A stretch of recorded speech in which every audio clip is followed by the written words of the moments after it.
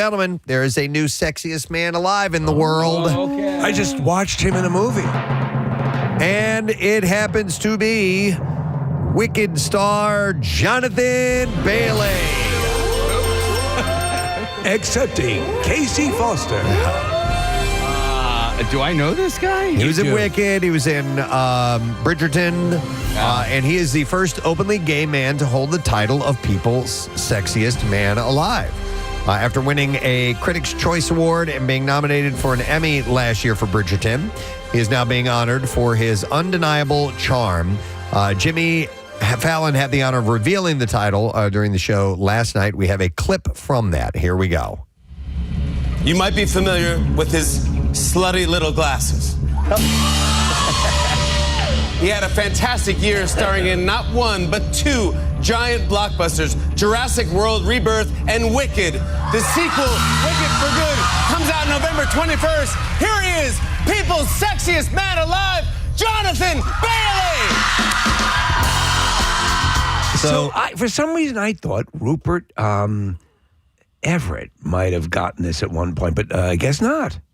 That Rupert Everett might have gotten it? Yeah, as far as an openly... sexiest man, yeah. I have the whole list from 2010 on, and I don't see Rupert Everett on there, Steve. There weren't any Ruperts, and there weren't any Everetts, so sorry about that. Damn it, not one of them.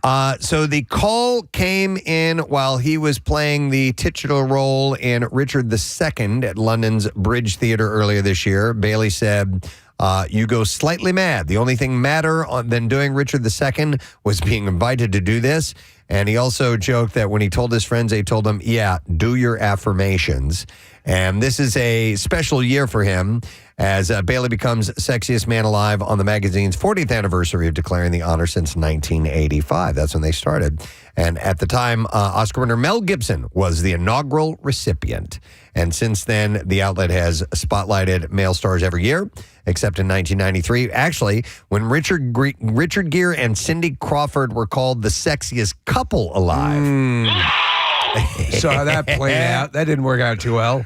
No, but at the time, they were definitely the couple. The sexiest couple alive, I would think. Last year, the sexiest man alive was John Krasinski. Yes, I remember that, and he was he had fun with that. And if you want me to roll back a couple years, it was let's take a few. Patrick Dempsey, Chris Evans, Paul Rudd, Michael B. Jordan, John Legend, Idris Elba, Blake Shelton, Dwayne The Rock Johnson, of course, David Beckham, Chris Hemsworth, Adam Levine, Channing Tatum, Bradley Cooper, and our good friend Ryan Reynolds. See, our two good friends went back to back there, Ryan Reynolds and Bradley Cooper. I don't want to say, but we're probably your best gateway to getting this title. I would think so. Appearing on the show. Yeah. I have no problem with any of those people. I think they're all legit, and I think you got to have a smorgasbord of different tastes. Absolutely. So this gentleman appeals to the he's talked about the glasses, a little bit more studied.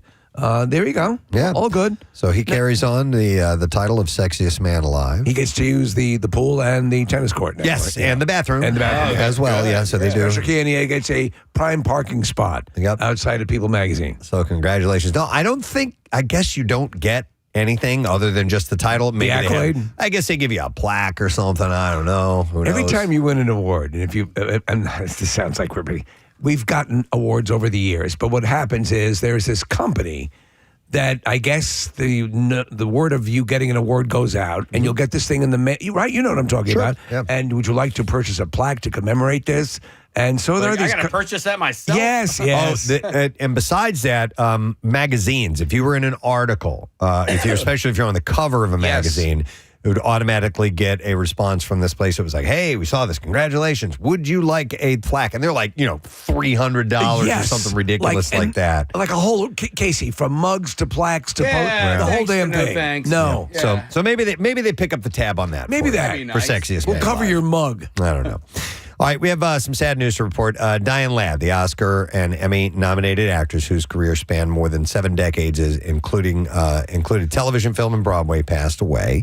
Ladd's extensive career included 3 Academy Award nominations, 1974's Alice Doesn't Live Here Anymore, as well as 1990's Wild at Heart and 1991's Rambling Rose. She also earned Emmy Award nods for playing Brett Butler's mom on Grace Under Fire, and a midwife who dies in the pilot of Dr. Quinn, Medicine Woman, as well as a guest starring stint on Touched by an Angel.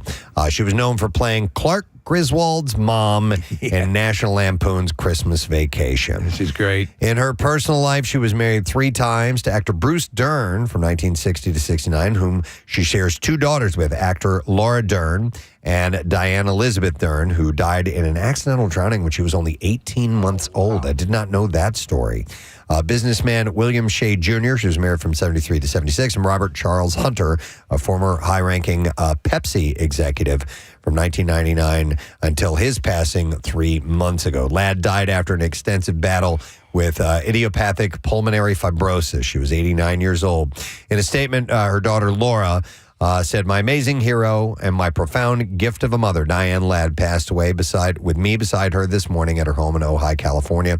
She was the greatest daughter, mother, grandmother, actress, artist, and empathetic spirit that only dreams could have seemingly created. We were blessed to have her. She's flying with her angels now." And Bruce Dern said, "Diane was a tremendous actress, and I feel like a bit of a hidden treasure until she ran into David Lynch. When he cast her as Laura's mom in Wild at Heart, it felt like the world then really understood her brilliance. She was a great value and a decades-long board member of SAG, giving a real actress's point of view. She lived a good life. She saw everything the way it was. She was a great teammate to her fellow actors. She was funny, clever, gracious. Most importantly to me, she was a wonderful mother and to our incredible wonderkind daughter. And for that, I will be forever grateful to her." Yeah, super talented. And she was the original character of Flo. Became popular on the sitcom as well.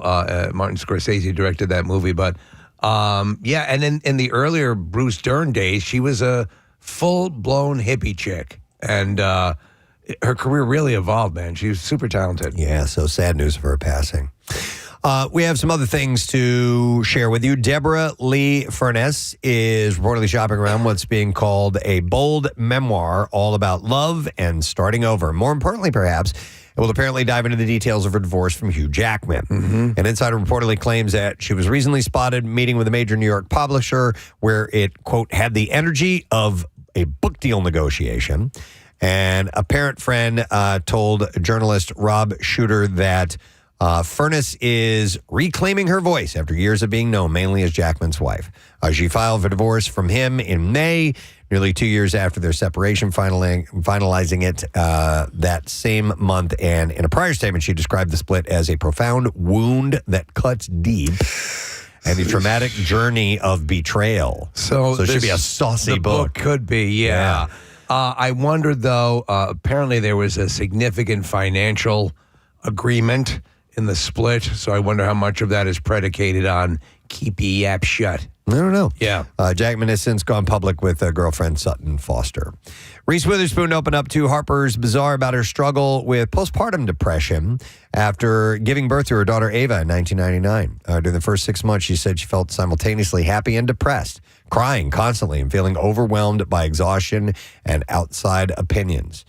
She said the hormone drop and pressure of being a young mom made things even harder. A friend eventually encouraged her to seek help, which is something she feels grateful for, knowing many women don't have that access. Now a mother of 3, Reese hopes her honesty helps others see that it's okay to ask for help. I was listening to a doctor put into perspective that what you described, the hormone drop. Yeah. The amount of things that flood a pregnant woman's body is just overwhelming. It's an amazing thing that anyone could withstand that. Yeah, and you would really need support. I mean, because to remind you that, hey, what you're experiencing right now is physical in nature, and that this is, hang on. And maybe I don't know what the treatments are for postpartum, but man, I feel for people who go through it because it's like feelings of dread and overwhelming, sensation and nothing over which you have control. Yeah. So if those of you are going through it, listening right now, man, heart goes out to you. Hang out there, reach out for help, and lean on people who are there to support you. Drew Barrymore got real on her talk show, revealing that she recently faced a breast cancer scare after a bad mammogram led to an emergency biopsy. She had guest Tig Notaro on. She told her, "This is the thing I've wanted to risk talking about on this show because I recently had a scare. I'm completely fine, but I did get a bad mammogram, and I got taken into a room, and they had an emergency biopsy, and I waited those 5 days. The moment came as the two were discussing Notaro's upcoming Apple TV Plus documentary called Come See Me in the Good Light, coming out on the 14th. Barrymore said the film gave her courage to open up about her brief experience facing a possible cancer diagnosis, sharing, I have been wanting to discuss a certain subject on this show and did not know how. In 2016, Tig underwent a double mastectomy after receiving a bilateral breast cancer diagnosis. Yeah, she did a stand-up act after that was very funny, but very personal. Yeah. And, so this is, every time you kind of get the word out just to get your stuff checked, and it's always a good idea. But the Tig Notaro thing, so there's another documentary, because I feel like I already watched the documentary that went through all of that stuff, and it was really wild. I mean, she was out on stage raw, where she basically just, hey, I have breast cancer, and that it was. I mean, it was really was really that more raw. Stand up or? I'm trying to recall because I don't know what this one's like, Case. I have no idea if it's different than a live on stage thing or more. An evening with. Yeah. Well, I mean, no, because it documented some other stuff that was going on in her life. She was trying to have a baby and, went through that whole process. So, I'm interested because I'm a big fan of Tig. Yeah. Russell Crowe is happy in his relationship with his girlfriend, Brittany Theroux. So why ruin that with marriage? In an interview with 60 Minutes Australia, Crowe shot down rumors that he and Theroux were engaged, saying one marriage was enough. He was married to singer Danielle Spencer. He said, all these reports coming out that Brittany and I are engaged and I'm going to get married again? No, he said. My life is joyous and happy. Why ruin that with a wedding? He first met her in 2013. They became romantically involved in 2020, and they were happy doing what they're doing the way it is. Yeah, he's getting a lot of roles. He's doing, some good work. It's in Nuremberg, right? Yep, yes, Nuremberg. That's the most recent one, yes. All right, I haven't heard this name in a while. Tara Reid. American Pie. That's a flashback. She and her boyfriend of 6 years, Nathan Montpetit-Hauer. Who? I know. They have reportedly split. No. I know. I'm sorry. It happens. Sorry to break it to you, Tara. These things happen. These things happen? They happen. According to reports, Reid broke it off with the music producer after she felt the romance had run its They're course working on Sharknado 50. and became bad for her. So he's a music producer, I guess. You know what? She did a little. She admits, she talked about it. In fact, it was in People magazine about some bad lipo that she had and stuff like that. Yeah. I guess they can correct that a little better. She seems to be listen, you don't want anyone to be suffering, so she seems to be in a better place. So I'm sorry to hear she broke up with this guy. I don't know who he is. It said here she was in The Big Lebowski as well. I don't remember. Yeah, she was. She played Bunny. the dude. Bunny. Sorry. Bunny? Bunny. That was her? Yeah. Dude, I didn't even know that. Painting her nails. Yeah. Her nails green, yeah. She's hot as F in that movie. Yeah. Yeah. She's flirting with both Lebowskis. Yeah. That's sad that I did not notice that. When she Don't let her know at this point. She just had a breakup, Preston. she has very overtly sexual come-ons to Jeff Daniels. That's right. When he's walking over to her, yeah. Okay. All right. Well, let's see a couple other things. Jon Stewart has renewed his deal to executive produce and sometimes host The Daily Show on Comedy Central through 2026. He still does Mondays, right? I don't know. Yes. Don't know the schedule. Okay, yes. The news follows Stewart's hint last week that he was working on staying with the show, which he originally hosted from 1998 to 2015 before returning last year on a part-time basis. He currently hosts Monday night. There you go. Currently hosts Monday night. There you go. Well, of course, And he also does Bachelor in Paradise. like Ronnie Chang, Jordan Klepper, and Desi Liddick rotate other days. The renewal extends Stewart's run beyond the 2025 election season. Fans had been concerned that his run could be coming to an end soon in light of his friend Stephen Colbert's Late Show over on CBS ending in May next year. Both CBS and Comedy Central are owned by the same parent company, Paramount Skydance. Speaking of Colbert, he told GQ in a wide-ranging interview that he was surprised by CBS's decision to end The Late Show, despite it being number one in its time slot. And he said, listen, every show's got to end at some time. And I've been on a bunch of shows that have ended sometimes by our lights and sometimes by the decision of other people. That's just the nature of show business. You can't worry about that. You got to be a big boy about that, he said. But I think that we're the first #1 show to ever get canceled. While he admitted to feeling some relief about not having to get into the sewer every day, is how he called it, he emphasized wanting to land this plane gracefully. Looking ahead, he said that he hopes to keep creating projects, potentially, with his late show team, because, as he put it, I just love making things. So he'll wind up doing something somewhere else, for sure. He's been too successful not to. All right, Kevin Costner, maybe making his small screen return. I don't know. If the cast of Happy's Place has any say in the matter. He famously left Yellowstone after its 4th season, but there may be an opening for him on the popular sitcom. During an interview with Us Weekly, the cast, Reba McEntire, Belisa Escobedo, Melissa Peterman, Pablo Caspayenko, Rex Lynn, and Tokala Black Elk, hinted at what to expect from the upcoming season, including scenarios that they are pitching to writers. And Castablanco said, we have a dream of seeing flashbacks to Happy, one of the late titular characters. Belisa really wants Kevin Costner in there. You just recited that whole cast without even reading it. Yeah. You're such a fan. Man, there was a huge, long-ass article about Kevin Costner. I can't remember which publication it was in, but Kevin Costner Digest? It was definitely not him. Definitely not that, because it was not a good article. It was an article about what a colossal pain in the ass he has been. With? For decades. I've heard that. Yeah. And I've also read that he produces good stuff. So that's the line that you walk, you know? So or he thinks he produces good stuff. Yeah. And so he's got this ego about him because he has had success, right? Like, so for instance, Dances with Wolves. Yeah. It was a passion project for him. Yeah. And he wasn't getting funding and blah, blah, blah, blah, blah. And then, you look at, what ended up happening. Oscar winning. It was a huge movie. And so that's in his head. Like, I know what I'm doing, and by gum, I know. Well, and therein lies the thing where your instincts have worked for you. You trust your instincts, but sometimes, even if your instincts are good, you're not going to hit it 100% of the time. Well, the so sequel, you need to be aware of that. Dirty Dancing with Wolves, was a complete misstep. But you took two great tastes that he thought was going to taste great together. Did not work. Transporting it to the Catskills, it was ridiculous. Casey, I think it was a Hollywood Reporter, and the name of the title, or the name of the article is How Kevin Costner Lost Hollywood. Yeah, that's what it just kept going on and on and on. Yeah. I don't like reading. Yeah. Did you say I don't like reading? Yeah. Okay. He's great, though. I mean, I wish he'd been able to complete the whole 4-movie series that he had planned for Horizon. Yeah. Not Horizon Services, by the way. Right, yes.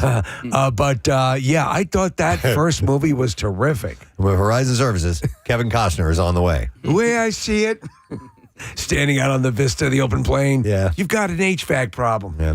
All right, one last story. The Plaza Hotel's main mischief maker, Eloise, is heading to Netflix. This is kids' books. The Eloise books, yeah. Ryan Reynolds is teaming up with newcomer May Shank for a live-action take on the beloved children's classic, with Gilmore Girls and the Marvelous Mrs. Maisel creator Amy Sherman Palladino calling the shots. Any room for Nina Hartley?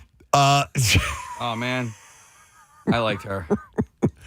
Really? Yeah. She never did it for me. Really? Yeah, oddly enough. I know she's very popular, but I guess that's probably not an appropriate project for her. I don't know. She's, seasoned porn actress. Yeah. Shank naturally steps into the role of Eloise, while Reynolds is slated to take on a brand new villain. Producers Ashley Fox and Johnny Pariseau praised May's fit for the role, saying that she's got the spark, the wit, and just the right amount of mischief.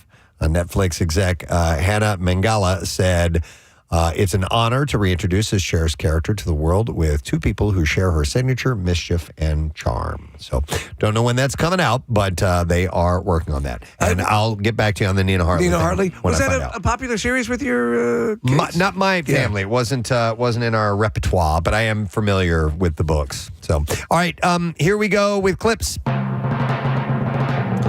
Bravo stars are leaving their bubble for a wife swap, Real Housewives edition. Actually, Nina Hartley is in this. Ah, there we go, yes. Here, Real Housewives of New Jersey star talks about... It doesn't even matter. But who is it? Who, I don't know. It says Real Housewives of New Jersey star talks about switching with vegan double Dutch influencer Michelle Clark. Melissa Gorga. You don't I don't know who understand this that? is. Yeah. All right, here we go.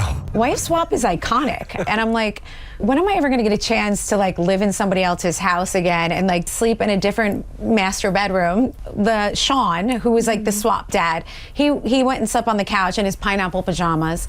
So it was pretty wild. Shut up, dummy. New episode of Wife Swap, Real Housewives edition airs tonight. Here's our next clip. Andy Richter and partner Emma Slater are still part of the Dancing with the Stars competition. And here the two shared their surprise. You know, I mean, I'm at the point now where I'm just out for We fun. still here. Yeah. We said to each other, it's like, we did not think that we would be here at this point, which is, so everything from now on is like, we're here, we're here, but it's more like, let's have fun. New episode of Dancing with the Stars will air tonight if you want to check out how they're doing. And there you go. Andy Richter, I was watching a bit of his. He's a big lumbering dude, and he does pretty well on Pretty the show. graceful? Yeah. Okay. He's probably in the best shape of his life at this point because they really put you through a workout. I was always a fan of his. He was so great on Conan. Oh, I loved his series too. Andy Richter Saves the Universe. I think that was it. Yep. Great. All right, we'll see how he does on Dancing with the Stars. You know the joke, and it just cracks me up, and it's one of the favorite things that Conan talks about is that whenever they would have a power failure on the set of Conan O'Brien, he would yell out in the dark, "My pearls!"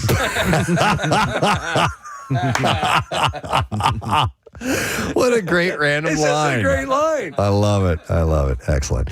All right. I want to reiterate this announcement we made earlier this morning because it's for one day only. But if you have extra Halloween candy, and who doesn't, you can have it donated to our Camp Out for Hunger and get some cash back for you as well. You can stop by Doc Bresler's Cavity Busters. They are collecting candy for Cashets today from 2 to 5 p.m. at their Drescher and Jenkintown offices. If you bring your candy, you get paid, and your candy goes to Camp Out for Hunger, benefiting Phil Abundance. So you probably have a couple bags by the door that you didn't go through, or wherever you have it in the house. Throw it in the car, take it over, and you're going to be able to help the Camp Out for Hunger. And get some money. I have so much candy left over. Well, I had dinner with my brothers and sister last night, and the waitress was like, "Hey, would you like a dessert?" I was like, "Dude." I've been flossing with Nerds Rope. Like, I have so much candy left over right now. I do not need dessert. All right, we'll head to Doc Bresler's Cavity Busters today. We have a lot going on in the program today. We will have Greg Harris, the president of the Rock and Roll Hall of Fame. We will have Charles Barkley as well on the program. And we got to talk about the Fill a Trunk coming up this Sunday, getting started for Camp Out for Hunger. So our buddy Jeff Walton will be in to give you the details on that and more. We'll be back in a second, so stay with us this morning. Yes. National Cheesesteak Day. Yes, it is. Got an email that says, "Hey, Preston and Steve Show, happy National Cheesesteak Day from Whizzle Truck. We were at the Camp Out for Hunger last November. They're great. And we are just about to hit our 1-year anniversary of being in business. Over 100 events in the area in such a short time. And today we're feeding some well-deserved hungry people at Pico. Couldn't think of a better way to celebrate the day. Sincerely, that is from Chris and the rest of the Whizzle team. Whizzle faux shizzle. Faux shizzle, baby.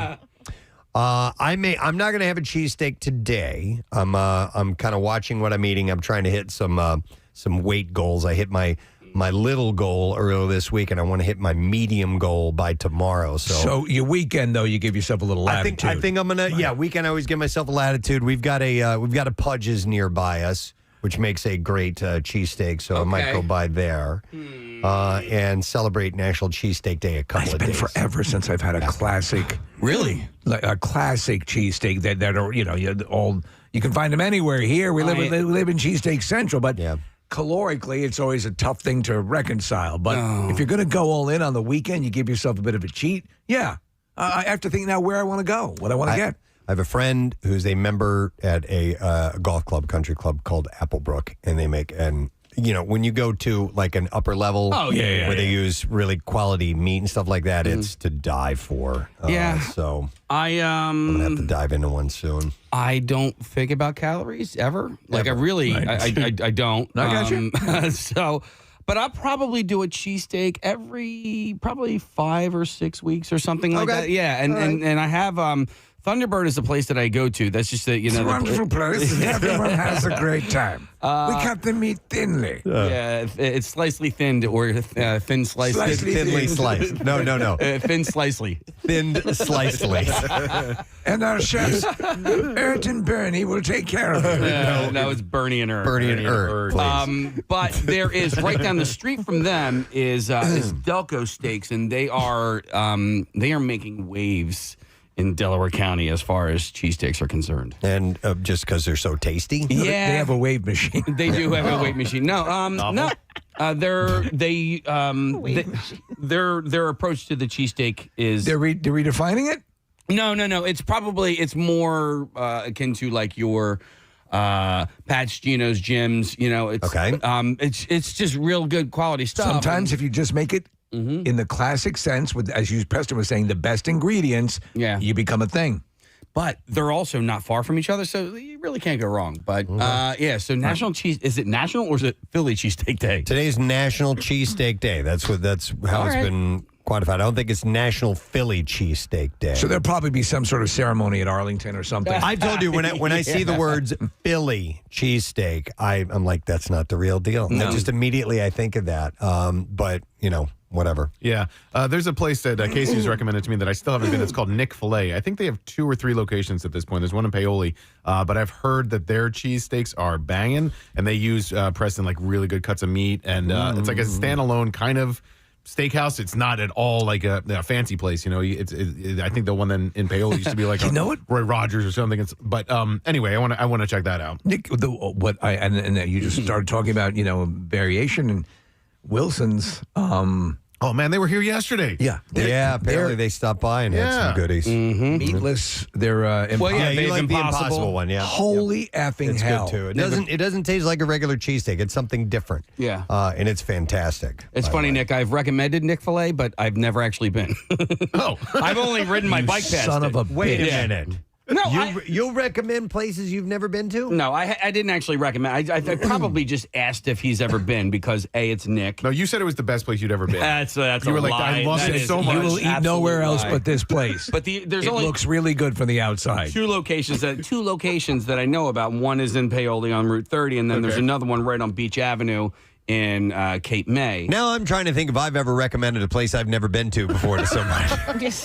I'm sure I have at one time. And you need to go there. Great. Never been there, but you need to go there. I did on this show one time. What had recommended Flex ice cream in the Villas. And then somebody was like, you ever been? I'm like, no, I haven't, but my cousins have been there. My cousins have been there. We don't, we do know. But I have been there since. All right. You ever recommend a movie that you haven't seen?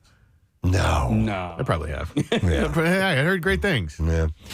So anyhow, thank you to Wizzles for getting in touch with us this morning. And National Cheesesteak Day. So get out and celebrate and enjoy, if you will. There's a wealth of places to go to. We're very lucky. We had the one guy who had rated 1,000 of them. You remember? Took 4 years, 3 years, something like that, and eventually got through all of them. And I did have the full list printed up here, and I'm like, what am I doing with this? I'm never going to... What, are you going to will it to your kids? Yeah, I'm never going to go through this. I eventually threw it away, but there's some good suggestions there.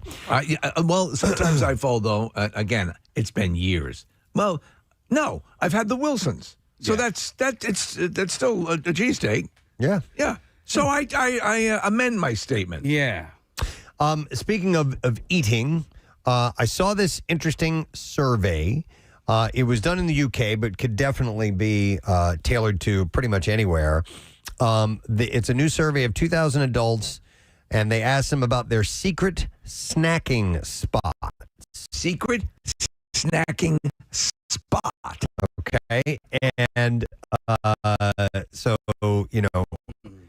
if you're Kathy, you eat nowhere but the kitchen or the dining room. You like actual like locations in your house? Yeah. Right. Sneaking. You will not bring food upstairs. You will not hide stuff under the pillow. No. No. Definitely not. Do you have to? You have to eat in the kitchen. Wait, but hold on. Why are they secret? Okay. Well, go ahead. I had a secret snacking spot. Why? And I do too. I'll explain in a little bit. But you go ahead. Well, so sometimes we won't have sweets in our section of the house, but my mom always does in the basement. So Okay, so you sneak I down will there? sneak down there. Okay, all right, and it's all right. even better if she's not there. I got it. Because then I will go absolutely crazy. Then you can put a bra on. That's stealing is what that is. Like, does she come home and she's like, what happened to my... No. She has more sweets than she can handle. I Okay, mean, all she's right. like a bird anyway. He's like Norman Bates in the basement. That's funny. Casey's there with the wig on, sitting in the rocking chair, eating Charleston chews. I mean, Kathy, last night, for instance, I finished my dinner. I worked out hard yesterday, okay? I ran. I did a whole bunch of stuff. I earned it. Okay. So I opened my freezer. He likes to neutralize it. Okay. I opened my freezer, and the ice cream that I was expecting to be there was not there. And we had no other sweets in the house. And so I snuck on down to my mom's and I grabbed some. And it was like leftover Christmas candy, a cookie or two. Or two. Ice cream. Yeah. Some of her medication. Just a little bit. All right, so She's not going to use all this amoxicillin. the secret snacking spots, and feel free to share yours if you will, 215-263-WMMR. So there's 20 of them, and number 20 on this list was my secret snacking spot inside a freezer room at work. So when I work... Oh, my God. You too? Yes. Yeah. Okay. At McDonald's. Yeah, when I worked at York Steakhouse, that was the name of the place. I was the food bar attendant. I've told you guys this before. I would, because I wore an apron. Okay, and it had an apron, had pockets on it, Big pockets. and I would grab stuff from the food bar and slip it in my pocket. So it's stuff you shouldn't have been eating. And then I would go into the freezer and eat it. No, That was my secret. So that's why you have to sneak. Yeah, you're hiding from You're one. hiding There's from- still an okay, application, though, Not at all home. of them. Some of these are other than hiding. But If you want to hide, if you're going to go, you have something that you want to eat out of your significant other's eyesight, right. Then that's really what it is. Like in the movie, This is 40. This is 40. Remember, he's out over the With trash with can. muffins. Oh, it's what you... eating muffins and things like that. When you have So children, she doesn't know. When you have children, they are like seagulls, Steve. If a seagull sees another seagull eating a French fry, it flies immediately over there. Right. So if you don't want to share. If you are eating anything that is slightly delicious and your kids see it, they're like, "Well, what is that? And can I have some?" By the way, going back to you, Casey, a texter says Casey's mom probably buys extra snacks for him. Isn't that sweet? Because she knows he's down there doing I'm it. going to put the rat poison in these. The walk-in freezer at McDonald's was a really good hiding spot for a number of ideas. One was sneaking food. The other, like if it was just a hot day in the summer, you could go in there. And the door was so damn heavy that if anybody was ever going to like come in and check in on you, you got a warning. So if you had time. You had time. So if you're like shoving, a few extra nuggets in down your gullet, Did it have a release on the inside? you could, in theory, get locked in there. Oh boy! And so I don't think anybody would ever die inside one of those bad boys, but like you could definitely get locked in because the lock, Steve, was from the outside. So if somebody slipped a little pin through the handle, you could get stuck inside. He had nuggets in his mouth.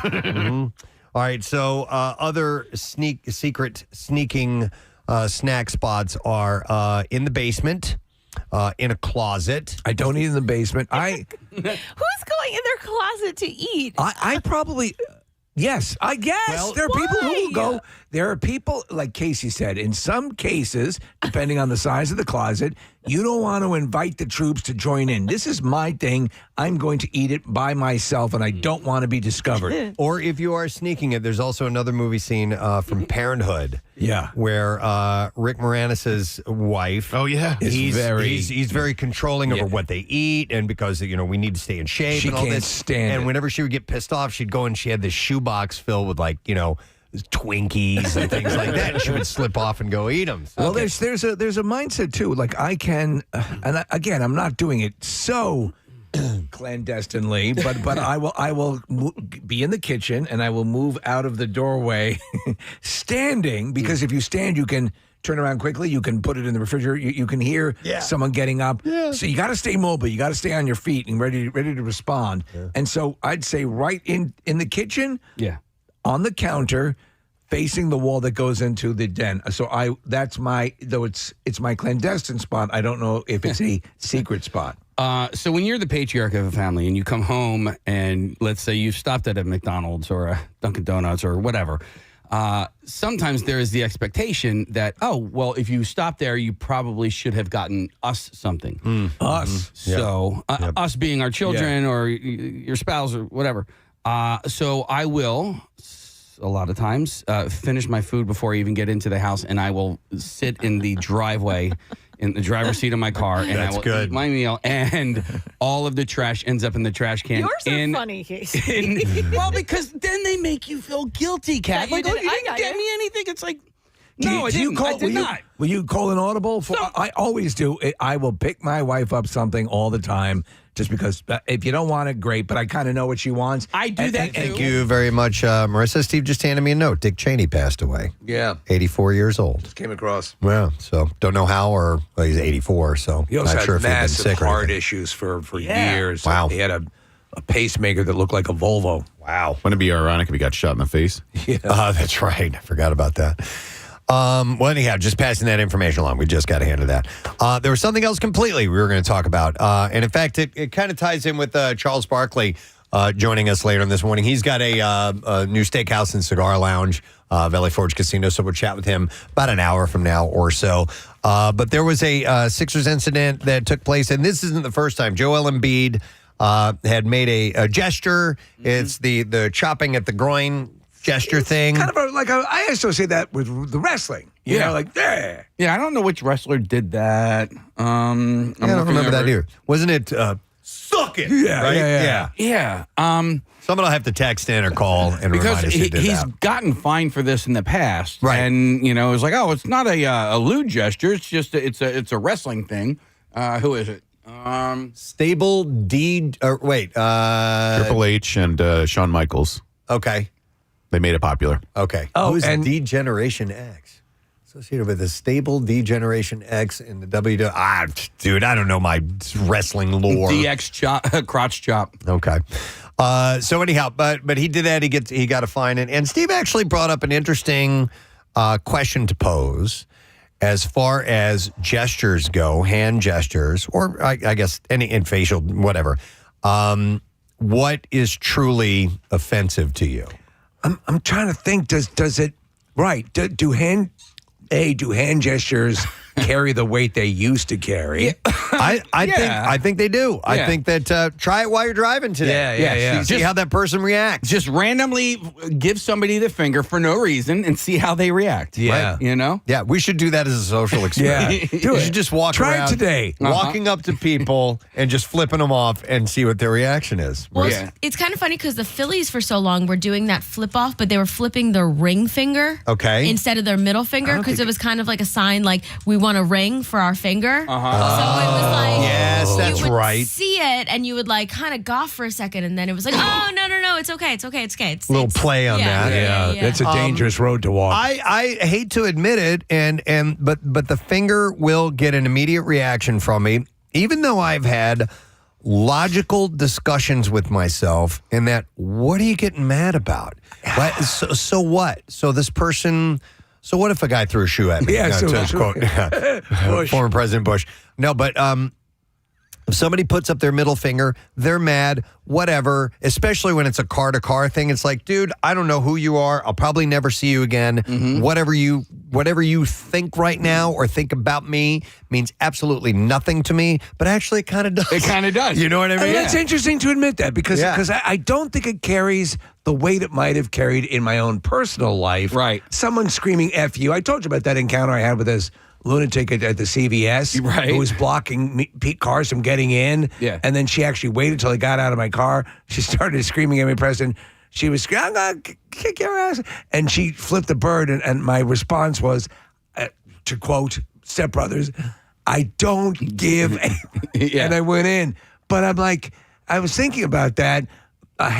Being flipped the bird doesn't carry the weight for me that it might have years ago. I think ultimately it comes down to the context of the situation, right? Yeah. So like I have probably been flipped off. Or like if somebody thinks that I did something wrong. There was a late, and I told you this story before, where I was driving down Route 1 in front of St. Dot's Parish, and the school lights were on. So I went the speed limit. The speed limit is 15 miles per hour when the school lights are on.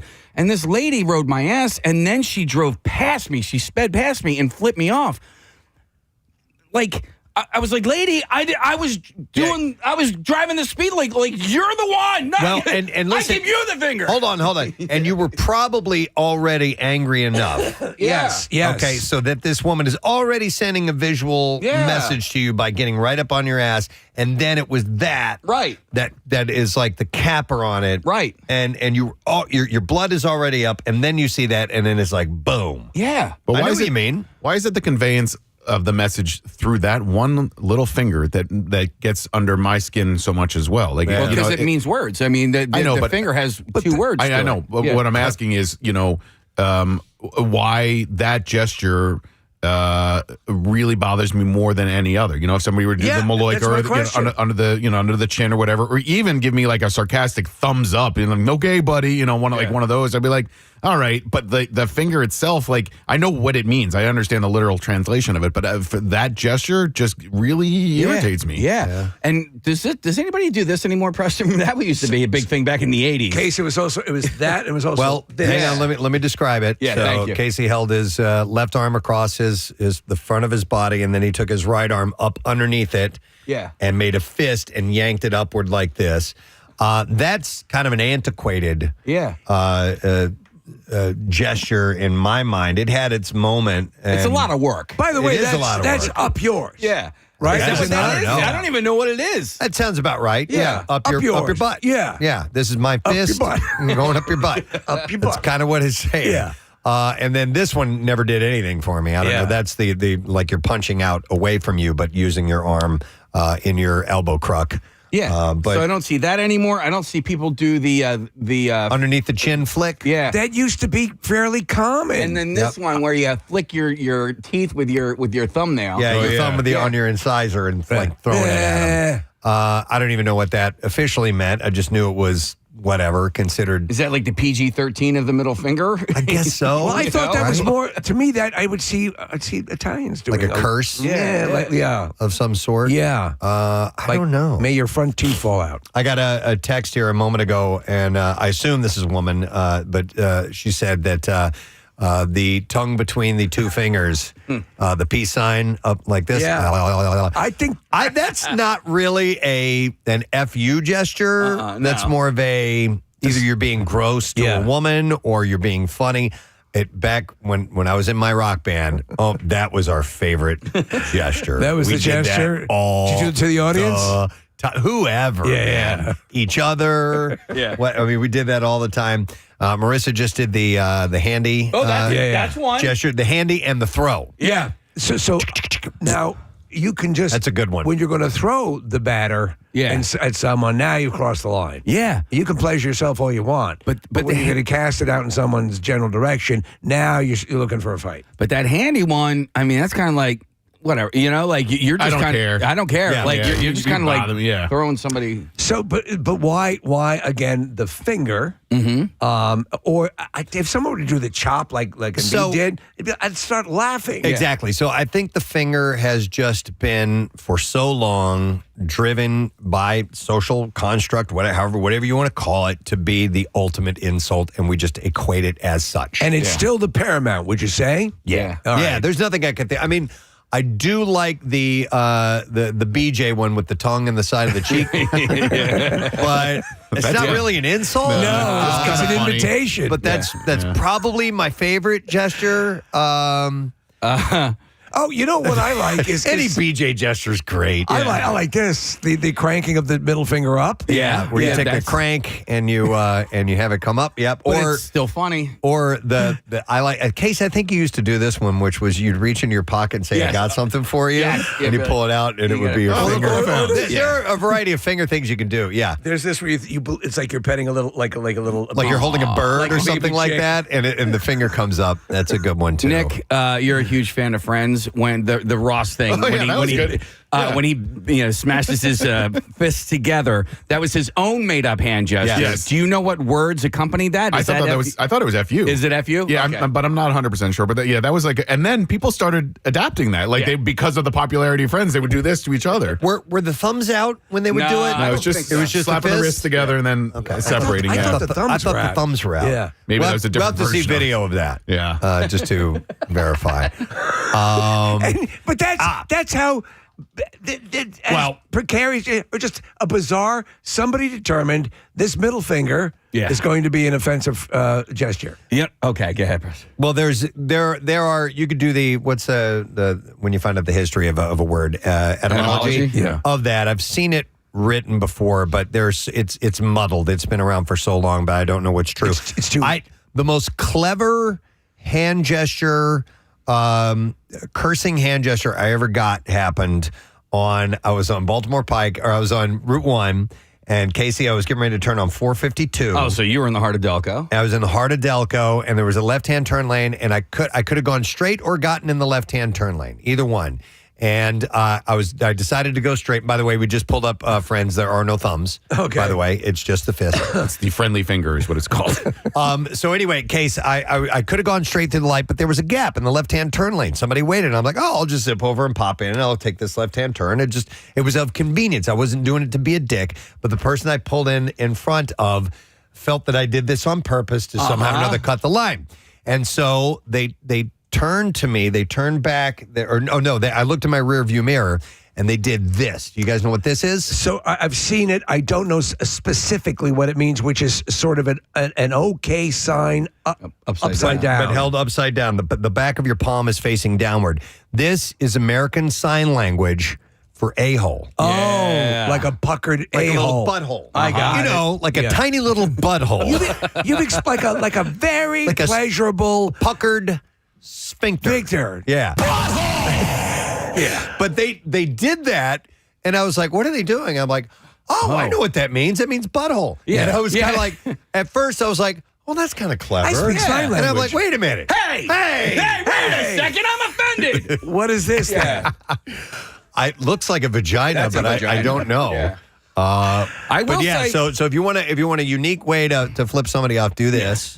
Because that means a-hole, more specifically. I will say, though, that there are versions of the middle finger that I just don't care for. Like, I hate this one. That's the one I always do. Yeah, like when it's, I don't know. This one you have to your me, index finger and your ring finger bent. Yeah. And the reason I do that is because I have a problem with my right index finger. Yeah. And I end up doing this. Okay. With my index finger bent and the other one not, and it looks asymmetrical. Yeah. It looks like your middle finger has a friend hanging out to support. And I feel like if your thumb is out, you have now officially, what's the word I'm looking for?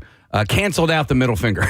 Like this? Yeah. If your thumb's out, it's like middle finger doesn't count. Thumb's out. This is the classic fingers That's tucked the in. one. Right. That's the one where you're like. That's a lot of effort. That's strong. Yeah, that's strong. You're conveying a strong message. The F is strong with this one. How much did Embiid get fined for the crotch chop? I think it's 50 grand. 50. So how much would he have gotten fined had he just done the middle finger? Probably more, right? I would think. Well, that's a good question. Is there a level? Is there a rolling scale? I mean, Steve, to me, anyway, I find the chop silly and funny, right? Right. Like you do. And it kind of just means suck it or whatever, right? Yeah. But this literally translates to FU, which in my mind, the FCC is going to ramp up the regulations or the fine. So I think he's going to get fined more for a middle finger. Okay. So then where would you, let's call the chop 50,000. Let's call the middle finger 100,000? Probably, yeah. I'll say this. What do you call the tongue in the side of the cheek with the handy motion? You know what? That's got to be more than the middle finger. I'm good. $500. It's graphic. It is, and it's sexual in nature, but I think Well, I'm brushing my teeth. If you're breaking it down in my brain, BJ is not nearly as offensive as FU. I think FU is more overtly offensive and angry, where BJ is pleasurable. What if you add a little tickling motion? Yeah. And spit string, Preston. And a spit string. Oh, my God. I can't do it. I've never tried a spit string in my life. I just tried. Yeah. Let me ask you this. Not well. No? All right. They will pixelate the middle finger on TV. Yeah. Right. Did they pixelate the chop? Not on live sports. But here's the thing. Just before that, I want to say the game before that, the Sixers had a massive comeback against, I don't remember which team. And so the Sixers team on their bench started going at the fans because the fans were just giving them a ration of crap. And Embiid did the chop thing 5, 6, 7 times. Like he was like, and nothing. So that should be like, it wasn't during the game. The game is over. Oh, okay. Well, yeah. So how much did Embiid get fined though in this past game? 50. So apparently the Hornets, LaMelo Ball, got fined $35 for flipping off a referee. No, that does not seem. That doesn't comport. So did Embiid's fine more because he'd done it before? I think they called it a lewd gesture, and then the ball was obscene gesture.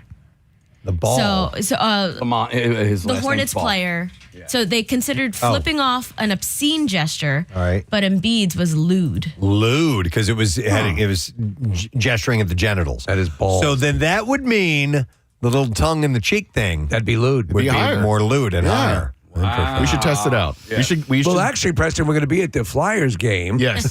Oh my God. When they cut to us on. Hi, Jim, we have a question for you. How much would I be fined if I did this? And in the arena today with Preston and Steve, where the Camp Out for Hunger, we're going to cut to a shot of them. We're up on the screen doing the BJ motion. It's for charity. It's for charity. It's for charity. In fact, if someone will donate $50,000, oh my God, dude. I'll do it. Dude. Really? 50,000. I guess not, because I probably wouldn't be allowed to go to any more Flyers what. games, so maybe not. $1 million, and I'll do that on you. On me? Good, because I ain't doing it on you. I just figured, I get something. My name comes second, so. If we want to open up a whole nother window, there was last season, somebody did finger guns. Oh, yeah. Right. That was $75,000. Why? Because they're guns. Violence. I guess it depends on if you're doing, pointing it at someone I'm shooting you. What if you were like, no, it's a water gun? Insinuating violence. It's a paintball. Yeah. Wait, Come on. What if you were to mime getting into a Panzer tank? Right. Which is very destructive. Yes. And controlling it. Yeah, you could take out a whole house. Can you do a bazooka? What would the fine be for that? That's a good question. Because they don't because they've gone they've taken an arrow out of the quill and they've done that, and that hasn't gotten anything. Hang on, I'm going to go to Megan. She's got a unique gesture. Hi, Megan, you're on the air. Good morning. Oh, my God. First-time caller and first time on the radio, so I don't know my luck with the middle finger right now. So. Welcome. It just took an obscene gesture to get you involved. What do you want to share with us, Megan? I know. So my older brother is actually deaf, so I grew up with ASL very heavily in my life and still. So the middle finger is just like a normal part of my day with my family, with everyone around me. Okay. And I am actually a school bus driver. So I figured out, the students know the middle finger very well. So I taught my coworkers, I promised I won't say it on the air, T-waffle. Oh, okay. TWAT. I'll spell that for you. Waffle, which actually in the movie Coda, she uses that as an insult. Her and her brother trade insults back and forth. T-waffle? Playfully. Yeah. Yeah, that's right. Yeah. Yes. So as we're pulling up next to each other, with kids on the bus are loading, and we just stare at each other and we just sign it to each other now. That's and great. No one knows. Can you describe how you describe how you sign it? Okay, so put both of your hands out, so thumbs touch and your pointer fingers touch. Okay. Are hands facing, or palms facing away from us? Yeah, they would have to. Your palms are facing towards you. Oh, towards you. Yes. All right. So, okay. Oh, like this? Oh, okay. Okay. All right. I'm going to say yes. I can't see you. I think we got it. So that's the T word. And then waffle, you're going to put your left hand straight up. Okay. And then you're going to make a W with your pointer finger, middle finger, and ring finger on your other hand. Okay. And you're going to put it onto your palm up hand and flip it like you're flipping a waffle or a pancake. Okay. All right. I'd have to see I got to that. practice that a little bit, but I kind of get the gist of it, and that's Okay. Oh, okay. I got it. Yeah. This is it. Okay. Got it. Wait, can we say That's a lot of work. But that's we fine. can say that? Nah, probably not. I'm not gonna. I promise you, when you're rolling up and driving, it's a quick and easy gesture once you get the hang of it. Hey, I love that, Megan. Megan, do you enjoy the looks of confusion from the people who don't understand what you're saying? I'm gonna be honest. There's many looks of confusion when I'm around, so it's just a natural thing. No, I love that though. I love that, especially for the people that know. If you can share that, and so, but within the signing community, they would know exactly what you were doing. Oh yeah, my brother just rolls his eyes because he's just over me. But I even got my neighbor sent me a little shot glass with it on it because I just teach everyone it as like a sidebar note in life. I love it. But I gotta say, the middle finger is a beautiful thing. It's so expressive. I do it with a smile, and people get confused. So. There you go. I love it. All right. Thank you so much. We appreciate it, Megan. Take care. And you guys, thank you, and my deepest condolences to you all and Philadelphia. Yes. My heart breaks for all of us. But thank you. This is uplifting conversation for me, at least. So. All right. Well, Megan. thanks for checking Thank in, you. Megan. We appreciate it. My son, I forgot about this when he was in high school. He got a 3-day, they call it a jug, justice under God detention, for doing finger guns. Really? Yeah. So there's a guy named John Moran. He's on the Memphis Grizzlies, and a listener pointed this out. He did this gesture, I think it was last season, where he pretended to throw. He sinks a 3-pointer, pretends to throw a hand grenade into the crowd, and then he covers his ears because the grenade's going to explode. Yeah, which is, I don't know, tasteless, I guess, but like I'm not personally offended by it.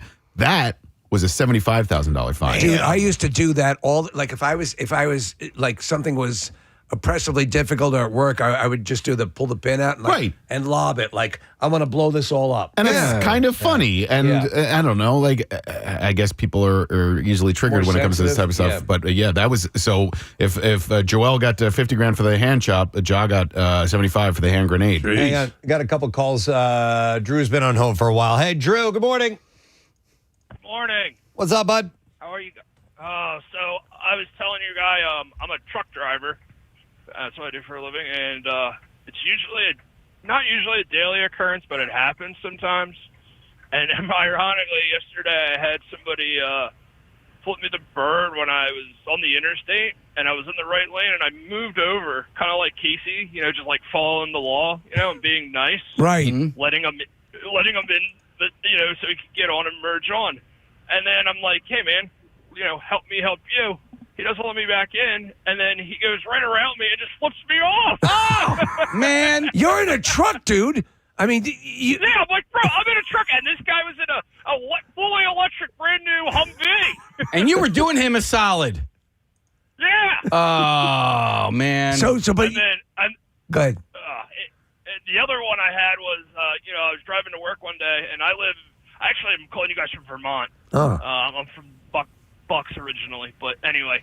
So in the front, I had my Eagles plate on the front, and I'm at a stoplight, and it's like 5:30 in the morning, and this guy just randomly flips me off, and I'm like, it's got to be the Eagles. Yes,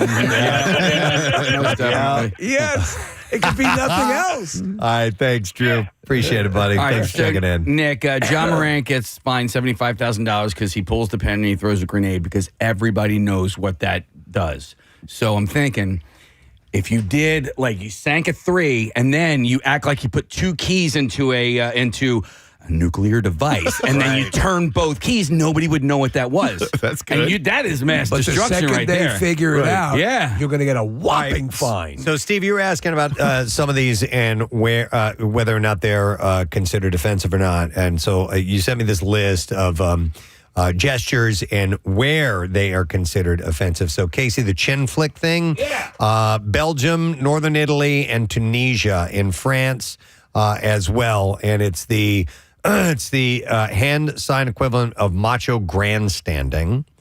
Never going to get over macho grandstanding. I'll never get over macho grandstanding. Then there's the fig. A clenched fist with your thumb between your first and second finger means screw you in Turkey, Russia, and Indonesia. Also means got your nose in the United States. And in some countries, it symbolizes lady parts. Ooh. The forearm jerk, the one we were doing earlier, the action of punching your fist into your elbow joint while raising the other fist up in front of you. And that won't give you positive reactions in parts of Southern Europe or Brazil. It's commonly used by soccer fans. The mutza in Greece, Mexico, the Middle East, and Africa. That's raising your open hand, palm out with your fingers spread in front of someone. So just like talk to the hand. Talk to the hand. Yeah. So that one is there. There's a thing called the cutis. This is the flicking your thumb, the back of your upper front teeth towards someone. Yes. India and Pakistan, it means F you. Why do I think that was Italian? I don't know. Yeah. I don't know. Hey, Press, what about this one where you put your thumb on your nose and you put your thumb on your nose and you wiggle your index fingers. That was kind of a very PG version of screw you. I thought. Five fathers. Arab and Caribbean countries see the action of pointing your right index finger and the grouped fingertips of your left hand as a way of saying you have five fathers. Oh, no. Or in harsher terms, your mother is a whore. A hua. And even she knows to watch out for the trump car. So, that's right. The head shake. Most people assume that nodding your head is universal sign for yes and shaking your head is sign for no, but in Greece and Bulgaria, these actions are reversed. Oh, wow. So it's the opposite there. Crossing your fingers in Vietnam. Which we perceive as wishing. It depicts a woman's genitalia and is considered extremely insulting if aimed at another person. It is the hand sign alternative of calling someone the C word.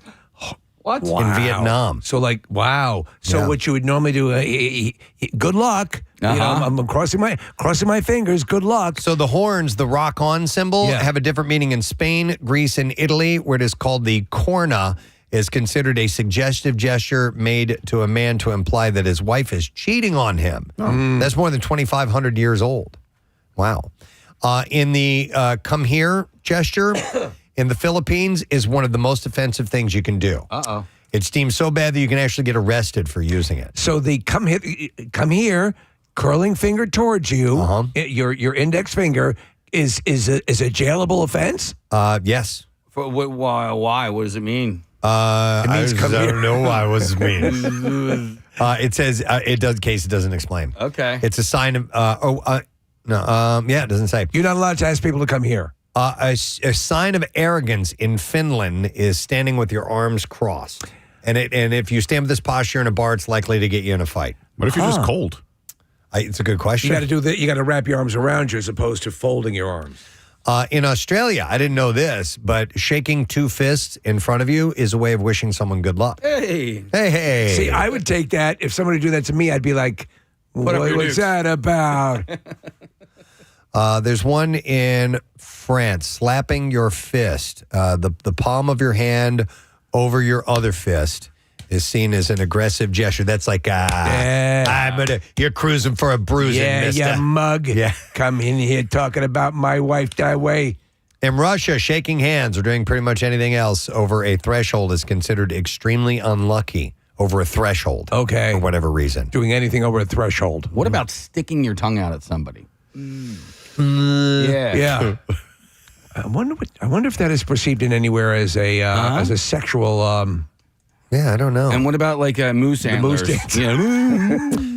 Here's one that we know. Peace sign with the palm facing inward. Yes. I used to see that on the show The Young Ones a lot. It's a British show. And in some countries, including England, Ireland, New Zealand, and South Africa, it's considered an outward facing V sign as giving someone the middle finger. So that I do like that one. Yeah. I think that one's kind of fun. I like that as well. It's kind of a prong. Yeah. So these are considered offensive in different places around the world. I wonder which one is the most ecumenical, worldwide. In its, which one would you be able to? Which one travels the best around the world? Would the middle finger be perceived in most countries, especially because of American culture? Because of culture? Yeah, there's so many movies that are American movies and TV shows that are exported. You would think that people would recognize the middle finger the most. Well, it's also it's like when you travel with adapters for different outlets. Right. You want to know what offensive gesture you can use in the most countries. If Embiid really wanted to get away with these gestures, the dude speaks 4 languages. He should just do something like in Cameroonian or French or whatever, and he could get away with it. Yeah, I don't know. Well, anyhow, whatever gesture you decide to use today, and it's interesting to stop and think about if it does get your blood boiling. Why? Yeah, and probably if you take the time to stop and think about it, not a big deal. Let it go. Whatever, man. He just did this thing with his finger where he curled it and he pointed the other finger at me. I'm going to kill him. Yeah, exactly. I wonder if there is a National Obscene Gesture Day. Gotta be. I thought you were going to say a hotline. National Obscene Gesture. He took his pinky finger and he curled it. Does that mean anything? No. Thank you for calling the International Gesture Hotline. That means nothing. Obscene Gesture Hotline. Well, there is a Stick Your Tongue Out Day, so there you go. Well, there you go. That's July 19th. All right. Well, we'll mark it on our calendar. Yes. And we'll get ready for next year. I want to take a break because we got some stuff coming up. Of course, we're going to have Charles Barkley on the program a little less than a half hour from now. So we'll take a break, come back in a second, get into the B-File break, come back with Sir Charles. And we got other guests joining us as well. So stick around. We'll be back in just a little bit. Getting the what about me treatment is not worth the risk of not getting something. See, for me, I'm not doing any of this secret eating because I think if it has to be secretive for me, I shouldn't be eating it. Oh, so like if I have to hide that I got something and I can't share it, then I shouldn't have. It's not that I'm hiding that I got something. It's that I'm hiding that I didn't get you something. We also talked about this. Also is germane to the notion of creative eating to hide your eat. So I will never in an ice cream pint. I will never scoop out. I will shave off top layers so that optically from the top stays flat. Even and if it's split like parts chocolate, parts vanilla, I will reconstitute the line so you can't quite tell. By the way, Casey, I know for sure there are people that do exactly what you do, that eat every last crumb, clean it up, finish, make sure there is no evidence left over that I stopped anywhere on the way home. Oh, and it's even better if you can crumple your bag up into a tiny little ball. And the top trash bag in the trash can has a little bit of an opening that you can squeeze Cram it in there. They'll never know. Who's going to go digging around in that trash? If you can crunch it up big enough to put it in a cup. Yeah. Oh, even better. Yeah. And then crumple the cup. Just drinking. What, I can't drink? Yeah. Let me go to some calls. I'll come back to this list, but it's secret snacking spots, and I have Brittany who wants to chime in. Hi, Brittany. Good morning. Good morning. Hey, what's up, Brittany? So I had a secret snacking spot until about 3:30 this morning. Oh. I have a drawer underneath my bed. Okay. That's meant for clothing. So, but I have some clothes in there, but I also have some snacks. Well, it was about 3:30. I heard some crinkling, and it turned out to be a mouse. A mouse was in your snack stash. I heard it. No food upstairs. No food in the bedroom. So I got up at 3:30. I took all the snacks downstairs. I put them in a bag, put them in the fridge, and I threw out any trash. And I vowed to not do it again.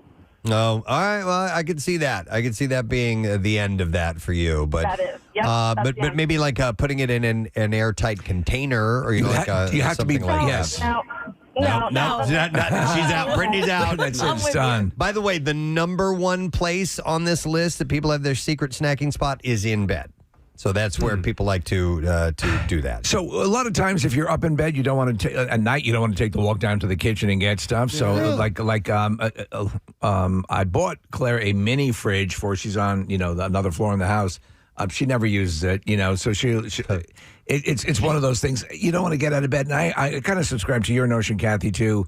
It's good to have that distance to stop you from going and getting it. Will she eat in bed?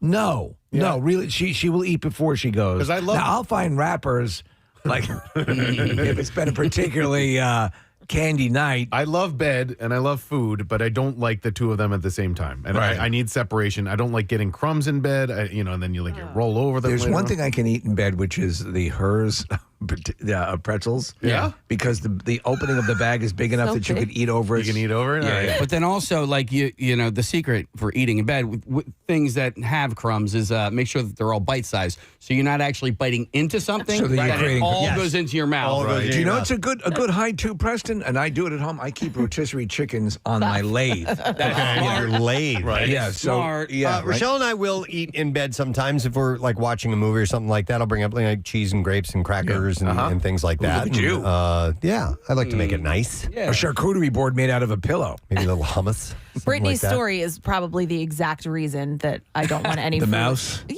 Yeah. just like mouse. I have a friend who used to eat in bed, and I guess crumbs got on the floor, and he literally woke up in the middle of the night to ants crawling all over him. Oh, wow. Yes. All right. Let me go to Megan. Hey, Megan, good morning. Good morning. Hi, Megan. Do you have a little secret snacking spot? Yeah, so years ago when I used to work at Wawa, we would have like so much spoilage that we threw away. So I would like sneak some of the food and run back to the dish room and eat it. In the dish room. What's the dish room at Wawa, by the In the way? dish room at Wawa, What is the dish room? I'm not familiar. So basically, back behind the deli, we have an area where we wash all the dishes that we use. Okay. All right. So yeah, And I'd so run you back would there you would and- slip back there. Would you do it? Would you be kind of hiding? You know, and did everybody ever catch you with your mouth full? Yes. Uh-huh. Awkward. If you work in a place though like that happens to have you says as you say, Casey, Megan. mouth, small, biteable like nuggets. Yeah. Duncan was great because Duncan, the nuggets, The donut holes. You can pop those nuggets. Close your mouth. You can have 2 or 3 of them, and The munchkins. Don't you know though? Like Yeah. when you're done chewing, like Yeah. you think like, oh, they probably don't know. They know. They know you've eaten something. Yeah, I just got a text from my friend Jen from college. She just said I literally rolled over onto a honeycomb this morning. Let's go to Lisa. Hi, Lisa. Good morning. Good morning. Hi, Lisa. All right. So your secret snacking spot. Okay, so I used to work in a diner, and sometimes the cook would give me a scallop or a shrimp, and of course it would be too hot to eat, and you'd be busy. So I would put it in a souffle cup with a lid, put it in my apron, and I would eat it in like 10 minutes when it was cool. so to the outward appearance, you would just simply be drinking out of a cup, but you're actually eating shrimp. Actually eating shrimp or scallops. Yeah, it was I have to imagine Little- that there's little nothing hors better d'oeuvre. than diner shrimp. Yeah, diner scouts is probably better. I gotta deter these things. Thank you, Lisa. Appreciate it. I will when I go to the grocery store. I do this now, and I always felt kind of guilty about it. But grapes are a crapshoot, man. Sometimes you get them and you take them home, and you eat it, and you're like, oh, What the hell? this batch sucks. Why am I alive? Well, they're sour. Yes, you know, and I hate that. I do too. So I will put the grapes in my cart. Give it a little taste. I will be walking through shopping, and when I'm alone, I'll snag one of those bad boys and take a quick Just bite. one? Just one. Okay. Listen, What, like a fistful of grapes? No, I just wasn't sure. that if was you a great snacked movie, on by the them. way. No. Fistful of Grapes or Clint Eastwood. And I feel kind of bad because grapes are sold by weight. I wasn't sure if they were sold They by are. the bag. They're Okay. sold by weight. So if I sit there and ate a bunch, I'm stealing Is at that it point. inappropriate? I don't think it is. If you're in the produce section and you take one grape to sample, I've seen people do that. I'm sure people do it all. I don't think the time. that's frowned upon. Is it? I don't know. Is it? I'm not can going you to find out. If you're in the meat section, can you cook a piece of meat over a lighter I don't just wanna to see how good it is? I don't want to get banned from my grocery store, so I hide it while I'm I doing it. don't. Yeah, I can't imagine. You think somebody would say something to you if they saw you eating a probably not. grape? Especially your big celebrity. Sir, don't eat the produce. Let me go Oh, to Mr. Elliott, I didn't recognize you. Let me go to Colton. Hey, Colton. Good morning.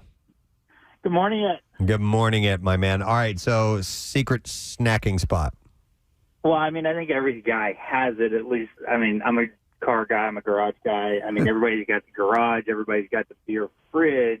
I mean, hey, I got to go do this. Like last night's garbage night. Yep. You go out, you're doing garbage, you have a beer while you're out doing garbage because you know you're not going to get interrupted while you're in the garage. Yes. So it's just a nice place to have, that one beer that you got to have at night or whatever, and you're not interrupted while you're doing it. Yeah. So you do it. You pick your area. You come up with your cover story.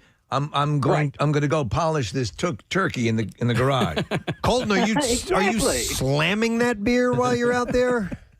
No, I mean, that's why you have to make up a good enough backstory that, hey, I'm going to be out there for like 15, 20 minutes or so. Like, it can't just be like, hey, I'm going to go grab a 9mm wrench and come back. Well, you said take out the garbage. Taking out the garbage takes about 30 seconds for me, so.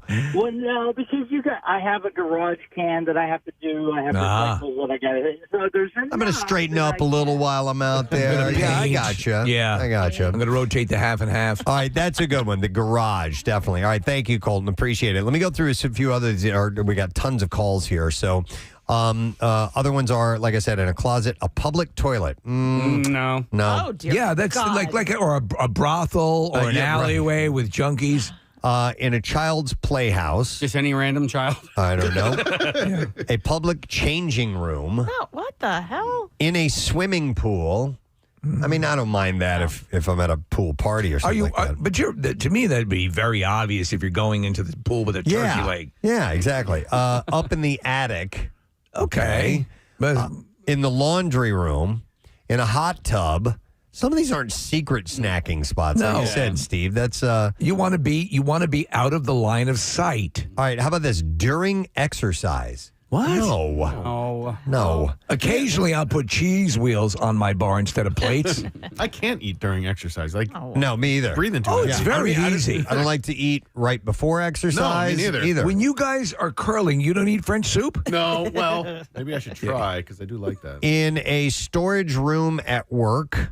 All right, I can see that. Yeah. So that was again. That ended up being on a number of occasions where I'd go to the storage room. There's nobody back there. You ever take a nap in a storage room?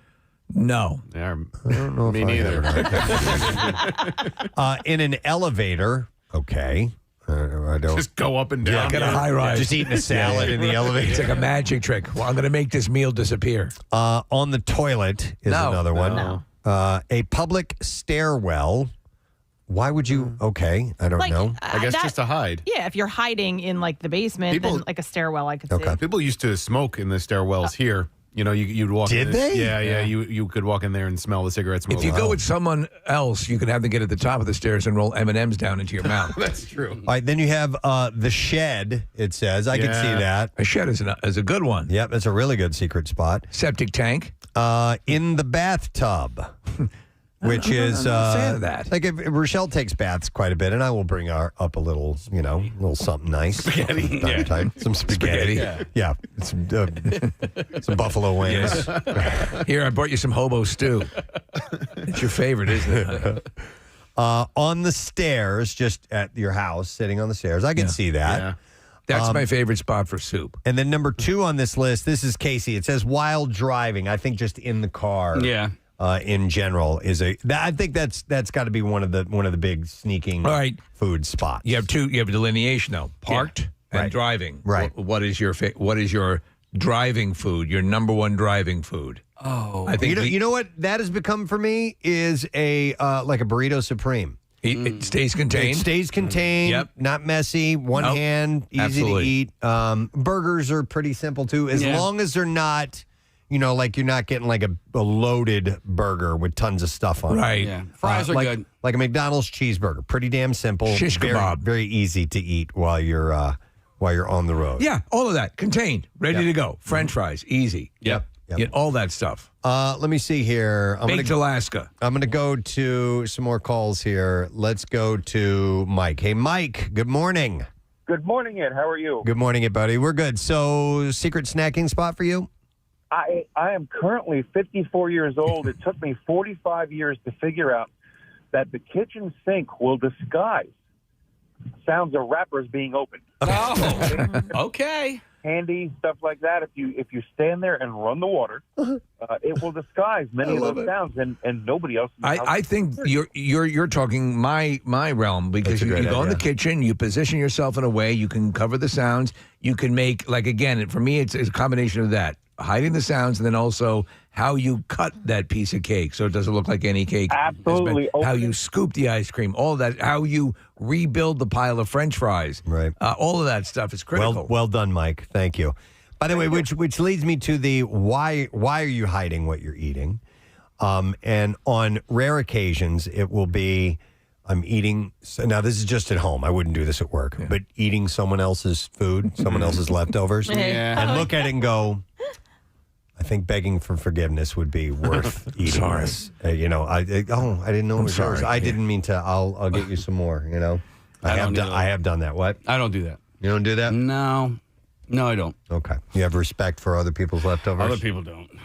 In your house, they'll eat yours. All the time. They ate my ice cream. Yeah. That's why I had to eat my mom's candy last night. Let me ask you something. If you set up your dinner, everything's set there, you're ready to go, and you go to the bathroom and you come back and it's gone. Yeah. Can someone use, well, you weren't here?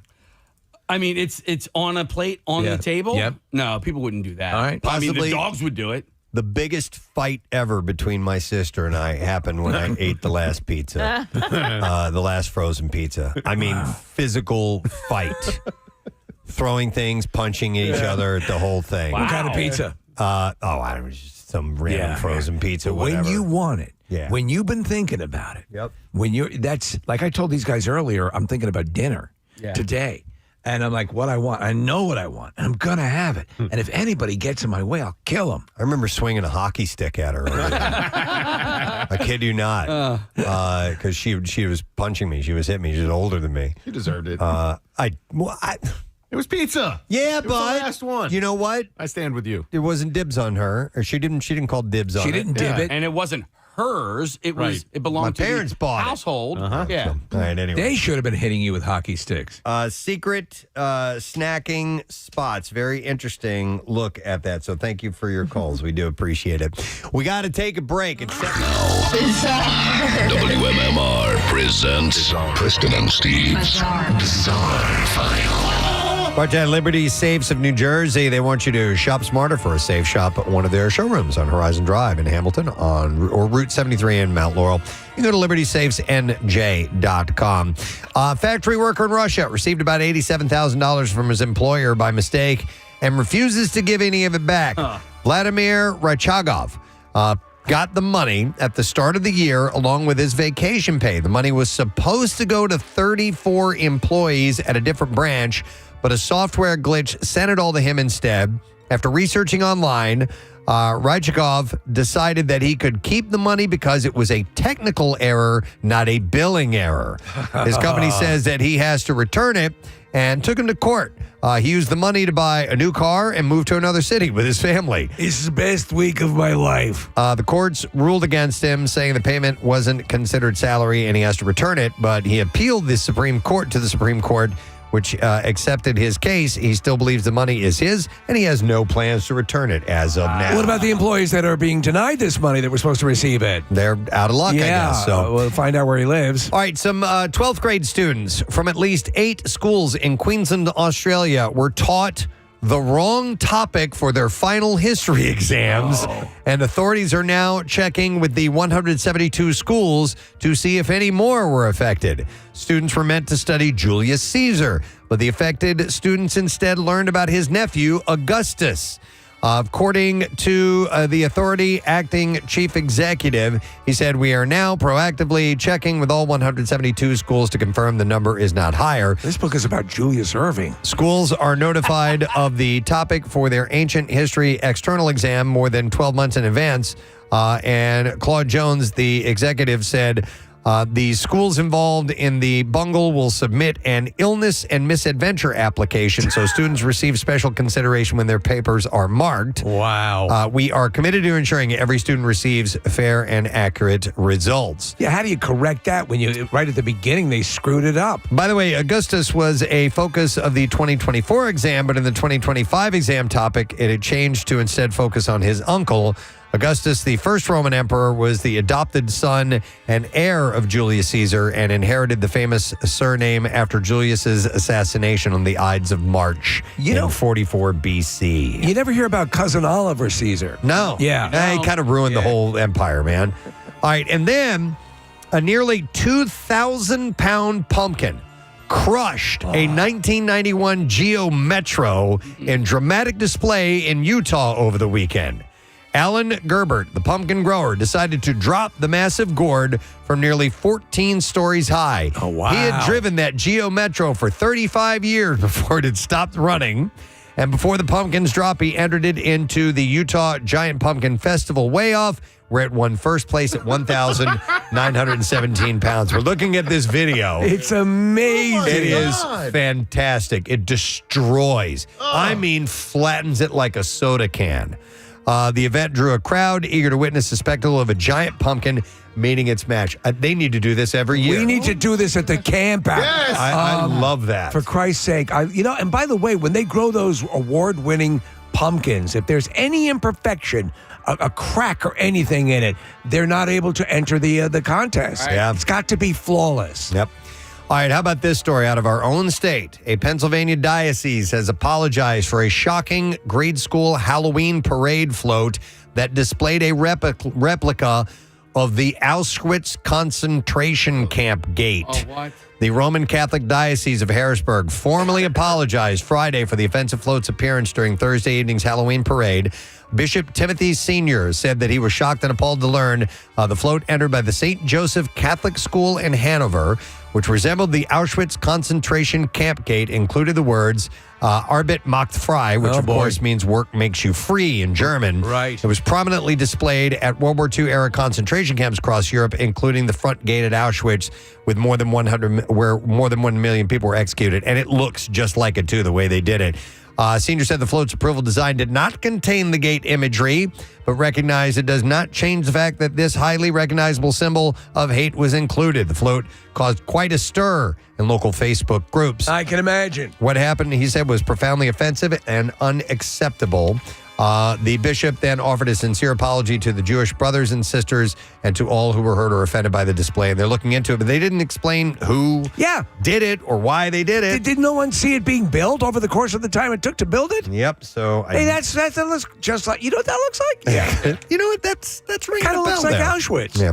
All right. Listen, we actually have to wrap up there because we have Charles Barkley joining us in mere moments. So I want to make sure we take a break and we are in time for him. He's got a new restaurant and cigar lounge at the Valley Forge Casino. We'll check in with him. Then a little later on this morning, the president of the Rock and Roll Hall of Fame, Greg Harris. We have to talk about Pierre Robert with him. Yes, we do. Obviously, the ceremonies are coming up this weekend, but he's from Philly. He knows. So we'll chat with those guys in a little bit, and we'll be right back. So stay with us. We need to get to the bizarre file. We're going to have a fantastic actor, Mr. Chris Cooper, is going to be joining us along with his wife. She's an actress as well, Marianne Leone, and they're talking about a project that they have available now called Within. Todd Fedorik's going to be on the program too, former Flyer great, and more. Stay with us. We'll return in just a little bit. We got some free ink for you to win Tattoos Day. So if you're interested in a $350 gift certificate for Floating World Tattoo and Piercing, just text the word tattoo to 39333 and we'll get a winner by the end of the program. Did you get the email of one of our tattoo winners who did a Gene Simmons chicken? No. Is that real? Yes. Yeah. No, I need to see that. I'll dig that up. I thought you guys all got it. No, I've got to see that. That's brilliant. That's as show-centric as you can possibly get. And it pays tribute to two great things, Gene Simmons and chicken. Exactly. Oh, my God. It doesn't get better than that. All right. This next segment might not work. Who knows? We're going to see if it does or not. We have talked about this in the past, about bringing in some items to show and tell about. Preston? Yes? They said the same thing about the X1. And look what happened. Yeah. It broke the sound barrier. Yeah, there you go. All right. So, ladies and gentlemen, for the first time ever, the Preston and Steve Show is bringing you Show and Tell. Thought I'd throw in a little bit of Rush this morning.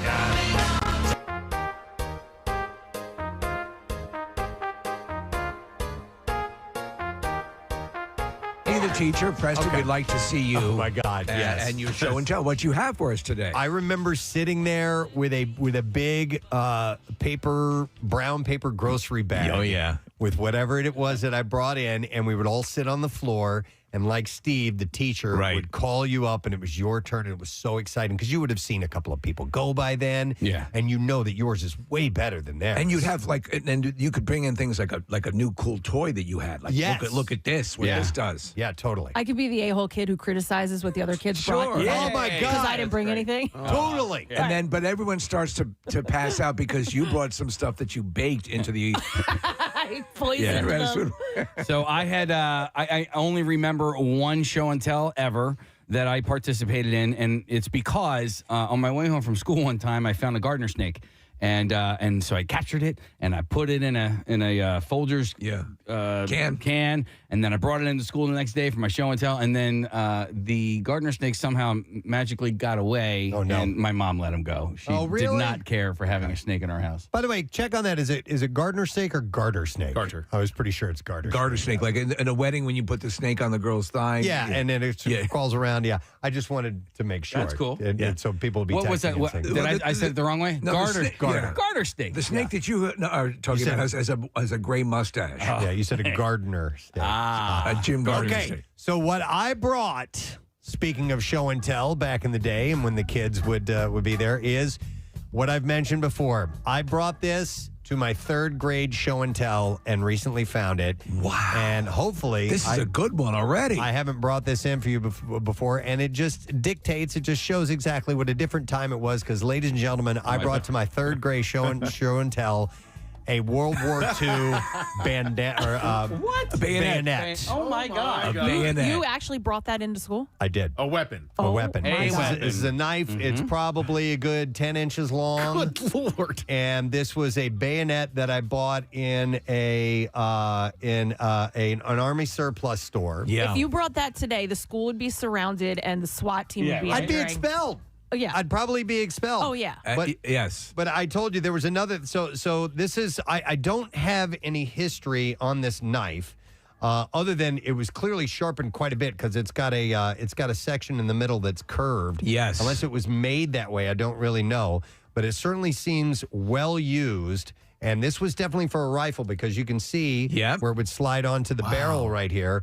And there's a button that you would push that would lock it. You could unlock it and it's got a wooden handle with these kind of cross stitches in it. And there is a mark on it, but I've never researched it. Do we know which army it was used for? I don't know anything about this other than I saw a big freaking knife and I wanted to buy it. So my dad... And this is when you could, as a kid, you could walk into a store and buy a big-ass knife like this. I was in like third grade and I bought it. We had a German, I believe it was actually a Hitler Youth knife that somebody given my dad while he was actively fighting the war, and brought it back. Oh, wow.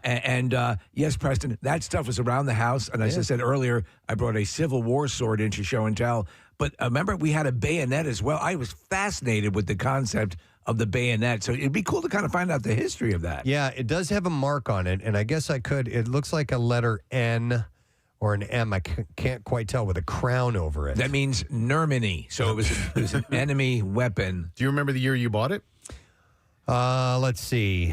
Third grade. It would have been 1978, somewhere around then. How cool were stores like that to go into surplus? And Preston, 77. They would sell dummy grenades. Oh my God! Yeah. They would sell. Well, I told you another item I brought for show and tell, and I've told this before.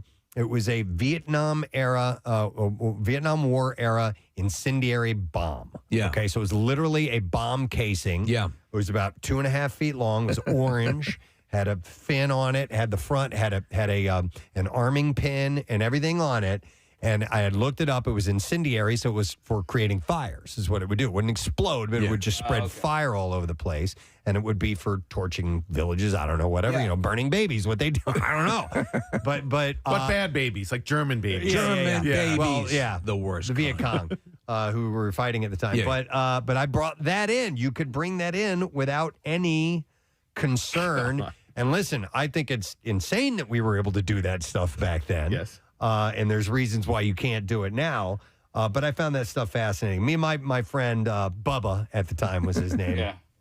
We were way into Steve like playing war. Oh my God, that's what we did all the time, and with the full size GI Joes, and when you could get your hands on equipment like this, Preston. When I brought the full Civil War sword it was a cavalry sword too. I think it was a cavalry officer brought that into school. I was proud because I had a story attached to it. We just used that sword. My pool above ground pool was frozen, and I ran the sword about 50 times into the frozen pool liner. Oh man, my dad loved that. So it was a Civil War era sword. Yep. What did you guys ever do? Those things are worth a ridiculous amount of money. I guarantee you, it walked. My dad, when my mother passed away and we moved. My dad held the most crazy garage sale. Wow. Like things I had just bought ended up in the garage sale. I'm like, He sold where is? I Wow. sold it. It's like, Dad, this is where you can't run a garage sale. Yeah.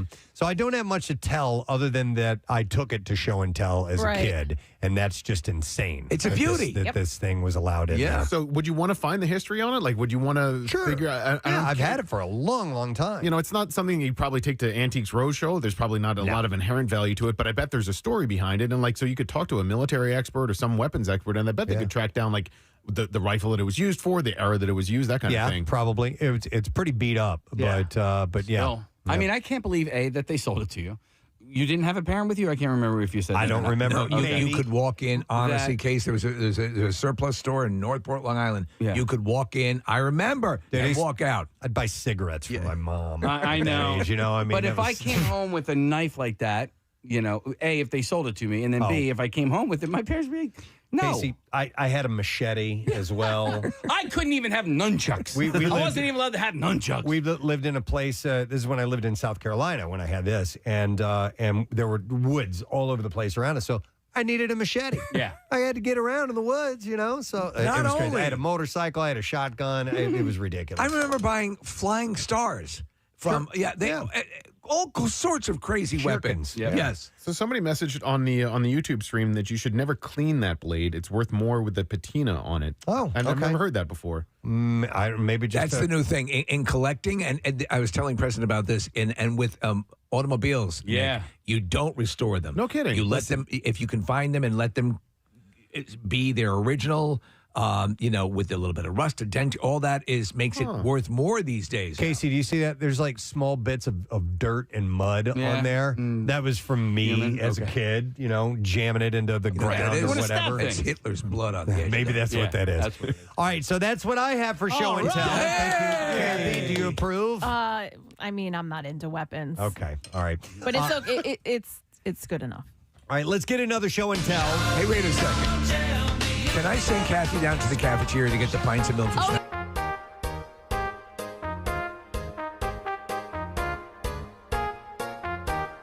The class would like to hear from Casey. But Nick has 3 different things. So I if know. you wanted to, you could do like Nick and then me and then back to Why Nick. don't you again. let him the be the teacher? teacher? Yeah. Oh, all right. Who went to school for teaching? Okay, well, then Me you too. guys got to hang on a second. All right. So I got to get ready here.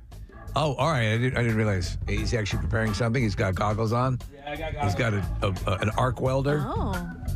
He's pulling something out. I can't tell if he's reaching into his briefcase or backpack or Kid has a briefcase? lunchbox or.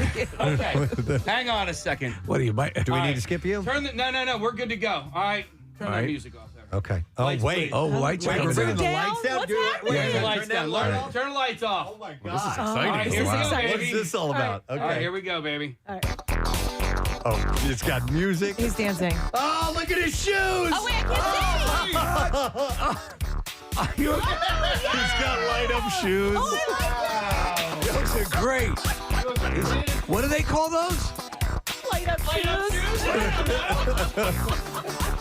Oh my God, they're silver and they have like LED lights around the soles of both shoes. And those aren't like, what were the ones that you got when you were a kid that had just like the back of them would light up? Yeah, Oh, like these you are would much better. No, these are like on all the time. There's probably an on-off button right on the inside of the shoe. And they change colors and they go all the way around the sole of the shoe, like all the way around. Casey, I love those. I love it too. You have to wear those a lot more often. I know. Like I the know. Sixers games and stuff.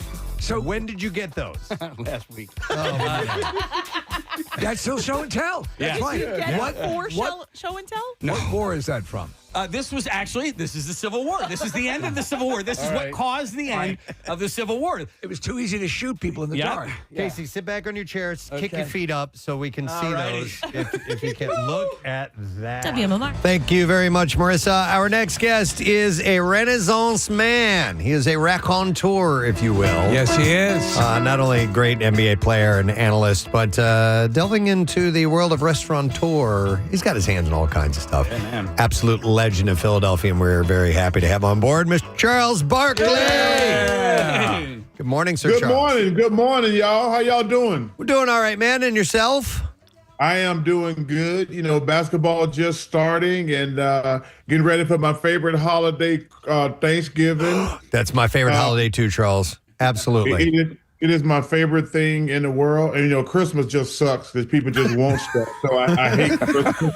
You sound like Preston. He says exactly the same thing. But that's wild because Let me tell you something. When I'm king of the world, once you're 18, you don't get gifts. It's a kid. Only kids should get gifts.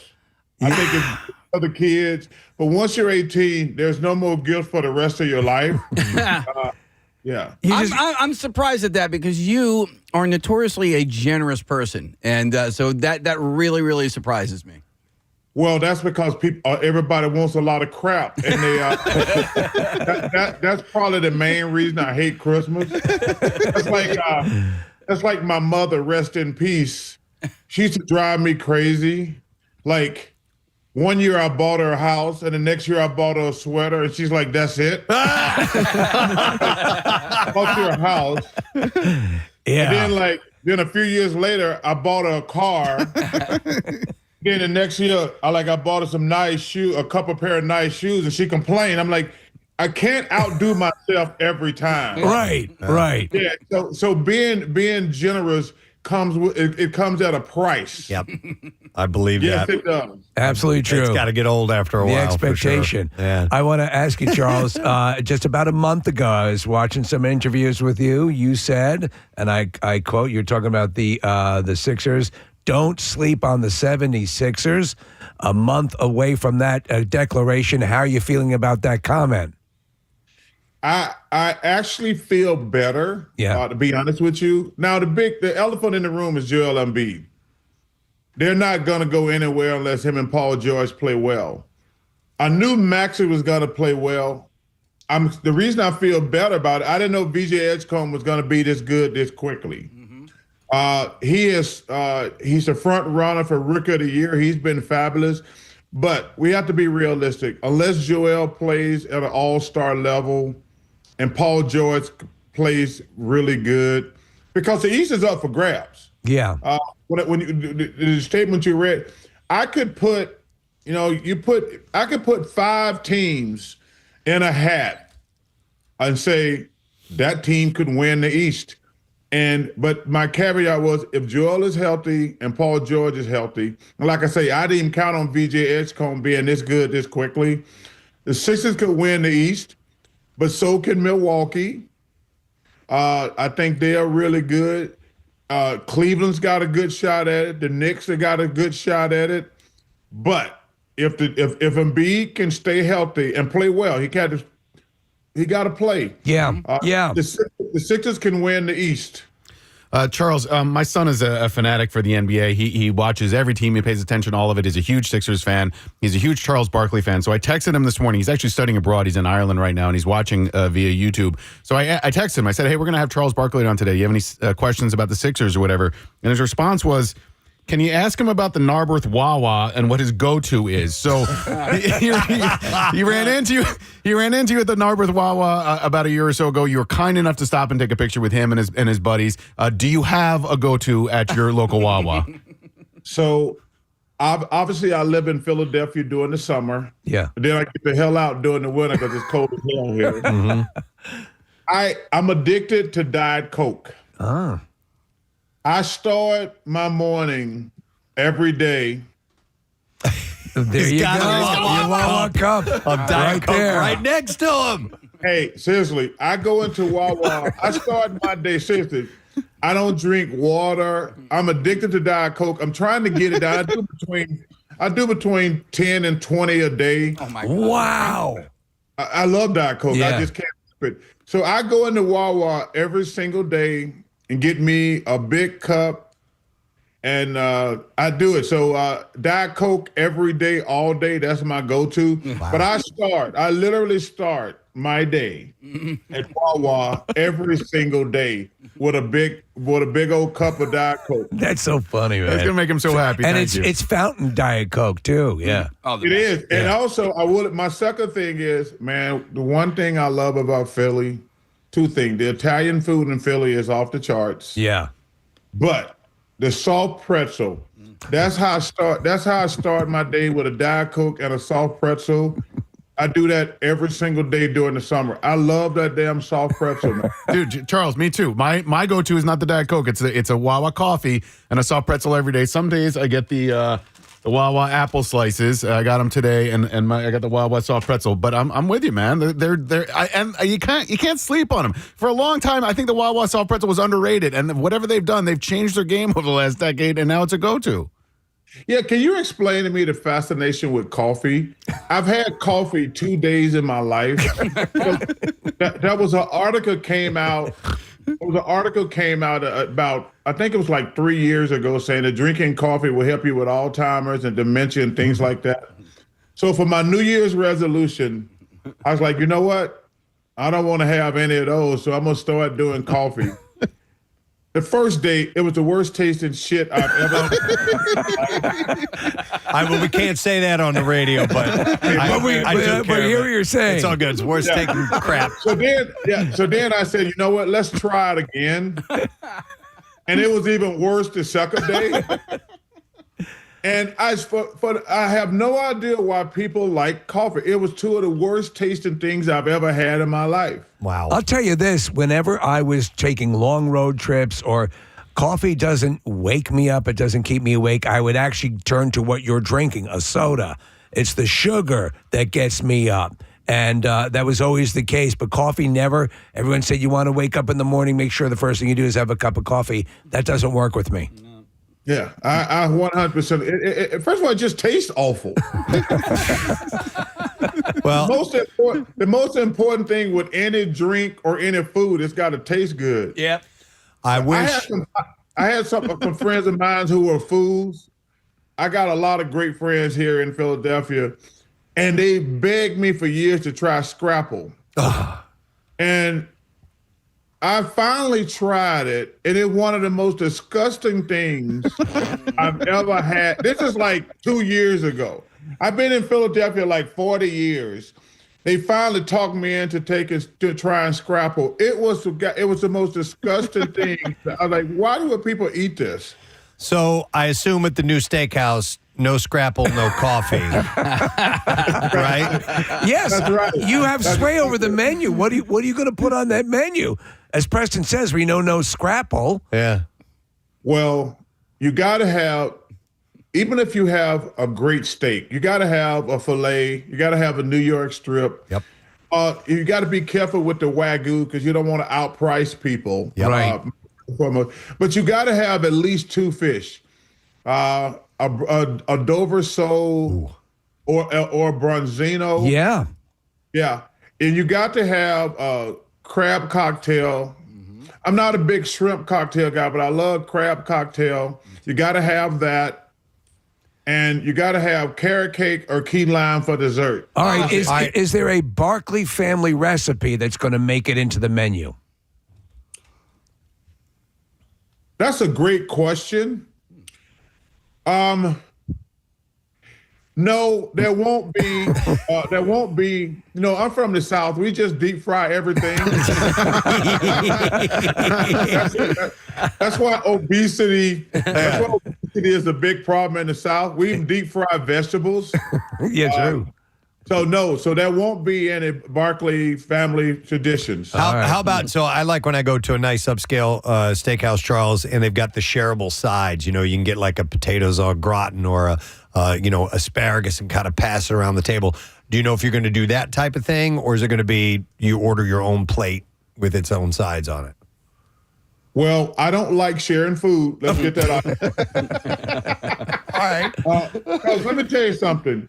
One thing, and I'm going back again. I never share food because I figured out 30, 40 years ago, you order what you want. For some reason, your friends have it down to an exact science. They order stuff that you don't like. Yeah. So they end up eating half of your stuff. Yeah. And then you end up starving by the end of dinner. But I will tell you one thing I'm going to demand. And I don't understand why every steakhouse does not do this. They do the garlic clove, probably 1 out of 5 great steak places I go to, they have the big garlic clove that you mash, and that garlic butter comes out. Yeah. It is one of the great tasting things.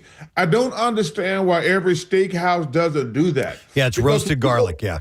Yes. Yeah. When you go to a really nice steakhouse and they have that big garlic clove and you mash it, and that garlic, it comes out as a thick type of butter. Yep. Man, it is tremendous. But only 1 out of 5 steakhouse actually do that. I'm on demand that they do that.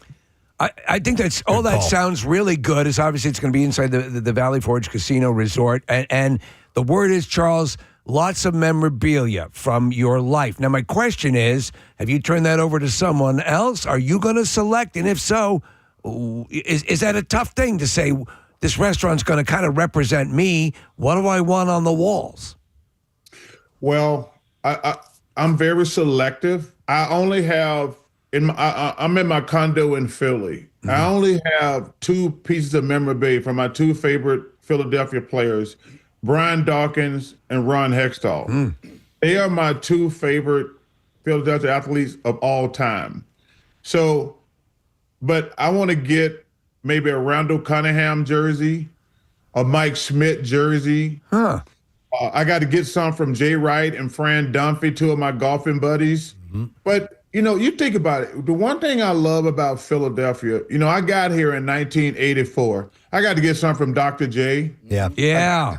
Yeah, I will. Unfortunately, Moses passed away. He was like my dad. He passed away, but I want to get some from Dr. J. I got to get some from Mike Schmidt. I got to do that for sure. And obviously, first of all, we're not related, but I got to get some from Saquon Barkley. Yeah. I call it my cousin. I'm gonna keep lying, telling everybody he's my cousin, even though he's not my cousin. Why not? And we've actually never met. But if I tell a lie enough, people will believe it. Yeah. I got to get some from Jalen Hurt. Yeah. Because one thing about Philadelphia, man, I got to probably get some from Jimmy Rollins and Ryan Howard. Yeah. We've had so many great players here in my 40 years. It's been and people ask me, man, why do you still live in Philly during the summer? I said, man, let me tell you something. Philadelphia is one of the great cities in the world. Yeah. I got here in 1984, 85, and I'm always going to keep a place here. It's just a tremendous city. I look forward to every summer when basketball is over.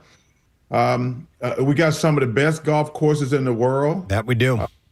I played golf this summer 75 straight days. Wow, man.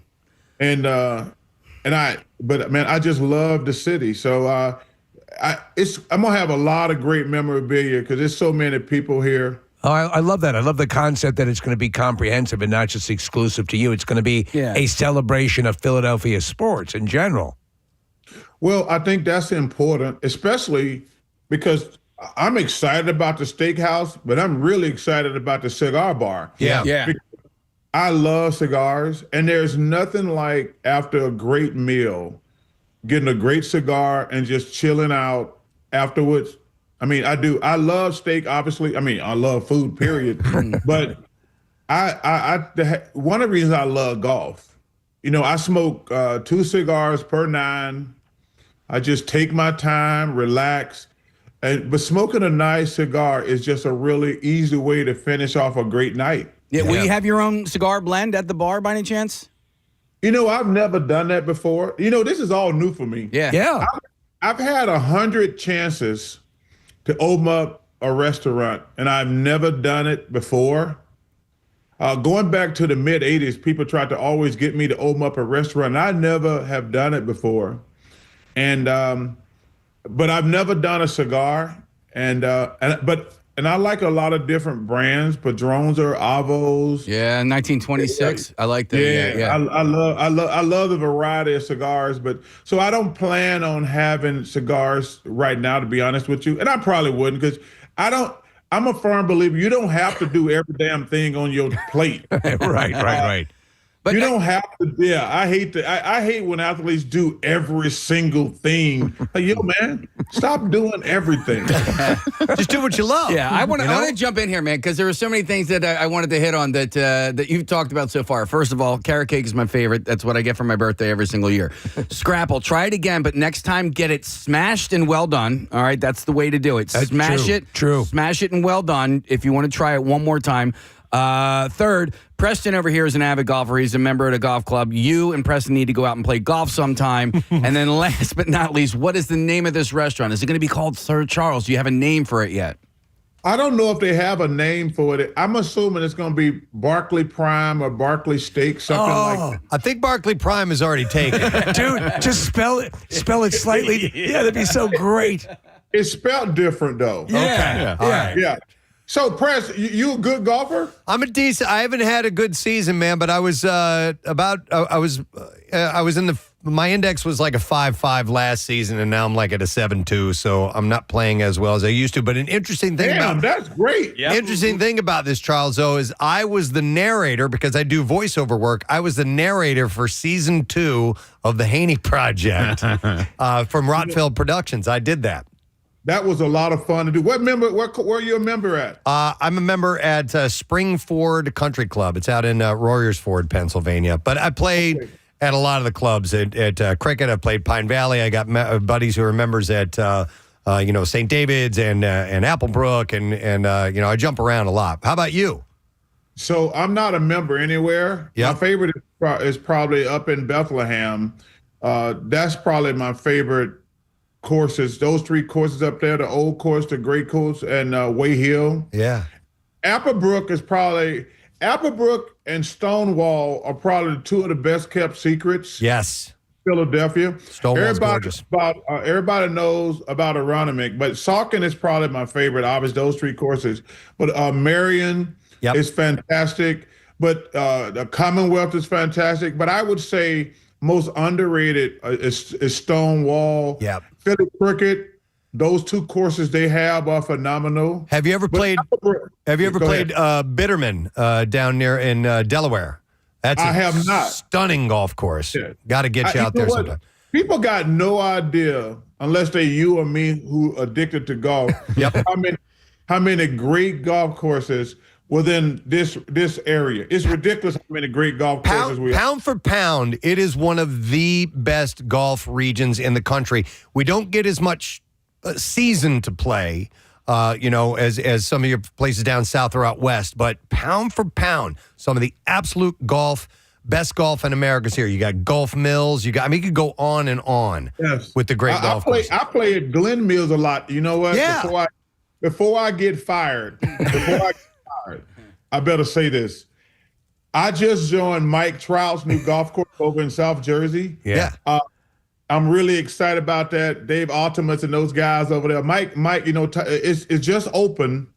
It is phenomenal. It's designed by Tiger, obviously, but I haven't even got a chance to play it because they just finished it. So I don't want to get kicked out before I get a chance to play it. So I better mention Trout National before I get kicked out, before I can get a chance to play it. Hey, it's got to do your heart good to see over the past year and to what Preston's saying, what you're saying, Philadelphia golf and the region's golf is now ending up on more tours. The recognition factor is skipped up, I'd say, more than ever since, for years. That's got to be very cool for you as a player and an aficionado as well, Charles.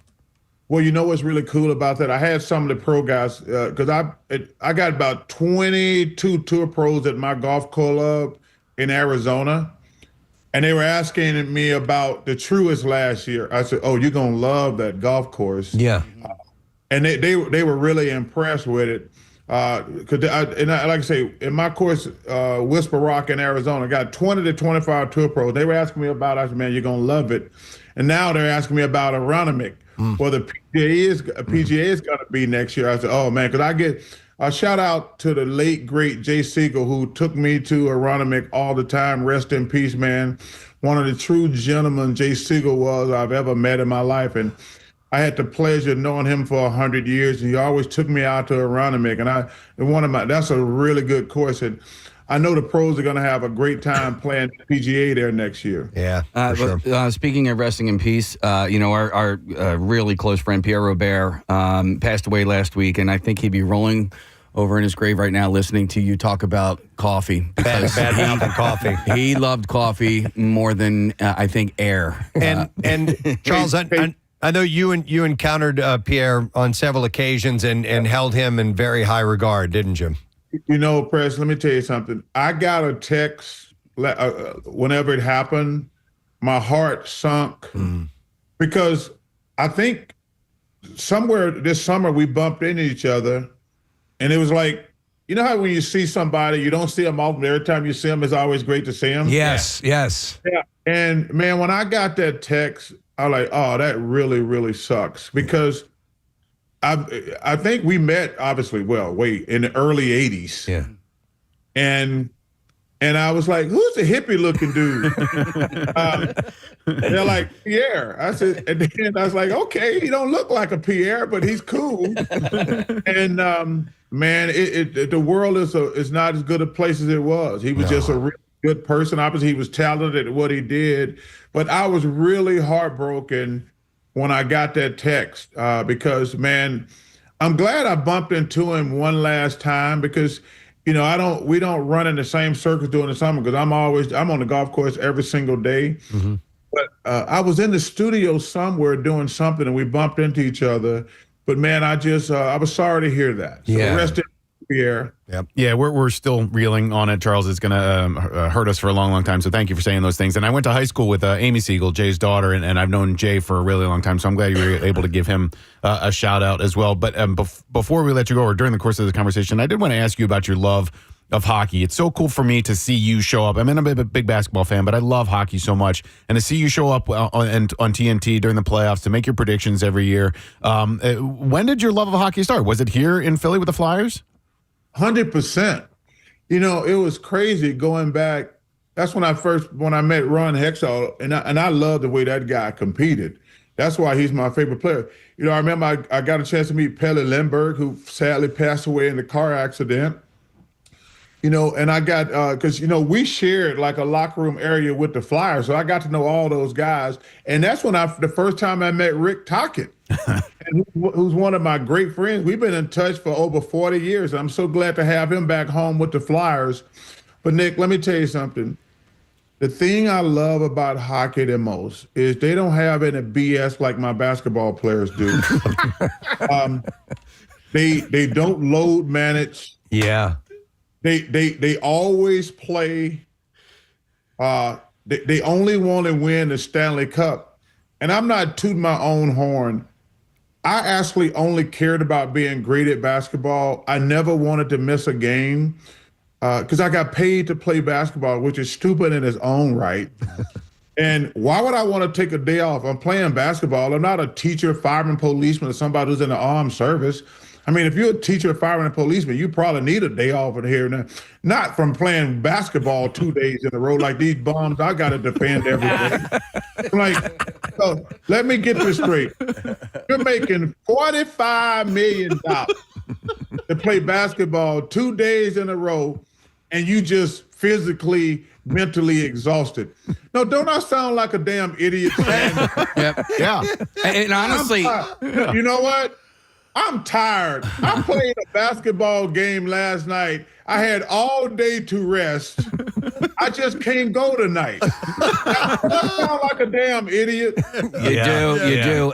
But honestly, and I don't really like to say nice things about Boston Celtics, but I have a huge amount of respect for Jason Tatum, who I heard this, I guess, last year, that he always plays at away games because he understands that the fans will show up for that. And I was a season ticket holder for the Sixers for a while, and I would sell like Lakers tickets at a premium because LeBron was coming, and when he didn't play, it's like. Yeah. Like, come on, man. You know what I mean? And Case, it's such a disgrace too when they do that.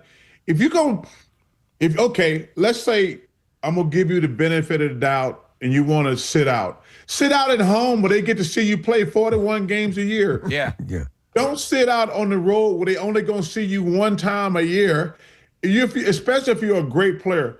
You know what? You're only gonna see this guy one time a year. Yeah. And you gonna sit out? That's ridiculous. Sit out at home where they're going to see you play 41 times a year. If they get to see you play 37 times a year or 35, okay, that's fine.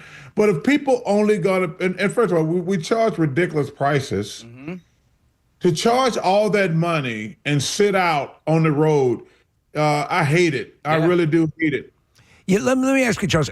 So, and you mentioned Embiid earlier, and if he can stay healthy and so on and so forth. And I'm just looking at the history of the NBA, and from your time, and there's this new Iverson documentary that's out, and I'm just wondering, by your perception, are injuries more frequent these days? Are we more quickly jumping on injuries and preventative breaks in play? Are we pampering the players too much? Because it seems like every time you turn around, the players that people are interested in seeing are not playing due to some sort of injury. Do you remember that as being the case years ago during your playing time? We never want to miss games. First of all, you have an obligation to the game first and foremost, but also to your teammates. And listen, the players are lying, to be honest with you. They're like, it's not healthy to play games like that. I said, no, first of all, we've always did it. And there was no more injuries back in our day when we had crappy shoes, commercial, and things like that. We ate at McDonald's. They got the best nutritionists now. They got the best shoes. They got the best medical stuff. In my day, you put 2 ice bags on your knees and got on the plane the next morning and flew. These guys got hot tubs, cold plunges. They got hyperbaric chambers. They got everything. Yeah. But what they're really trying to do, they're trying to extend their career. Yeah. Because I wish they would say that. Say, you know what? I know I say it's not healthy for me, but if I play an extra 2 or 3 years, I'm probably going to make another $50-100 million. Yeah. I wish they would just tell the truth. It's not unhealthy to play basketball 2 days in a row. We did it in my day, like I say, with crap shoes. Yeah. They got the best shoes, the best medical equipment, and it drives me crazy. And like I say, the most money, number one, I don't want to sound like an idiot. The most money I made was $5 million my last year in the NBA after 16 years. That's a ton of money. But these guys are making $50, $60, $70 million. And God bless them. Yeah. God bless them. The least you can do is play basketball 2 damn days in a row. Come on, man. Yeah. Stop it. Is it safe to say that the players today are garage kept, if you will? Yeah. I think that, first of all, I would love to have that problem where money spoil me and make me less. Yeah, you're going to be honest. Yeah. If I'm going to be honest, I would love to have that feeling when I was making like $50, $60 million to play basketball. I would love that feeling. Yeah. But I just think it's disrespectful. We're so lucky and blessed to play a stupid sport and make millions of dollars.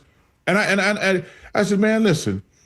Teachers, firemen, policemen, and somebody in the armed service, those are real important people in our world. They never get the money and respect they deserve. To be able to play a stupid game like we do, same thing in baseball and football. I told you, that's why I love hockey. There was a hockey player, got 50 stitches in a game last year in the playoffs and went back in the game. Yeah. Let me tell you something. If an NBA player got 10 stitches, he'd be out for the season. Him coming back playing in a game? Yeah. If he got 10 stitches, he'd be like, I can't go for the next month, coach. I'm out. Yes, it's true. Yeah, I mean, so that's the reason I love hockey, man. Those guys, they understand how lucky and blessed they are, and they just want to win the Stanley Cup. Yeah, and that's why I love it. Yep. Hey, Charles, before we lose you, and I want to make sure that I connect you and Preston. So if you wouldn't mind hanging on the line for a moment to get a phone number, not for me personally, but for you and Preston to get out and play golf, because I think you guys would really hit it out on the golf course. Hey, man, I'm gonna have fun. Whoever I play golf with, I would love to play with him, and we'll get it done. I would love to do that. Doing this basketball, I play every single day, so it's because I don't do anything during the summer but play golf. I played golf. We in around mid-June. I come to Philly, and then the first day it gets around 55, 60. That's my breaking point. Yep. I'm taking my ass back to Arizona. Well, what's your index? What are you clocking in at these days on the golf course? I'm a 10. Okay. All right. Yeah, I'm 10. I'm playing well. Good. But you're better than me. But when you give me my 2 shots aside, we'll see how that plays out. Let me ask you, do you guys share the same thing? Because Preston in his downtime, if we have a little, you'll hear YouTube golf videos. He's looking at techniques. He's looking at other people. It's always on his mind. And then it's the ultimate joy and the ultimate misery at the same time. I will tell you this. So I'm new to the internet. The internet is exactly what I thought it was going to be, a bunch of idiots and damn fools. So I bought a distillery in Alabama. Right. So I got vodka and gin. So they said, you got to start doing social media. I said, I've never had any type of social media. I don't want to do it because I know these people are idiots and fools. No, you're right. Now I'm on it. I realized that I was right. They're idiots. But the one thing that I have learned, and Preston he's got this thing too. Man, there are hundreds of dudes teaching, showing you how to do stuff. Like, I'm like, whoa.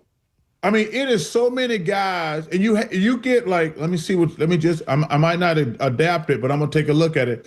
There are so many guys on the internet who are pseudo teachers on golf, and it is crazy. Yeah, I mean, I'm talking hundreds of dudes on the golf giving you tips every day. It's crazy, and some of them have turned into celebrities doing that. I mean, like Rick Shields, the guy that I follow, and a few others that become kind of your go-to golf gurus, and they've got millions of followers, and they're making a living out of it. But then there are sometimes the advice is all over the place, so and it can confuse you, if you're watching too much of it.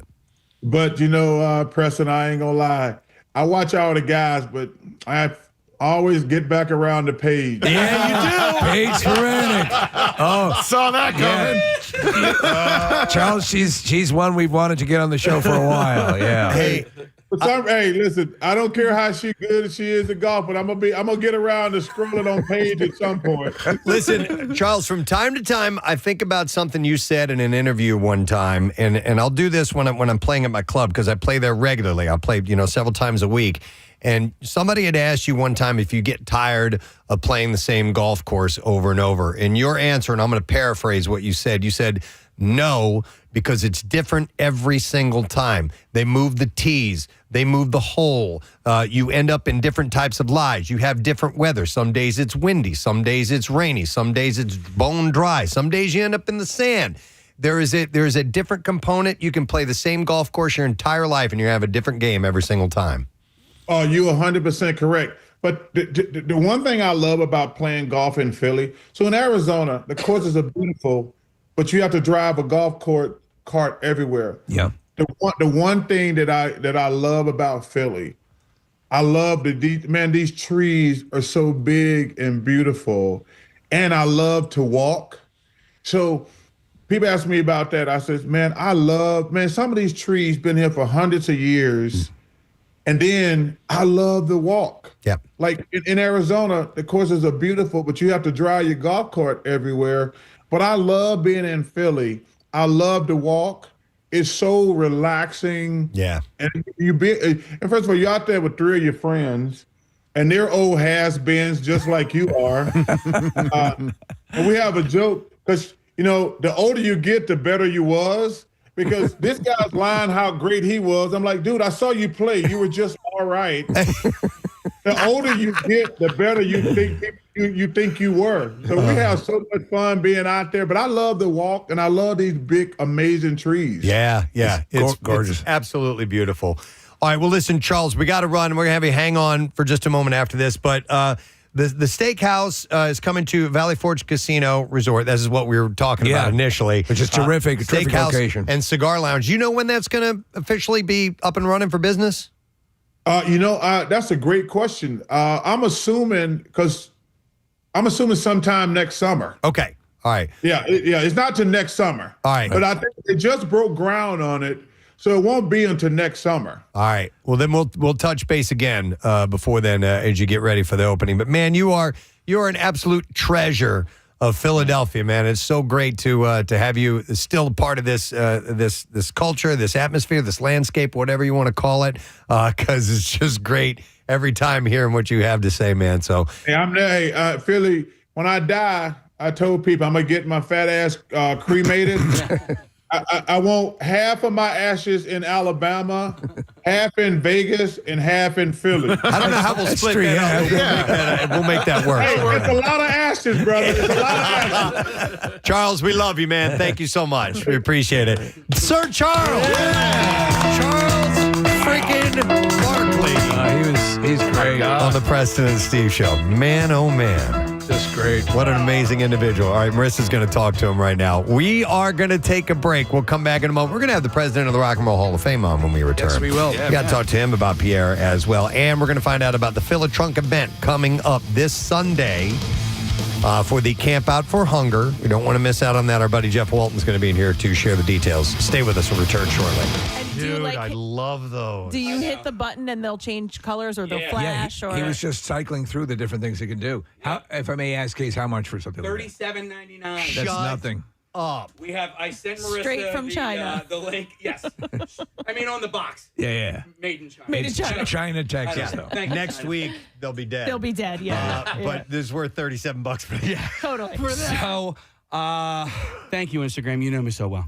Instagram showed me these things, and I was like, okay, let me go to, because the ones that caught my eye were American flag ones. Oh, I like those for your birthdays, the 4th of July. But they didn't have them in my size. So how about the Chinese flag? No, I didn't. They didn't have a Chinese flag either. When I went to the site, they had these ones, obviously like super shiny silver, but they had like goldish ones, and I was like, well, I got to get the silver ones because silver goes with more. Well, let me gold. tell you something. These are excellent. Those are excellent. Preston, I love them. Is it okay if I get a pair? Absolutely. Okay. That's why I'm showing you guys can walk around at night along the boardwalk. Yeah. Yes. And then so I sent Marissa the link.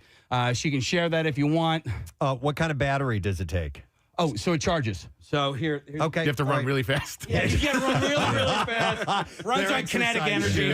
No, so it runs like this. It's got a battery on the inside. You run that right to your pacemaker? Run right to the pacemaker, and you're good to go. Oh, that's excellent. Casey, do you mind if I ask how much they cost? $35. $37.99. Gotcha. All right. Yeah. $38. That's awesome. Yeah. One other question. Yeah. Can you strut around the room one more time? Hell yeah. I got the music. Dude. Is our camera picking these up? I hope so, man. Because that is the best, dude. They're awesome. They're really awesome. Thank you. Dude, we should all get them. We should have show light up shoes. I agree. I will get them. I'll gladly get them. And then, Kathy, you could teach us a little short dance routine. Oh, man. All right, here's the deal, though. Whatever our next live event is, we have to do that. We have to order the shoes at the same time so they all fail at the same time. So they all work at least for a week. Yeah, because within a week, they'll be dead. Garbage. By the way, this is my second pair of light up shoes. Well, you know what? I think because Jace has a pair. He wore them like twice, and then he was like the regular Blinkies? No. He has what Casey has, and I feel like you told me. You sent me the link, and that's why I ordered them. Okay, wait. Of these, like this style, not metallic like that. The other ones that I have they're a cloth white shoe, and the whole shoe lights up with these LED lights. Okay, and they're really, really cool. How much are those? Probably same. Those might have been like 50. But even do you remember the gloves you could get where the fingertips would all light up? That's what that sounds like. So I mean, listen, the whole battery and LED technology is just taking fashion to a whole new level. Absolutely. Our fashionista. The high fashion. All right, I brought something very old. Casey brought something brand new. Nick has a troika. And we are playing show and tell. All right, Nick. Show the class what you have. Or the lights going off. Can you dance? Or has been used in a pitch battle during a war. Very little dancing, but I do have 3 things. 2 of them are related and from my childhood. The third is something that I've referenced on the show many times, and so I'll start with that. How is it? It's my 1984 Topps traded. Oh my God! Doc Gooden autographed rookie baseball card. Wow. And was this the Hampton Inn? This was the George Washington Motor Lodge, right off of 202. There's a Home Depot there now. Doc Gooden and Darryl Strawberry were there signing autographs. It was $8 a pop to get their autographs. And how much is it worth now? At least $4. I don't know. I bet you if I could find a Mets fan who was willing to buy it, I could probably sell it. But at the time, I bought it. I bought it from Classic Collectibles in the Gateway Shopping Center, and it cost me $30 to buy, and then I paid $8 more for the autograph. Well, and at this point, you have to keep it. I mean, it's part of what it's you're part of known the for legend. here. It is mint condition. So you have Darryl Strawberry, and do you have Doc Gooden as well? Well, this is the Doc Gooden. Oh, I'm sorry. Yeah. So this is the Doc Gooden, and by the way, on the front of it says Dwight Gooden, and on the back it says Dwight Gooden, but he signed it Doc Gooden. So that might make it more worthwhile. Yeah, he signed it with his nickname. Topps put out a few different collections every year. Yeah. So they would put out like their normal baseball card set, and then they would put out like rookies sets or traded collections or limited or whatever. This was a Topps traded, which made it a little bit more rare and a little bit more collectible. Why is it not worth much? Did Doc just fizzle out as a baseball player? That had part to do with it, but in large part, it's just the glut of baseball cards that came out in the 80s and the early 90s. There was this. It was like cash. Well, it was kind of like Bitcoin at the time or whatever. I mean, people spent so much money. There was an investment dollar figure attached to it, but I don't know if these things were ever worth that. But people were willing to pay for that, so that's what they cost at the time. So it's my very classic 1984 Doc Gooden signed baseball card. Right. And I knew this was going to happen when I saw Nick's stuff. Because when we originally talked about this, I had something, and when we said we were going to do it, I couldn't remember. I remember what. You remember what it is? I remember what it is. All right, well, we'll do this again. All right. Yeah, if we do it again, I know what it is. I just thought of something now. I thought of something that I have to fix it, but I'll bring it in. Okay. All right. Nick, what else do you have? So the other two are interrelated, and I don't know if you guys ever had this book, but I got this when I was probably 5 or 6 years old. It's called My Book About Me. Oh my God, I have that. Okay, so Casey, you and I are the same age. Yeah. And it's a Dr. Seuss book. It's Dr. Seuss and Roy McKee, and basically they ask you 150 questions about yourself, and you fill them in as a 5 or 6 year old. See, my book was. I think I got ripped off. My book is my book about Nick McElwain. Oh, yeah. Weird. You didn't even know him. I didn't even know him. Then. But That's great. I was. You could do some drawings. So here's a drawing of a son. So cute. And a then hamburger. A guy. No, Preston. That's not a hamburger. Hang on. Let me see if I can guess what that is. Airplane? No. I think it's Bus. the ocean. No. Wait, It's a guy with a lot of eyes and noses. Okay. Wait, how do you remember that? Because I remember going over this with my mom at one point, and she, Okay. it was a Nick big doesn't deal. have many childhood memories. Yeah. He just recalls one or two. I had to write them down. First of all, there's one thing you should know. Am I a boy or am I a girl? Well, I'll tell you. I am a ... boy. Yay! I weigh 60 pounds. How tall am I? 4 feet. How giant is my head? I counted my teeth. I have 13 up top. I have 11 downstairs. You draw your hand, so it's little things like that. Is that book still available? I think that's an adorable concept because I want to fill it out. That's my hair color. See, I drew it. I had a little bit blonder hair when I was a young boy. And so that's blonde with a little bit of brunette there. Yeah. How old were you at the time? I think You were 5 or doing the ombre look before it became popular. I think it was 5 or 6, but there are some pop culture references on here. Okay. Like including my favorite song, Where in the World I Would Like to Live. Here's my address. What's your growing up. favorite song? Where'd you say, where would you like to live? Both of them. Answer both questions. Yeah. Let's see. Where would I like to live? I got to go back to that one. All right. Somewhere Hawaii, the beach. I live in the United States. I circled the United States, and then I played tic-tac-toe on that page. Okay. And then England apparently made the list. And then what song? I want to hear. I want to hear your favorite song. Oh no! Oh my God! Wow. All the way back then. I know you're weary.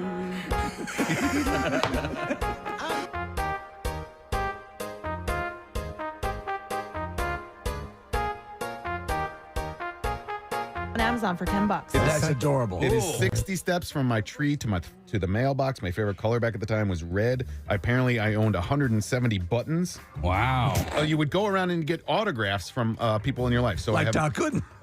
Yeah, right. That's what started it. My Aunt Ann signed it. My Uncle Michael signed it. Our mailman, Ralph K. Lapp, signed it. Your mailman. Yeah. I got a policeman's autograph. I got an autograph of a man with a beard. Don't you think that's amazing for a kid to do that? To basically be interviewed, but to talk about, to be able to express what they're experiencing. It's cool. Yeah, it was really fun, and I'm glad that I found it. I don't know if it was in my mom's house or in my house when I moved or whatever, but I like to collect leaves, rocks, food.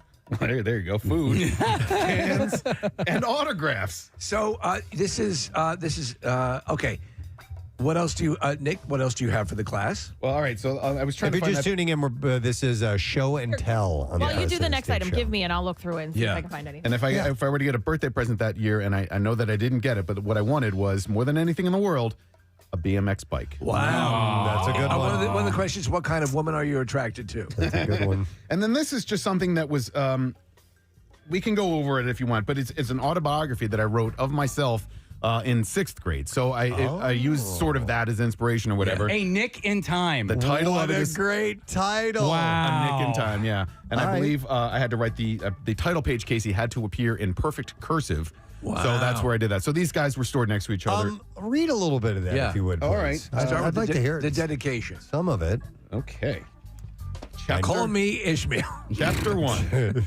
Although I've only been alive for 11 years and 11 months, I think I've had an interesting life so far.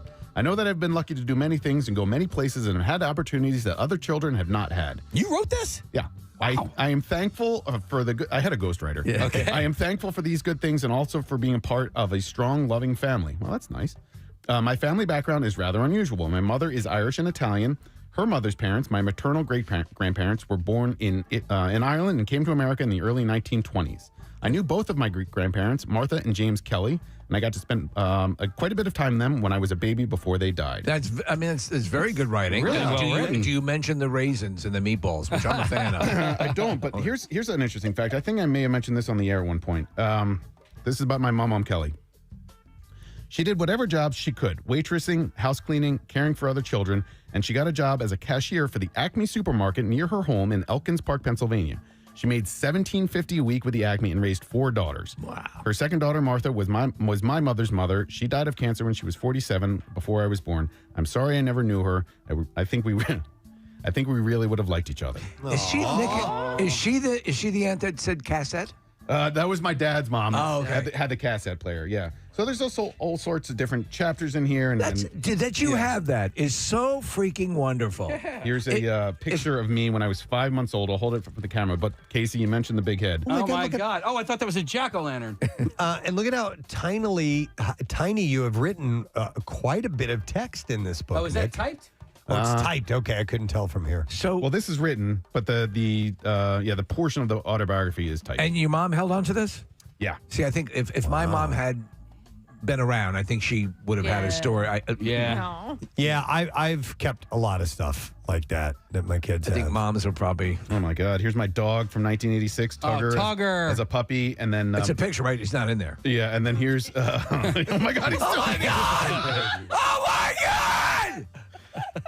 And here's me, my mom, and my 2 brothers at Disney World in the spring of 1985 with another dog, Pluto. Hey, Nick, has your son, has Ben seen this? He's not. Oh. No, I think we'll share it this weekend. Yeah. Wow. I want to go through that. I want to look at Tugger. Because I told you, my dad, he spoke into a digital recorder for about 4 or 5 hours in different segments. That's cool. And gave me a chronicle of our early lives and everything, and I'm going through it right now. Wow.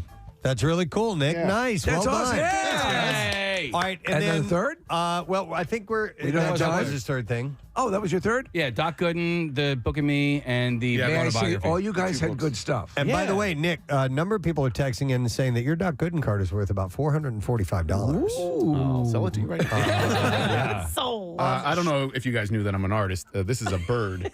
With a penis. Now, I think That's a tail. That's No, that's It a says red tail, penis but it does look like a swallow. penis. That's the Dr. Seuss bird. That's the bird I drew. Nice job, Nick McElwain. Thank you. It's show and tell, and I think we have time for Marissa. Marissa, what do you have for the class? She just ran out of her office. Yeah. So she didn't know she was going to be doing it. Yeah, she was telling me out before we started the segment. She had one just in case we didn't have enough, or we had too much time. She's filling out one of those Dr. Seuss books right now? Well, she wasn't sure. Thank you very much, Marissa. Our next guest we've had on the program many, many times. He is a Philly native, went to Temple, of course, graduated from there, and is the El Presidente of the Rock and Roll Hall of Fame. And they have their induction ceremonies taking place this Saturday. You'll be able to stream that live. Yeah, which is always great. And, of course, they do, if you want to see everything, and that's a great way to do it, and they'll have another version of it down the road. But we would like to welcome our friend, Mr. Greg Harris, to the program this morning. Hey, Greg, welcome back. Hey, Preston and Steve, thanks for having me. I love hearing the local traffic report. I know all those streets, and I can picture it. Oh, you miss them so much, don't you? Those early... yeah. Hey, I know we want to talk induction, but I have to express my condolences at the loss of your friend, Philadelphia icon, Pierre Robert. Yeah.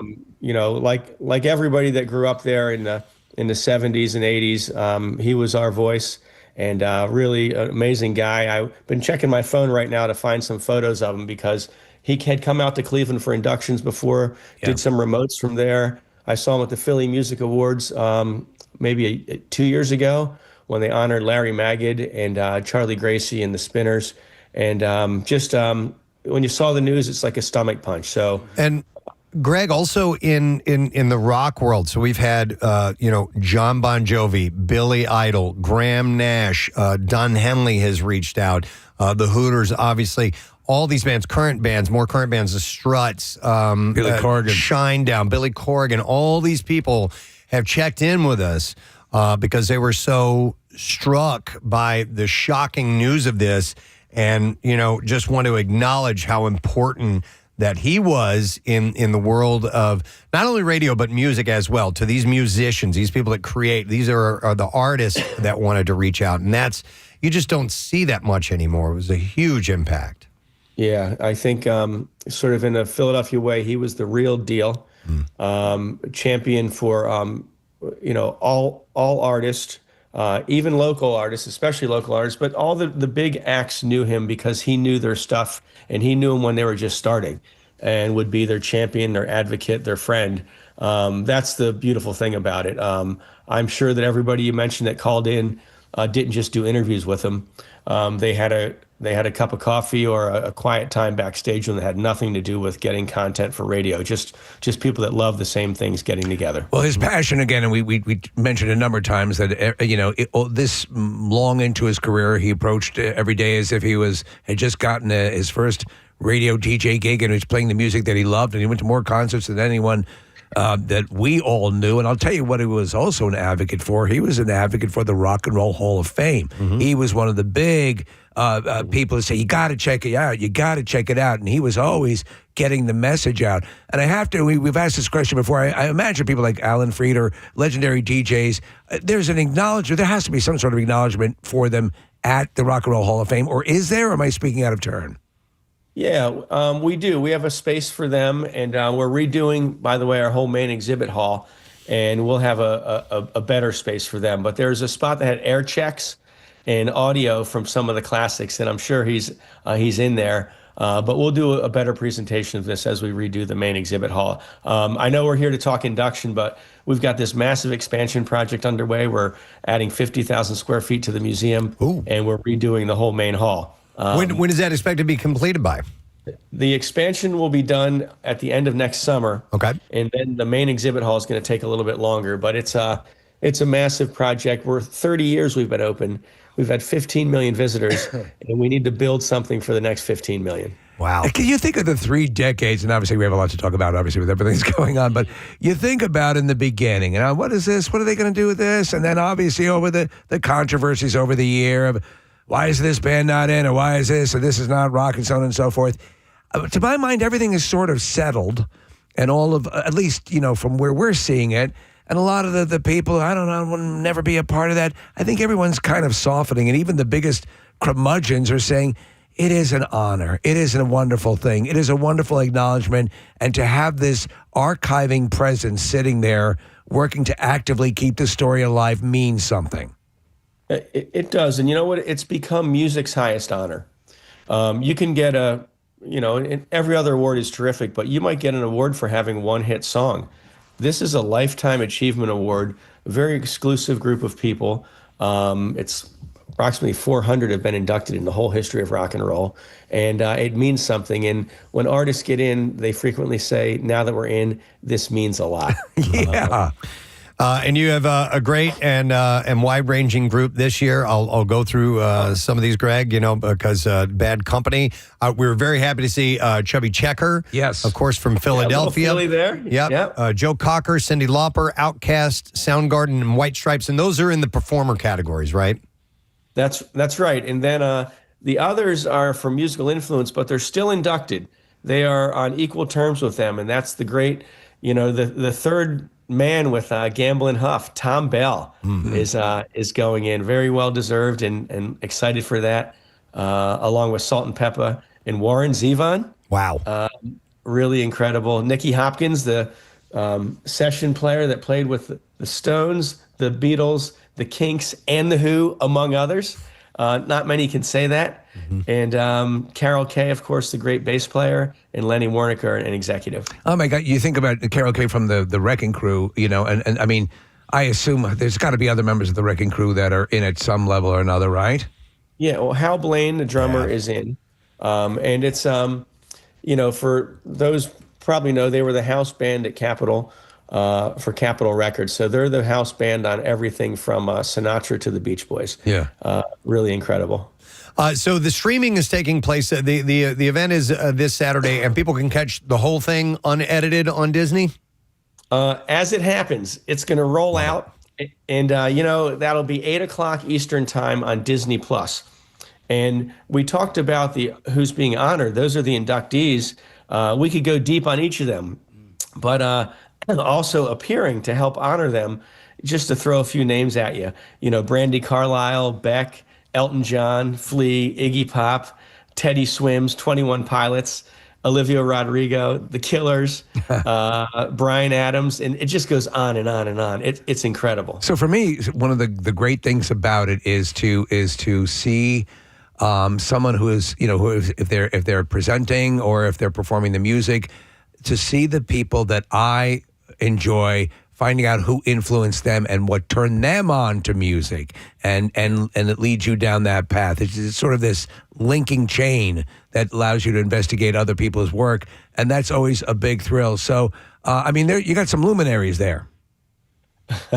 I would say we have quite a few of them, and that generational thing is interesting because when you walk around the museum with one of our artists, they typically don't want to see their own stuff. They want to see the people that influence them. They want to see the people that were their idols and that they listened to as teenagers and shaped them. All right, so who did want to see their own stuff and who got the most picky about the way they're presented?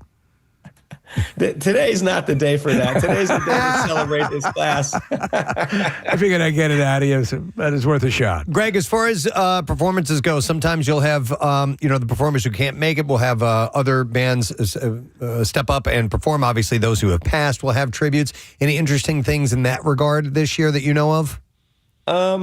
It's interesting. This year, we haven't really announced who's performing for who. Ah, okay. And part of that is for people to tune in. But, if you look at this and think about, boy, who in this pantheon could be playing for the White Stripes? Right, yeah. Or Joe Cocker, right? Who's going to go out there and try and match Joe Cocker There's quite a few vocalists in this list that could probably give it a go, but it's going to be a tall act. One of the most impressive ones I remember seeing was Linda Ronstadt was inducted, and she has Parkinson's. She doesn't perform anymore.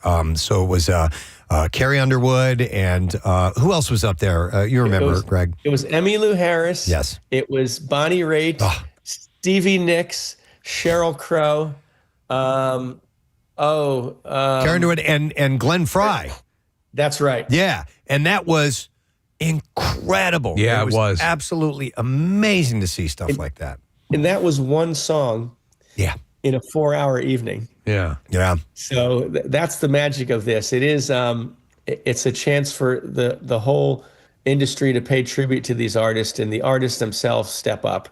Those magical moments happen on our stages. Yep. And you never know what interesting and maybe controversial things might occur. That's why I think the streaming to see what gets left in before it's edited out. Worth checking out. Well, that's a good point. In the streaming, the show producers, John Sykes and Joel Perisman from the Rock and Roll Hall of Fame Foundation, when the lights come up to start the show at 8, it goes end to end. There's no commercial breaks. Yeah. There's no pauses. There's no do-overs. It just goes. And it ends when it ends. So I haven't watched that. Are there pauses in the production to reset, or do you guys have it like a well-oiled machine, like it keeps going and going and going? It keeps going. When the band finishes, a microphone pops up on the other side of the stage, and out walks one of the names we announced, Dave Letterman, to induct somebody. And then when they're done, it comes out on the other side of the stage. So it's great. Really it's a well orchestrated event. It's made so that it's a great event for the people in the arena and people watching the stream, and then it gets edited down to be a shorter, different type of event for the broadcast on January 1st. Yeah, on ABC. and that'll be available on ABC. Excellent. Well, listen, it's always awesome to see these huge talents get together and be honored and perform together, and you never know what you're going to get. So we're looking forward to it as always. So we will tune in Saturday, streaming on Disney Plus this Saturday, and I think it's at, I don't know what time, Greg. 8 o'clock Eastern. Okay, 8 o'clock Eastern is when that begins. Awesome, man. Well, listen, we hope things are well with you in Cleveland, and good luck this weekend. And, of course, we'll touch base again soon. Super. Well, thank you. And again, condolences on your friend and a treasure for the Delaware Valley, and my best to all my friends and family back there. Tune in 8 o'clock Saturday night, Disney Plus. Excellent. All right, Greg, great to talk to you. Thank you. Greg Harris, guys, presidents, the Rock and Roll Hall of Fame. Got to get there. Have to get there. In fact, I want to go there within the next few weeks. I want to take my youngest. Can I suggest something? Okay. Yes. We take Charles Barkley with us. Oh, my God. Good idea. Yeah, broadcast live. This is ridiculous. Okay. He's the best. What? We got an email earlier this morning, and I saw the name, and I just thought it was, and they said they're going to bring by baked goods. Mm-hmm. Did you see that email? No. Okay. Is that who's standing right over there, Marissa? Yeah, and I just thought they just shared the same name. Do you mind, Jeff, if we take just a second? Here, hang on a second. Because Karen Rogers from 6ABC is standing next to Marissa. We love Karen Rogers. We do love Karen Rogers. And we're going to talk to our buddy Jeff Walton with the Fill-A-Trunk event here in just a moment. But Karen Rogers is coming over to our microphone right now. Hi, Karen. Come on up. We'll get you set up here first and in place. So sweet. I mean, I wasn't expecting to do this. I was just going to drop it in the middle of the night like one does at 3 a.m. But you didn't have a security. I'm a little worried for you. There was no security guard. I know. Yeah, it's the Wild West over here, One Bala Plaza. I just did a little baking, but we love you. And we are all thinking of you. Thank you. Just wanted to say our hearts are with you, and I know it's hard. You guys were so sweet on Friday when you did we did our check-in, and everyone was there, and everyone had memories and have been contacting us. But it gets directed to us. But the truth of the matter is, anybody in this area over the past couple of decades has in some way been touched by Pierre. Yeah. And as you know, there's been loss, in your career as well, and coworkers and so on and so forth.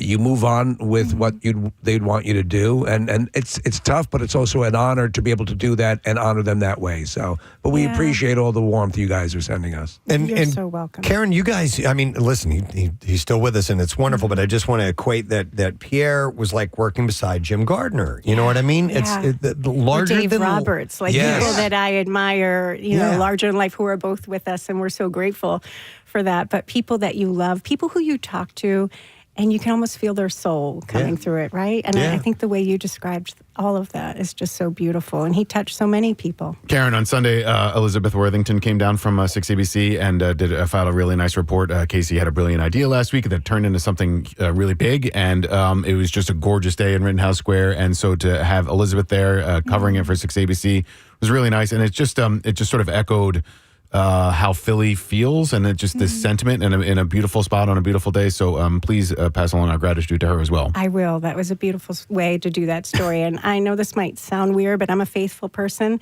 And sometimes when I think something is so sudden, maybe they took him before he was able to feel any pain and before he had to suffer. I said the same thing. Good. So Karen, and again, we've talked about this, but I think for people who haven't heard, if you stop and think about the context of things that were occurring with Pierre, he had spent a number of shows with the Hooters, his best buddies in rock, and had a wonderful week. And he's gotten to see David Byrne, a show he was incredibly interested in doing.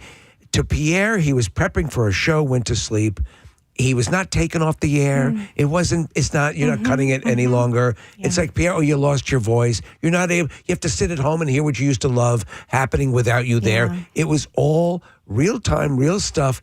The best things that he enjoyed in life all happened within the past couple of months, right down to sitting on the park bench in Rittenhouse and having his coffee and reading a book. So you do tend to be able to develop the ability to compartmentalize and say, yes, this is bad, but that was actually kind of wonderful too. Yeah. If you're going to go out, there was was taken at just the right time. Who knows what was around the corner? Right. My mom passed right before COVID, and I was,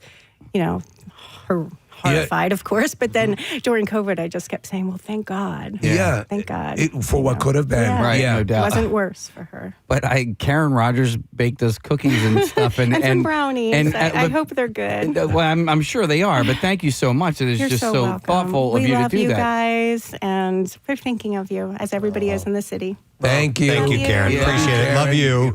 Wow. I wish I could give you a hug, but we got to continue our radio show live right now. So Nick will hug her. How sweet is that? Yeah.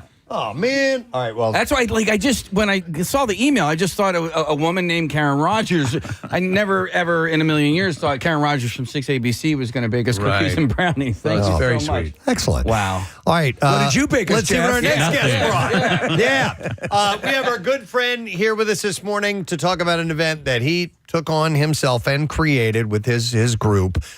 Which has snowballed over the years into this bigger event, so much so it had to have its own time. Yes. Because it was just too cumbersome to handle at the Camp Out for Hunger. This is our good friend, Mr. Jeff Walton. Hey, thank you guys. It's good to see you again, Jeff. Always good to see you guys. All right, I can never, ever, in all the years I've known you, the Porsche Club of America, the Reason Toter. I will never be able to say that. That's the official group name. That's the official group of the Delaware Valley. Okay. And just to give a little bit of history for those who don't know, Jeff had created this event where all the Porsche members would meet together with their cars. You guys used to meet out in King of Prussia, drive down via caravan to the Camp Out for Hunger, and it got to be over 100 vehicles. And it was something to see. You and I would look at each other, and it was simultaneously massively amazing, and we're like, what are we going to do? Because people other people were trying to get in, and it was just, and then it was you, Jeff, who said, we can do this in a better way. Yeah, after the Sixers game got canceled one night, and 8,000 people were trying to look for the way out of the Wells Fargo Center. It was nuts. It was raining, and I was like, never again. So I talked to you guys, and I said, hey, let's make this a little bit bigger, a little bit less dangerous. So now we go down to it's Xfinity Mobile Arena now. Yes. The X, the big joint. I don't know what we're going to call it now, but the big joint will always stay, right? Yeah, big joint will always stay. So we're going down in F lot this year. We're a little bit smaller because there's a Sixers game that night. They're doing photographing. All kinds of things are happening down there. So it's going to be a fun time. All right, so this is going to be this Sunday. What are the times on this? And then we'll tell everybody what they need to do to come out. Gates open at 7:30. Staging. We'll start. That's AM, by the way. That's AM. And we have a lot of new clubs this year joining us, such as like the South Jersey Volkswagen Club. We got Delco Cruisers. Oh, yeah, Delco nice. Cruisers. All right. I try to get Hatboro Cruisers. I think they might be coming. We have a Elite Speed Tour. We have Audi this year. BMW's coming down. All right, so cruisers, what kind of cars in those clubs? Whatever they have. Okay. You know? So, the 50s, 60s, 70s, 80s, neat cars. And more vintage stuff? Yeah, more vintage stuff. We have the graveyard shifters. They have the rat rods and things of that nature. Oh, that's so eclectic. Cool. It's so cool. I mean, even right from the get-go, it was always better than the best car show. I mean, the stuff that shows up is amazing. So even though it may be a little bit smaller, again, the variety is going to be in force. That's correct. And we'll come down. The Porsche Club come down in tow. We have about 250 cars usually, and then we have the Vet Club. We're sponsored this year by Extreme Terrain, big Jeep club. So we had. Jackson used to come down with Jeeps. It used to be Jeeps and Porsches. Yes. We still have a few Jeeps come down. It's just fantastic who all shows up. You were saying prior to we were talking about Pierre and about Pierre loved he'd been down to the event a couple of times and you had actually taken him out on the track. Yes. With his love-hate relationship with his Tesla. Yeah, that's right, because the Porsche Club won a broadcast with Pierre Robert, so we had a broadcast from the track. Yeah. And we put him in the car and he screamed for 16 minutes on air. Yeah, and in fact, fantastic. Hang on a second. Jeff sent me that, and I'm sorry this is last minute, but I want to send this over to Marissa and see if she can grab a little audio of that. I sent it over, but she stepped away for a minute, but maybe we can grab it in a couple minutes. You said something very sweet, which I think is nice. You talked about over all the years, the advice that he gave to you through the radio really meant a lot to you. It did. It really... I got better advice from him than my parents probably because I just listened to him so much. And I first met him back in like 90. I was looking for the wall tickets, and I came down to your studio down in Rittenhouse Square and talked to the lady, and he walked by, and he goes, "Hey, laddie, what do you need?" And I'm like, "I'm looking for wall tickets." And he's like, "I have no idea how to get them." But a week later, she called, and she said, Pierre found a way. I had to send $32 for a ticket to some Berlin newspaper, and got there on Friday. The concert was Saturday, and they were there. We got 4 tickets. It was amazing. That's a classic Pierre story. Yeah. Jeff, for the filler trunk, and by the way, it used to be called the filler frunk. That's correct. And that was for the front trunk of all Porsches. But you expanded because more clubs, like you said, Jackson used to have his Jeep club that would come down. There was this friendly rivalry, and everybody decided to join forces and just call it the filler trunk event. So what are you looking for? Are we good on car clubs and cars, or what else? Yeah, car clubs and cars. If you want to come down, please register on fillatrunk.com. It is not a car show. It's more of a food drive. We want you to have food in your trunks. Yes. Because we will empty them. We have mainline cars and coffee. They're coming down. They usually have a big just mainline cars and coffee, just big show. But a bunch of them are coming down as a club with food in their trunks. And we'll call each club up at a given time and to make the donation. Yeah. So it's non-perishable food items. Again, non-perishable food items. It is a food drive. That's correct. And however creative way you want to store it in the vehicles you're bringing up, and they do all sorts of creative stuff. Yes.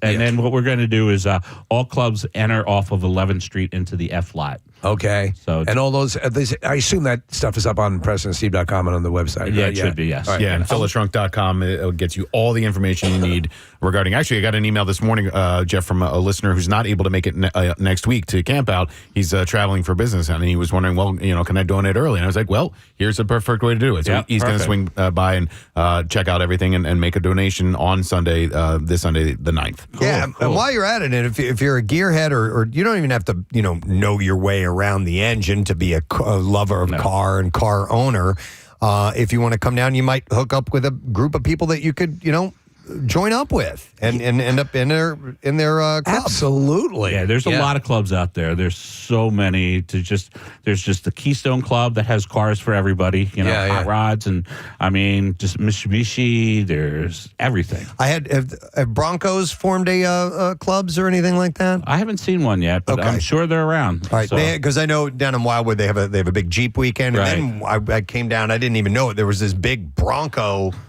Yeah. Like just hundreds of them around. Yeah. Preston, It was wild. Years ago at the Metroplex, we started to get, what was the first collection of car group that, was it the Mark? Might have been the Mini Coopers. Or the Mark 7. Yeah. Mark 7. Remember that? There was a club of like 30, 40 Mark 7s. And I always thought that was kind of a cool looking car. I don't even know what a Mark 7 is. Off the top of my head. Describe it. It's a Mercury, right? Yeah. Okay. The Mercury crew. Yeah. That's right. I think they were the first. You owned a Mercury. Wait. I wanted to get a Mark 7 used. But the Mercury I owned was not a Mark 7. What was that gray vehicle that you had? It's a Thunderbird. It was a Thunderbird? Yeah. Okay. All right. It was a rolling death trap. Somebody had a Cougar, though, right? Cougar Club? Yeah, I remember that. They were over 40. Okay. No. By the way, all right, while we're killing a little bit of time, Marissa grabbed a little bit of air. This is great. So where was this? This was at the track in New Jersey, Motorsport Track. Yeah. And this is because we won second place. We beat like Campbell's and Compass and all those things. And we wanted to broadcast with Pierre, and he came down and broadcast for a couple hours, and we made him go through training, and then we got him into a car, and the first thing he did after this was kiss the ground. All right. Here's a little clip of that. I want to talk to him, but I can't talk to him because he's driving the car. This is a 6-speed, beautiful Porsche automobile, and oh my God, this is so much fun. Oh, wow. All right, here's another one. Hang on, Marissa grabbed. I just sent it over to her, so here we go. We are downshifting in this wonderful 6-speed vehicle. I am dressed in a full helmet, strapped in a harness situation. Man, the G-forces. We would talk to Miles, but I can't move the microphone. That's awesome, man. It was a fantastic day. He just loves it. So we'll be one less Tesla down there this year. Rest in peace, man. Yeah, absolutely. All right. Well, listen, we thank you, Jeff, for all the efforts you and the crew put together. So this is this Sunday. It opens at 7:30. That's when people start arriving, 7:30. Correct. And goes till, did you say noon? 12 o'clock. Okay. So if you'd like to come down, be a part of this, make a donation, you can go to WMMR.com/campout and get all that. And keep in mind, this is a nice little kickstart to the week. This begins the in-person donation. As far as I'm concerned, we don't start until Monday. Which, by the way, they're already there building things. Yep. The tent's up and getting up and running. The bones of it are up now. So we urge that you go, and it's going to be a beautiful weekend. Stop by on Sunday. Wonderful. Thanks again, Jeff. Right. F-lot. All right, Peace thank out, you, guys. Rock Jeff and roll. Walton, our good Rock friend. It is the Fill-A-Trunk events for the Camp Out for Hunger going on this weekend. All right, we will take another break. Come back in a second. Bizarre File stories await you. Stay with us. This segment didn't go anywhere, and we had extra time we could put her in, but She's got a big package. We got just enough to do another one, and then we got a break because we have some guests coming up in a moment. All right, Marissa. Is that what is that, a canned ham? Oh, my God. She just dumped something heavily on the counter. I mentioned this before, and you guys kind of lit up, and it lives in my house, and I get to see it every day, and I'm really excited to share it with you guys. Okay. All right. Oh. Whoa. It is an old-time adding machine. Oh, wow. Or the calculator, if you will, but it's a type that you would find in, like, a store. And you pull the lever down when the clerk would print up your receipt. Or at Magnata and Sons office in South Philadelphia, because this was my grandmother's adding machine where she kept the books. Let's hear some noise from that. Let's hear it. Crank it. There you go. That's really cool. That's awesome. When my grandparents had one, it was a little bit bigger than that. And as a kid, I played with it all the time. I loved it. You're fascinated. Preston, we used to have the old, Underwood typewriters. I mean, the real old, the kind of stuff Tom Hanks collects. And you're fascinated by them as a kid. Wait, so are these bells? Yeah, no, that should be where the printer ribbon is. Oh, maybe that's why it doesn't print anymore. Well, There's a ribbon that goes between those. There's two reels. Technically, Preston, it's an adding machine / Sibian. It's about that size. So there's still like there's still addition, or there's still numbers on it from the last thing my grandmother typed, because my grandmother like never stopped working. So my dad or my grandfather probably just like handed her a calculator and she just like swapped it out. Was like, all right, I'm done with these numbers, and boom, on to the next thing. What was it an accounting firm? What was it? It was a HVAC plumbing company. Oh, okay. So they were right there on Snyder Avenue, and my grandmother was in the office and kept the books. See, I want something like. Oh, okay, I have another idea then. Okay, you guys are giving. Kathy, do you have any ideas now? You said you do. Yeah, okay, yeah. Right. I know. I remember exactly what it was. Yeah, I wrote down a couple more things, so I'll be ready for another show. I think you guys all killed it. Yeah, this says it's a Burroughs portable adding machine. Look at how portable it is. Only weighs 112 pounds. And God. This is the type of thing that if you were at a general store or something like that, because my grandparents owned a general store, and that's what they would use to ring up the receipts. And Preston, you put this in like an antique store out, in any remote area, and a little extra dust on it, you could sell it for a lot of money. Yeah, totally. I bet you could, right? I mean, these things, people love these things. Yeah, I was in a store just this weekend, and they had things like this all over decorating How the much? store. I'm sorry. No, it was a clothing store, and this was just filling out the shelves. So is that out as decoration in your house? It Or you is. just- yeah. It's in all my. I'm sorry to interrupt. She's got some cool antiques. You have antique cameras, radios. Or have you started doing radios yet? I'd love to get an I antique have radio. a radio that's my boyfriend's grandfather. So all the cameras you'll see in like a Zoom call, or when I did my TV show, they were in the background. Those are all my grandparents. They're kind of like the ones that you look down at. You know, Yeah. you look down into they're really cool. So it's everything from my grandparents, the old ones, like the Polaroid ones, to the ones my dad used in the 60s and Like the 70s. A Browning camera, like the One like that from Yeah, my grandfather, right. and then a Nikon from my parents and things like that. And then I have photos that I realized later that were like developed on that and are printed and hanging on my wall from those cameras. Cool. Wow. Oh, excellent. Well done, That's Marissa. awesome. I love it. Thanks, guys. Show and tell. First ever Preston and Steve show and tell.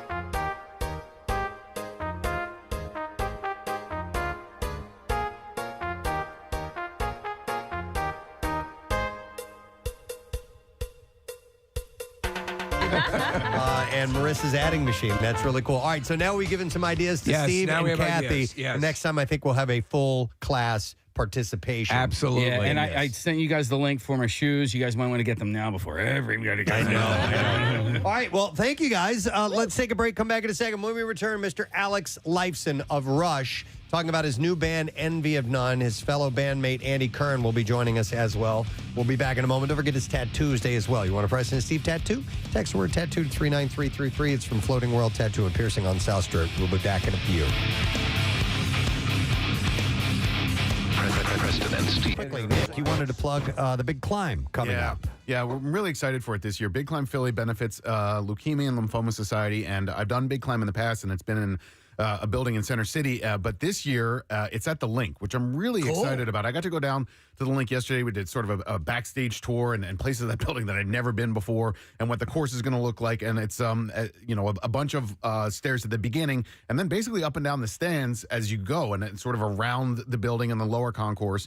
So it's May 6th. I would love for you to join Team Luke. My nephew Luke is in remission from leukemia. He's doing really well. But LLS is just an awesome organization, and we'd love to have you be a part of Team Luke. It's Saturday, May 6th. It's in the morning. All the information's up on my social media and on PrestonandSteve.com. But it's a great event, and it's going to be really cool to have it at the Link this year. Nice. And you guys will be going up and down stairs as opposed to just all the way up, right? There's a staircase in the close to one of the main entrances that goes up, I think, like 5 flights. And then so we go up that, and then we come down the ramps, and then we go up and down the stands quite a bit around the concourse. That's pretty cool. And then down into like the locker rooms and the tunnels and stuff. So you come out onto the field at the end of it. And Preston, I think you had an event there last year, right? And yes, it's with the Take Steps walk for the Crohn's and Colitis Foundation. Yeah, and it's a cool place to have a charity event. So I'm psyched that it's there this year. Excellent. All right. Well, good luck to you, sir. It's going to be awesome.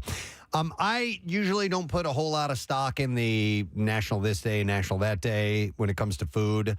Because sometimes we find out like there's multiple ones. Yeah, and, like it's a there's bunch of multiple crap. National Pancake Days and stuff like that. Although we do talk about that one, but today it's National Grilled Cheese Day. Yeah. That's a beautiful thing. I am a massive fan of a good grilled cheese sandwich. We've talked about the pairing with tomato basil soup, which is one of my favorites. It's when you get tomato soup and a good grilled cheese. That's about Yeah. It's a about great as snow day activity. Yes. What was the name of the place that we had? Meltdown? Meltdown. Oh, man. Yeah, mother of God. They were so good. The problem is that they were overpriced.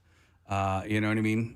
Because they were in and around the area. Yeah. And then I don't know if they're around that much anymore, but I like riffs on the grilled cheese. I mean, I do like the standard easy way to go is just bread, butter, obviously to grill it with.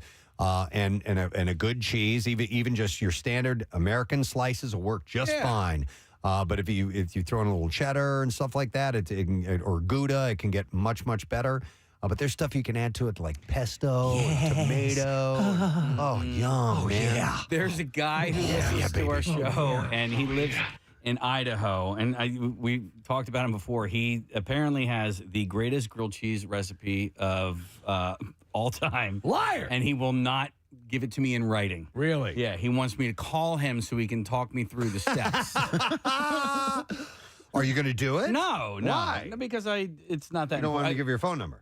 No, not necessarily. No, because I make a good grilled cheese. I don't need your help. All right, bro. what's your grilled cheese? Listen, the secret ingredient is love. Is butter. Lots of butter. Okay. Yeah, it's just as simple as that. So I'm going to mention a bit. The Couch Tomato has a grilled cheese sandwich that is extraordinary, and it uses the toast is buttered. Mm-hmm. Well, you have to. Yeah. I mean, that's how you. That's what makes it different than being toasted. Making it grilled is you use either some butter or oil, but butter is usually the way to go. So let me ask you this fundamental technique question when it comes to grilled cheese: do you butter the bread? No. All right. How do you do it? I do a straight up, and first of all, I have a griddle, so I like to make it on the electric griddle rather than on the frying pan or whatever. But I take a huge pat of butter and I stick that on the griddle and I let that melt, There you but go. not all the way. Okay. You know, just and then I throw the whole grilled cheese on that and I spread it around. Then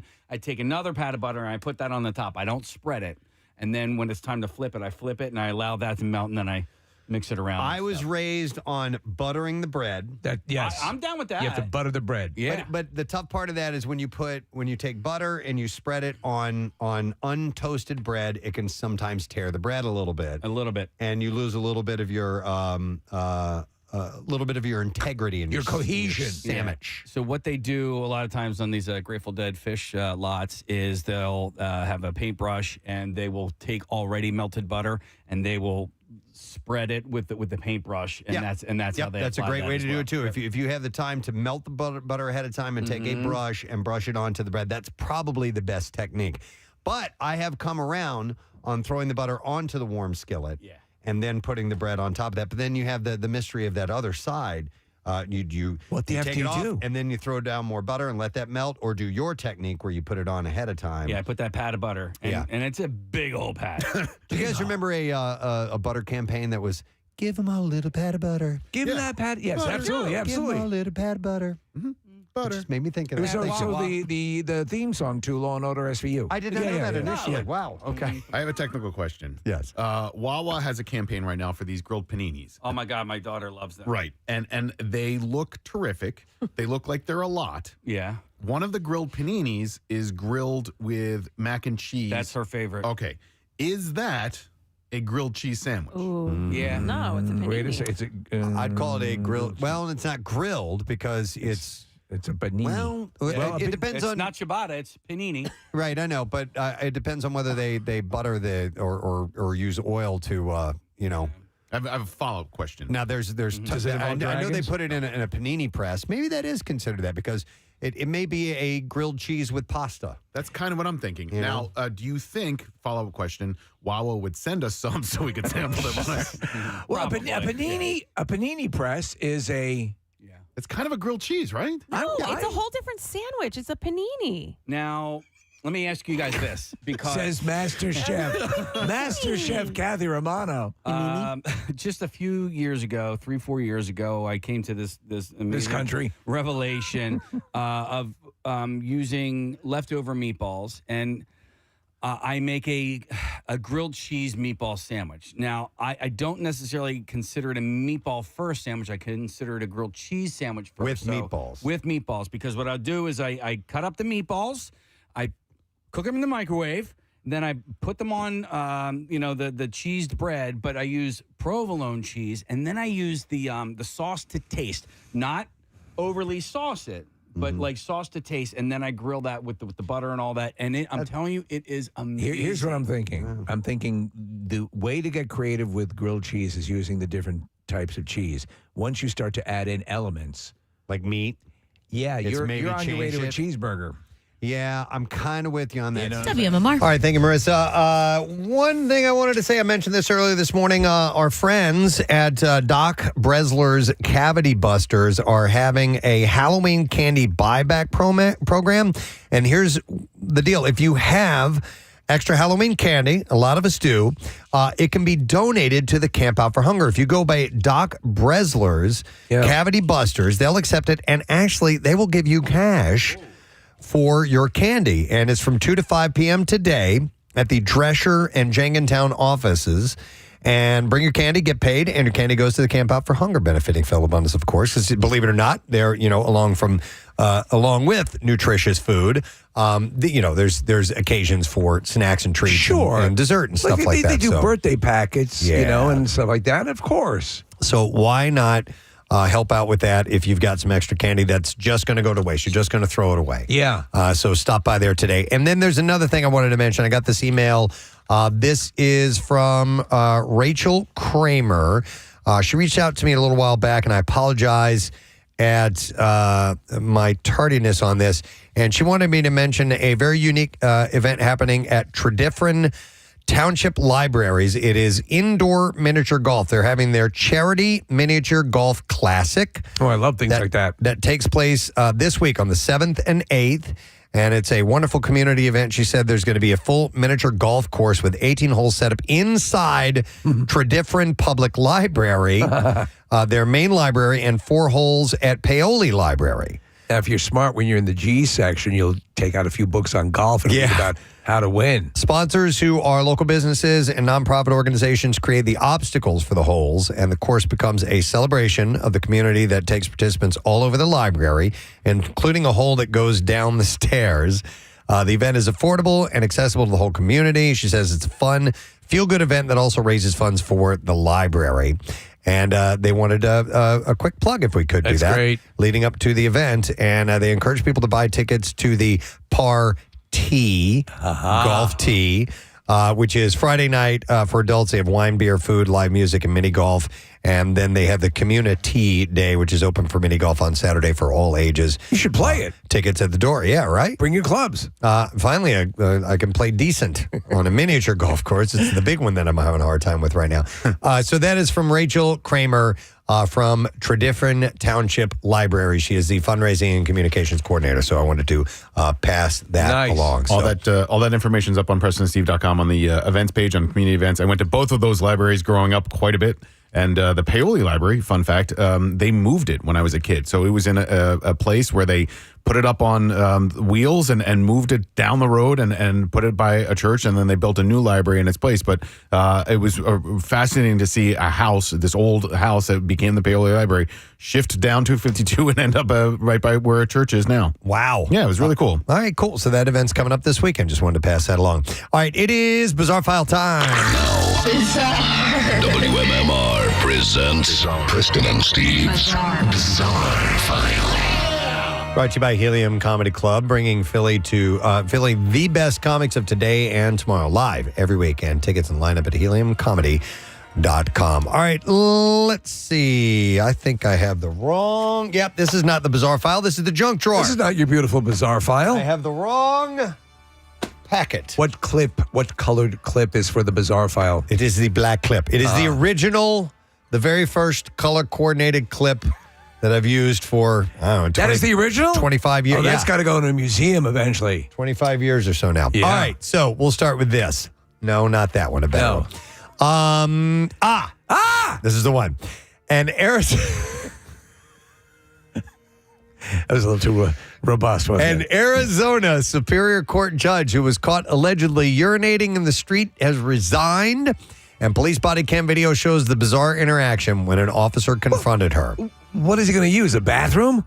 It's she, actually. Oh, what is she going to use? A bathroom? Yavapai County Superior Court Judge pro tempore Kristen Schaff Olson turned in her resignation last month after being cited for the alleged act, which the approaching officer described as disgusting.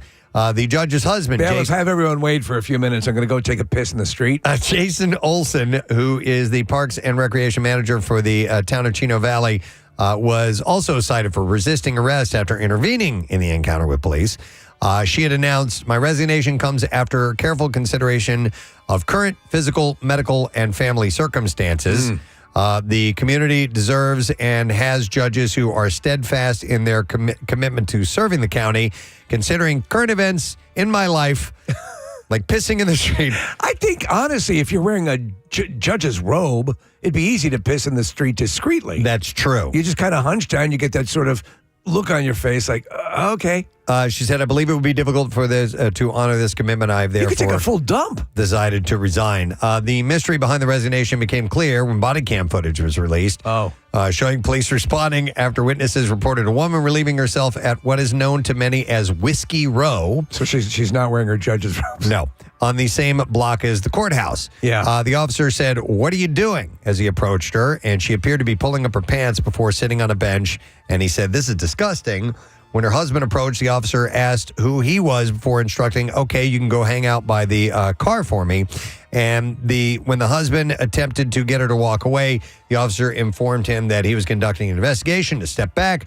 When Jason Olson asked why his wife was being investigated, the officer replied, because I saw her puking and urinating, exposing herself to several people. It was a bad night for her. The husband said, no, that wasn't her. Police said Olson did not listen to the instructions to back away, and he was being detained and resisted by tensing up his right arm before taking to the ground. So you're saying her wasn't her? The judge, by the way, could be heard in the video identifying herself saying, that's fine. I want to let you know my name is Judge Kristen Olson. Well, she copped to it. She did. Yep. Yeah. And she has now resigned. A worker at a West Virginia Little Caesars is accused of shooting someone through the business's drive-through window while on the clock. Jontique Farmer has been charged with malicious wounding. Farmer was speaking with another employee at the Little Caesars restaurant when the two of them had exited the store. Around the same time, a man was outside the store by the drive-through window staring at Farmer, an act that upset him, the other employee said. According to authorities, the fellow worker retrieved a gun Farmer had in his vehicle in the glove compartment and handed it to him. The two then went to the back of the store. The man outside apparently remained by the drive-thru as the suspect is alleged to have gone to the window and screamed at him while the man sat in his parked vehicle. So this has nothing to do with their new slogan, pizza's so good we'll shoot you? Nothing. Farmer reportedly said, you want to kill me, to the man before firing his gun 3 times through the window. That is just insane. That is insane. The other man was hit in the bottom of his face and near his left rib cage, but was listed as being in stable condition after driving himself to the hospital. Farmer was arrested the following day. It's unclear whether he and the victim knew each other. You really should have a service that would drive you to the hospital. Right? Yeah. But he was already in his car. Yeah. So why not? That's no, ain't no thing. All right. So a weak password could become one of the symbols of the Louvre's security flaws. According to, now this is from 2014. Okay. But according to 2014 documents obtained by Liberation, accessing the museum's video surveillance server required typing the all too obvious word Louvre as the password. It'd be very obvious, wouldn't it? And back in the day, a report from the National Cybersecurity Agency warned 10 years ago that whoever controls the Louvre's network can facilitate the theft of artworks. And now, after the heist, a Paris prosecutor, Laura Bacot, speculates that the culprits aren't criminal masterminds, but rather simple thieves, perhaps without any internal accomplices. The code is 1234. The cultural minister, Rashida Dati, also acknowledged the serious shortcomings, speaking of a chronic and structural underestimation of the risk of theft. There's still no trace of the stolen goods. The investigation continues. So far, 4 people are in custody after they arrested 2 new suspects. 3 others were detained and later released. The search is still underway for accomplices who may have been a part of the gang, as well as possible clients. So not the criminal masterminds that we might have originally thought. Well, they're not saying that this was necessarily the case this time, but the Louvre has a history of not really being on it. Probably lock that door. Probably want to lock the Mona Lisa door. Yeah. Lock that door. Lock that one. Slide that bolt over. All right, one last story. In Indiana, a man is spending time in jail after deputies say he tried stealing from a hardware store in Evansville. Hardware store? And in a hardware store. Deputies were called to the Ace Hardware store to investigate a theft. Dispatch reportedly advised a man, later identified as Joseph Corbat, was concealing power tools down the front of his pants. Deputies said they stopped Corbat as he was leaving the store and noticed a noticeable bulge at the front waistband area of his pants. Good for you, bro. They apparently found a Milwaukee M18 1.25-inch router in his pants. All right. Or are you just happy to see me? Deputies say, is that a Milwaukee M18 1.25-inch router in your pants, or are you just happy to see me? No, it's the former. Deputies say Corbett claimed that he was walking back to pay for it. Of course, I was just going back to pay for it. Yeah, I just like to rub it on my balls. Oh, well, you can have it for free now. Authorities say Corbat admitted that he intended to steal the tools so he could sell it and have his power service reconnected. Yeah, you know when you walk around, you stuff stuff down your pants when you're shopping. You can't hold everything. He was arrested without bond. He is charged with organized retail theft. And that is the last story we have for you in the Bizarre File this morning. All right, we shall take another break. We'll come back in a moment, and we will get to the lesson question, the trash, and the music news on top of that. So make sure you stay with us. We'll be right back. So it's a meatball sandwich and not a grilled cheese. I think so. I Okay. think that once you add meat, that's the main ingredient. Right. That has become the main ingredient. The cheese needs to be the star. The cheese needs to be the star. Yeah. Thank you very much. You don't have to That's be the name of my book. And tell us about your book, The Cheese Needs to Be the Star. Well, it's really pretty much a look back at my career in radio. Preston, have you seen the number of texts coming in saying that one should use mayo instead of butter? There's a guy on the line right or girl. Okay. Yeah. I've seen it. I have not dared to try rebuke you. No. I've not dared to try it, but that is a technique. So we have a few people. Let me go to Dave here. Hi, Dave. Good morning. Good morning. Hey, what's up, Dave? Not much. Yeah, mayo is it. It doesn't tear the bread like butter would, and it fries up crisp. Well, mayo is also, I mean, It's a wholly different flavor than butter, though. It would make. You know what I mean? I would have to try it, honestly. Yeah. I'll do it today. Yeah. I would have to try it. So I like it's odd because, Steve, I do like mayonnaise, but the idea of searing it like that seems kind of gross. There are a lot of eggs in mayo, yes? Yeah. Yeah, it's eggs and oil. Right. So, Yeah, so yeah. you got both ingredients. Yeah, you know what? But I would there's have no to eggs try and it. butter. Ooh. There's no eggs and And butter, you though. can't tune a fish. If you don't tune your butt. You know, I don't know. dated a girl for a hot minute who they made their French toast with cheese. And so now I'm wondering if you were to make a grilled cheese and then kind of coat everything in the egg wash. Wait, the same way well, you it's a would. Monte Cristo sandwich is Okay. made that way. All It's French toast, and then in between is cheese and turkey, and then apple slices. What would they do, Casey?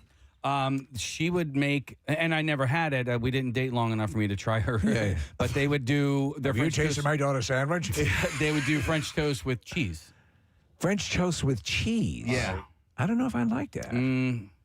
I don't. Well, not with syrup. I mean, but if it was a grilled cheese like French toast style, I'd do that. All right, hang on. I'm going to go to Jenna because she does the mayo technique as well. Hi, Jenna. Good morning. Good morning, guys. How are you doing? Wonderful. All right, Jenna, what is it that's so much better with mayonnaise instead of butter?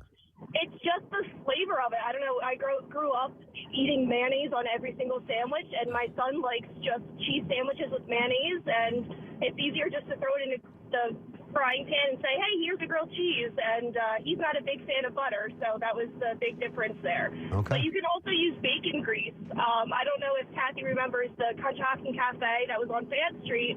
I worked there all through college and everything, and we used to use bacon grease for our grilled cheeses, too. That's a great idea. We used to save our bacon grease when I was a kid growing up. And drink it in the morning. No, we would not drink it in the morning, but we could use it to as a base to cook things with, a la, shortening or it was a standard. Lard we had or whatever. We had those jars, mason jars. Of, yes, that's what we keep it. Standard. Or like an old jelly jar or something like that. And my mother used to hollow out a bagel and keep her birth control pills. Oh in my it. God! Oh my God! Did So you ever unique.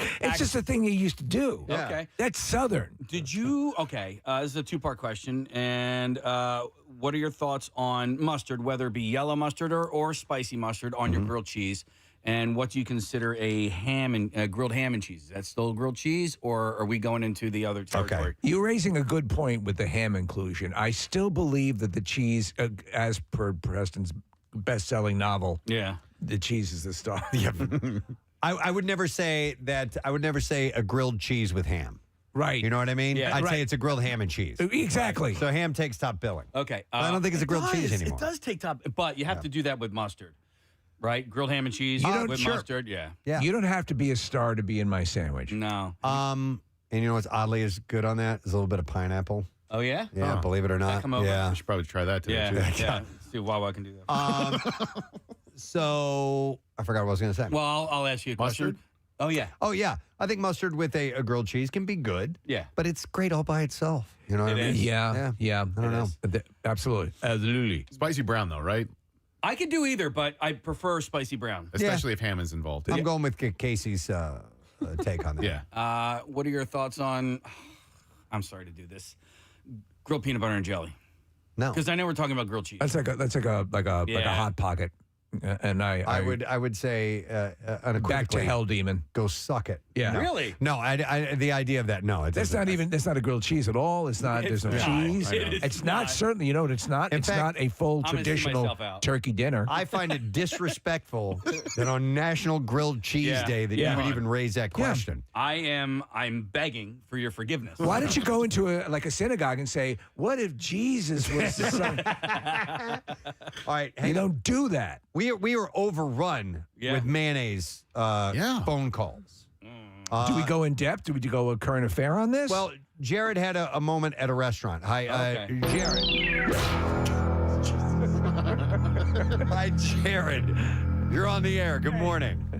You guys rock. Thank you, man. All right, what's the incident that happened with the mayonnaise? So I used to run a restaurant back in the day, and they were getting really behind, and it was like a grilled cheese day that we were doing. Mm-hmm. So I got back there, and we had like fresh churned butter, so it was like real soft. Well, I messed up, and I put mayo on all these grilled cheeses, put them down, sent them out. Well, I ended up coming back, and they were like, oh, like they were the best grilled cheese we ever had. Come to find out, I put mayo on all of them. All of them. So that actually became our biggest seller. So that was your signature grilled cheese sandwich was prepared with mayo. To your own personal taste, do you like it better? I wouldn't say it's better, but it gives it a bite. Like you use it with like Cooper Sharp cheese, like it's completely different. Huh. So like we did a different thing. We actually did a condiment grilled cheese. So if you wanted mustard on it, we actually did mustard on the grill, and that hardens up real nice. It gets a real a real crispy bite. On the outside of it, you did mustard and then grilled it? Yep. And it actually comes out really good. Cray. All right. Interesting. I'm concerned now about the number of restaurants that are bringing sandwiches like this to us. Yes. And what that will do. We need to spread it out. Too many. We need, really. All right, so Steven actually sent me a few grilled cheese from Food Network, grilled cheese recipes, and there's a few of them here that I've done before and like to have from time to time. Grilled tomato and cheese, I think, is a great one. That's a standard, and I do love that one. Well, now the tomato's taking top billing there, Preston. No, it's No. not. You said grilled Well, tomato you're and right. cheese. It says grilled tomato and cheese. I would say call it a grilled and cheese tomato. with tomato. Yeah, exactly. Exactly. There is a grilled cheese with bacon. You can put it on there, And that's grilled cheese with bacon. which is awesome. Cheddar and apple grilled cheese. All right. That's good. Yeah. Yeah, because if you ever have like apple slices and cheese together, that's, or fruit and cheese, that can work Makes out it nicely. healthy. A sandwich you can eat on the run. Smoked Gouda and roasted red pepper grilled cheese. Do I like Gouda? I like you do. Gouda, yeah. You like Gouda a lot. All right. You know, you'll find good Gouda? Abu Dhabi. I have a story in the bizarre file with Abu Dhabi coming up in a I'm while. thinking a grilled brie. Yeah. Would be yummy. I've had it. A grilled ham and brie. Yes. It's fantastic. On a baguette. Oh my God! So good. Nick, my wife makes a it's an app she'll put out at parties, but it's brie and it's grilled in or it's baked in like a challah, like a baked brie. Yeah. And it gets all runny and and there's a gooey. little bit of raspberry or something too. Yeah, but you know what, Steve? It's got that protective shell on the outside. And it gives it cohesion. God bless that shell. Hang on a second here. Let me go to Garrett has a recipe. Hi, Garrett. Good morning. Yo, good morning. Sorry to bother you guys at work. Nah, brother. What's up?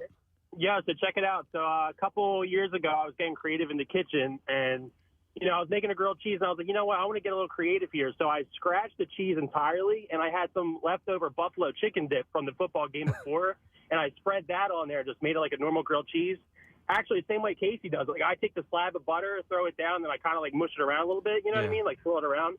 But, dude, I'm telling you, that is a banging sandwich. So I love buffalo. I guess buffalo chicken dip has cream cheese in it, so that's technically in the cheese family. Well, we throw some cheddar cheese in our buffalo chicken dip, too, so kind of Okay. we get in there. Speaking as someone who has Interesting. Thank you, now Garrett. about 160 packets of Star-Kissed buffalo. I love that. Buffalo tuna? The buffalo tuna is great. The buffalo dip in buffalo dip. I'm every sorry. application. That buffalo flavor, whatever it is. You said it has cream cheese in it. I didn't know that. The dips usually Okay, do. yeah. Delicious. I will say that Panera, they sometimes can hit or miss on some of their things, but consistently their tomato soup and their grilled cheese is good. So I agree. What's the new What's the new sandwich that they're The Panera? They mentioned a type of pepper. It's like a Freshy pepper? It's you know what I'm talking about? Have you seen the thing? Is For it this like- new- like- it's like a new like a Mediterranean. You know what, Steve? They should probably send us samples. I'm intrigued. Yes, Is it, it's a new thing that they're pushing. Wouldn't and be it's a got poblano pepper, would it? no. I don't know, but it is a red pepper that apparently has this incredibly exotic, wonderful taste. Okay, wait, like a vegetable or like the crushed red pepper? A vegetable. No, like a vegetable pepper. Side note, stuffed peppers. Fantastic. Oh, yeah. Big fan. Yeah, Like you well, can put we should sausage have in a there. restaurant called Sergeant Pepper. Well, listen, it's sort of offensive that you bring it up on Grilled Cheese Day. I'm sorry. Yeah. You're right. I mean, I said side note. stay in your lane, buddy. All right, roasted poblano and mushroom grilled cheese. No poblano. I like a poblano. I do like poblano. I like it. The poblano. I like saying poblano. Fun syllables. I come know what- from you know the what village of Poblano. Do you know what a smoked poblano is? An ancho chili. Oh. If you ever see ancho chili. I don't know why I Ancho reacted cheese. like that. Yeah. I believe so. That ain't your cheese. Wait, so it's the same thing? It's the same thing, but it's smoked. It's prepared differently, if I remember correctly. Okay. Here, this one sounds interesting. Grilled cheese with everything bagel seasoning. Oh, yeah. Yeah. Wait, in or on? Don't know. I would have to click on the recipe, and it would take me off of this. Right. This is just the names of them. I think at Trader Joe's you can get the seasoning that's just called everything but the bagel. Yep. And it's terrific. Yes, I agree. But one of the best. So there was a maybe you've had it as well, Nick, over at Harvest. They would do like a cedar plank salmon, but it would be crusted with the everything bagel crust. I love a crust. Oh, yeah. Grilled cheese. Look at me bringing that up on Grilled Cheese Day. Yeah. Spicy grilled cheese. Okay. So you can use, like a jalapeno Or pepper cheddar, jack or something. Pepper jack, yeah. No, but I'll do like a diced jalapeno. Okay. We actually, oh, God, never mind. Sorry. I was doing the Casey thing, and I'm not going to do it now. You were going to go somewhere else? Yeah. Okay. My refrigerator's Well, blue. now I'm intrigued. Okay. Well, good. Because this is, my wife made hash brown casserole last night for dinner. This is a recipe that we shared with Casey's family. And, And it's loving it. amazing. And I was really digging it. And I thought, ooh, you know what would be really great in this? Diced jalapenos. Oh, yeah. Yeah. Did you? I agree. I did not, but I put some hot sauce in it. Is there cheese? 93.3 WMMR. It's funny how when something significant happens in your life, song lyrics can. I was thinking you were thinking the same thing, right? Yeah, absolutely. I could tell we were all just kind of sitting here quietly, and can't help but think about Pierre when you hear the word hero around here for sure. David Bowie. On 93.3 WMMR. It's everything that rocks. It is 10:15. You know what? Give me just a second here, because I was thinking about Pierre yesterday, and when I started off in radio, I was a jock. Yeah. I was a DJ. Which I don't think that's what I am now. I'm a show host, and so two different things. But I loved being a DJ. Being a show host was something that was never on, my radar at all. It was kind of thrown into the position, and love it more than anything now, which is wonderful. But I do miss my times as a DJ, and I want to return to that from time to time, and not just come out of songs and move on and do something else, and take a moment and talk about the songs, express how important the music is and the songs, and how it makes you feel, and what you think of when you hear those. I agree. Special songs, The DJs that we grew up, the classic DJs, the people like Pierre, and there's really not many, Pierre in a class by himself. Mm-hmm. There is a romanticism to that voice that you're listening to, that one person. Jeff Walton was talking about it earlier, about, Pierre, giving him advice to the radio, or just those interactions.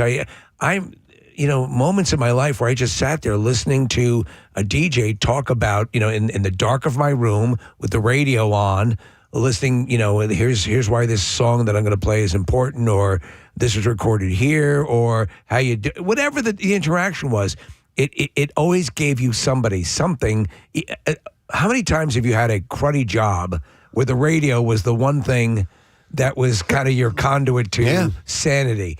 It means something to have that art form preserved. Yeah, because it is an art form. When I was a lifeguard, I worked at this apartment complex called Saybrook Village, and a lot of older people live there. And this apartment complex did not have any shade, and I basically spent that summer all by myself, and all I had was the radio. Yeah, and I listened to Pierre, and I listened to Debbie Cowton, and and so those were my friends for an entire summer. Yeah. Sure. Yeah, it's you build an important relationship with them. I'll tell you a quick story here. So, growing up, the guy that I listened to was a guy named Rich Dalton, Radio Rich, KC95 in St. Louis. And he was the night jock, and I loved listening to him. And he had he had a very low-key style about him. His delivery was very, very FM, Steve. It was very down. Yeah, so I know those guys, yeah. But he was my mentor. I don't sound or do what I do anything like him, but he's who I love listening to. And after we got inducted into the National Radio Hall of Fame, I reached out to actually the guy who was my old intern, is now the group program director in St. Louis. And I said, hey, Tommy, I go, can you give me Rich's number? I want to reach out to him. Yeah. And I want to tell him what he meant to me. And so I sent him a long text. I'm like, hey, you don't know who this is? And I was like, I actually met you these times, and Tommy gave me your number, and I explained who I was and what we've done here, and the Radio Hall of Fame and everything. And he got back to me, and I called him, and we had a nice long conversation. It was great. It was wonderful, and I got to tell him how much he meant to me and how he helped, guide me in my decision to head down this path. That's and everything. great. Yeah, it was That's great. I'm so glad I got a chance to do it. And then, like 3 weeks later, I get a text and it says, hey, I saw this number, and I'm just curious who this is. And I saw that you reached out to me. And I got back to him, I'm like, hey, Rich, it's me, Preston. You remember I had that long conversation about me in the Radio Hall of Fame? You need to leave me alone. Once was enough. Oh, it's classic. This isn't going to be one of those fatal attraction things, is it? You're not going to cook my bunny. But no, it was important to me to let him know. And Pierre had hundreds of thousands, if not millions of people that probably felt that way about him. We will continue to see those people, and I see in social media, what always warms my heart is to see a picture of someone who took a picture with Pierre. Yeah. Just post it. And it's and I mean, you could literally just have those running 24/7, I'm sure, for years. There's just so many of them. You know, it's funny because I was having this conversation with my wife prior to Pierre passing away about, I feel bad for today's youth because things don't seem as special to them as they did to us growing up. Like something as simple as going to West Coast Video or Blockbuster on a Friday night and picking your movies for the weekend. You know, like like everything is now like just on demand. Well, I know what you're saying, and and listen, you don't want to be like, well, we used to get together like for a better trip. No, there were things that promoted a little bit more interaction and community. And so the thing I want to say is that like all those things, all these comforts that the today's youth has, we also have. Yeah. So it's not like back in my day, because no, I'm I still have I have all the same demands that they all have today. It was kind of better back then. Well, yes, in many ways, and things are better now. Yeah. You have certain comforts and conveniences that are toaster strudels. But I mean, come on. What was the brand of toaster strudels? What was the name? Pillsbury. Pillsbury toaster strudels. Anyway, no, but you have conveniences and things like that. But they're also some communal things are not as tight as they used to be. I don't think so. Listen. Things ebb and flow. When you hear a song ebb on and the flow radio, is a great country duo. Really great country duo. No, but when you hear a song come on the radio, it hits a little bit different than when you just dial it up on your own. Agreed. Yeah. Agreed. And then we talked about it. I mean, I during the first day right after Pierre passed, I was talking about with Jason Fahan, listening to him play Supper's Ready during the A to Z, and I've heard that song 250,000 times. I've probably listened to it 2 or 3 times during the week leading up to it. Mm-hmm. And but for him to play Supper's Ready, Pierre, and to come out and to talk about it, to hear that pause, to know that everyone at that time who was listening communally, there's just something special about it. And either you get it or you don't. Yeah. I'll just quote this text that somebody sent in. It says, "Shut up, old man." Thank you. Message received on your part, clearly. Yep. Right? Okay. Rye bread. Rye bread. You know what? I want to send that guy something. I want to send him boxes of crackers. On their way. All right. It's lesson question time. We are going to give away a $50 gift card to Nifty 50s. If you can answer this question correctly. Oh, man, there's 2 really good ones here. Ask one and then let us know what the other one was. I'm going to go with the one from Charles Barkley. Who is his favorite golf instructor on Instagram? 610-660-9333. I'll tell you the other one when we get after we get a winner. But who is Charles Barkley's favorite golf instructor on Instagram? We had like a 45-minute conversation with Charles, and this is close to how it ended. And near the end, he mentioned this. While you are checking in, we will do the trash. The trash business is a gold mine. 93.3 WMMR with Preston and Steve's Hollywood Trash. All right, we'll get these stories and we'll get the answers. Steve, what's going on this morning? Well, Preston, MTV has officially pulled the plug on Ridiculousness, the longest-running series in MTV history. Many viewers assumed this was coming once host Rob Dyrdek started adorning his skateboard with AARP stickers. Oh, my God. After a brief hiatus, Kanye's wife Bianca Censori has returned to Instagram with another characteristically revealing post. Censori captioned the post, writing, "When the world seems to be going crazy, here's my butthole." Jesus. And finally, Charlie Sheen asked to expand on the revelation in his autobiography that he briefly had sex with men, responding that it never went as far as penetration. Sheen explained, saying it was more like a blow pop than a push pop. Wow. That's I think I get the gist on that. Yeah. All right, we will see if we get a winner. Who is Charles Barkley's favorite golf instructor on Instagram? And we're going to go to Gary and see if we can get that answer. So let's say hello to Gary. Gary, good morning. Good morning. What's up, guys? Hey, bud. So yeah. Oh, Paige Bracknick? Yeah, sporadic. Yeah, exactly. Paige, yeah. You got it, buddy. Hang on a second. And Gary is going to get a $50 gift card to Nifty 50s. Right now, they have the Preston Steve Inspired Milkshake Gingerbread Blast. It's available through November 23rd. You can order it and help support the Camp Out for Hunger. You can taste the memories at Nifty 50s. Nick, I wanted to mention something before we get into music news. Oh, wait. First, let me mention the other lesson question, which was, what was the sequel to Dances with Wolves? Dirty Dancing with Wolves. Which, by the way, Dirty Dances with Wolves. What? Listener Frank, who's like, the other question definitely had to do with Dirty Dancing with Wolves. So, Nice. Nice work, Frank. Somebody emailed me this, and we also got a text of it. Somewhere in Hatboro, somebody is on their front lawn put up a tribute to Pierre.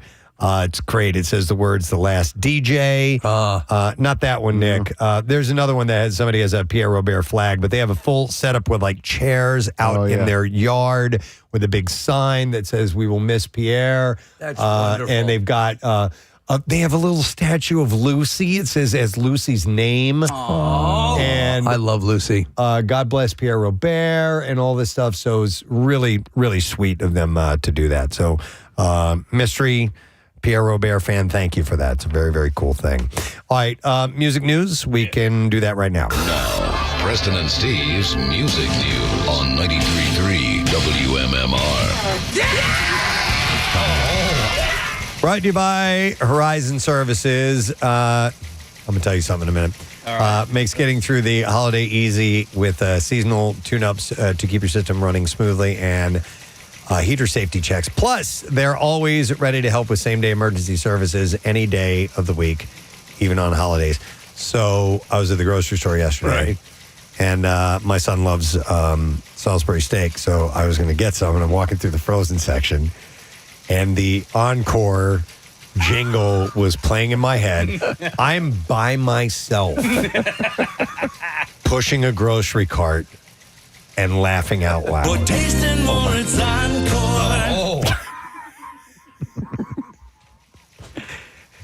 It's a perennial. And I'm looking around. I'm like, please, God, I hope no one is looking at me right now. There goes that DJ guy again. I was laughing out loud.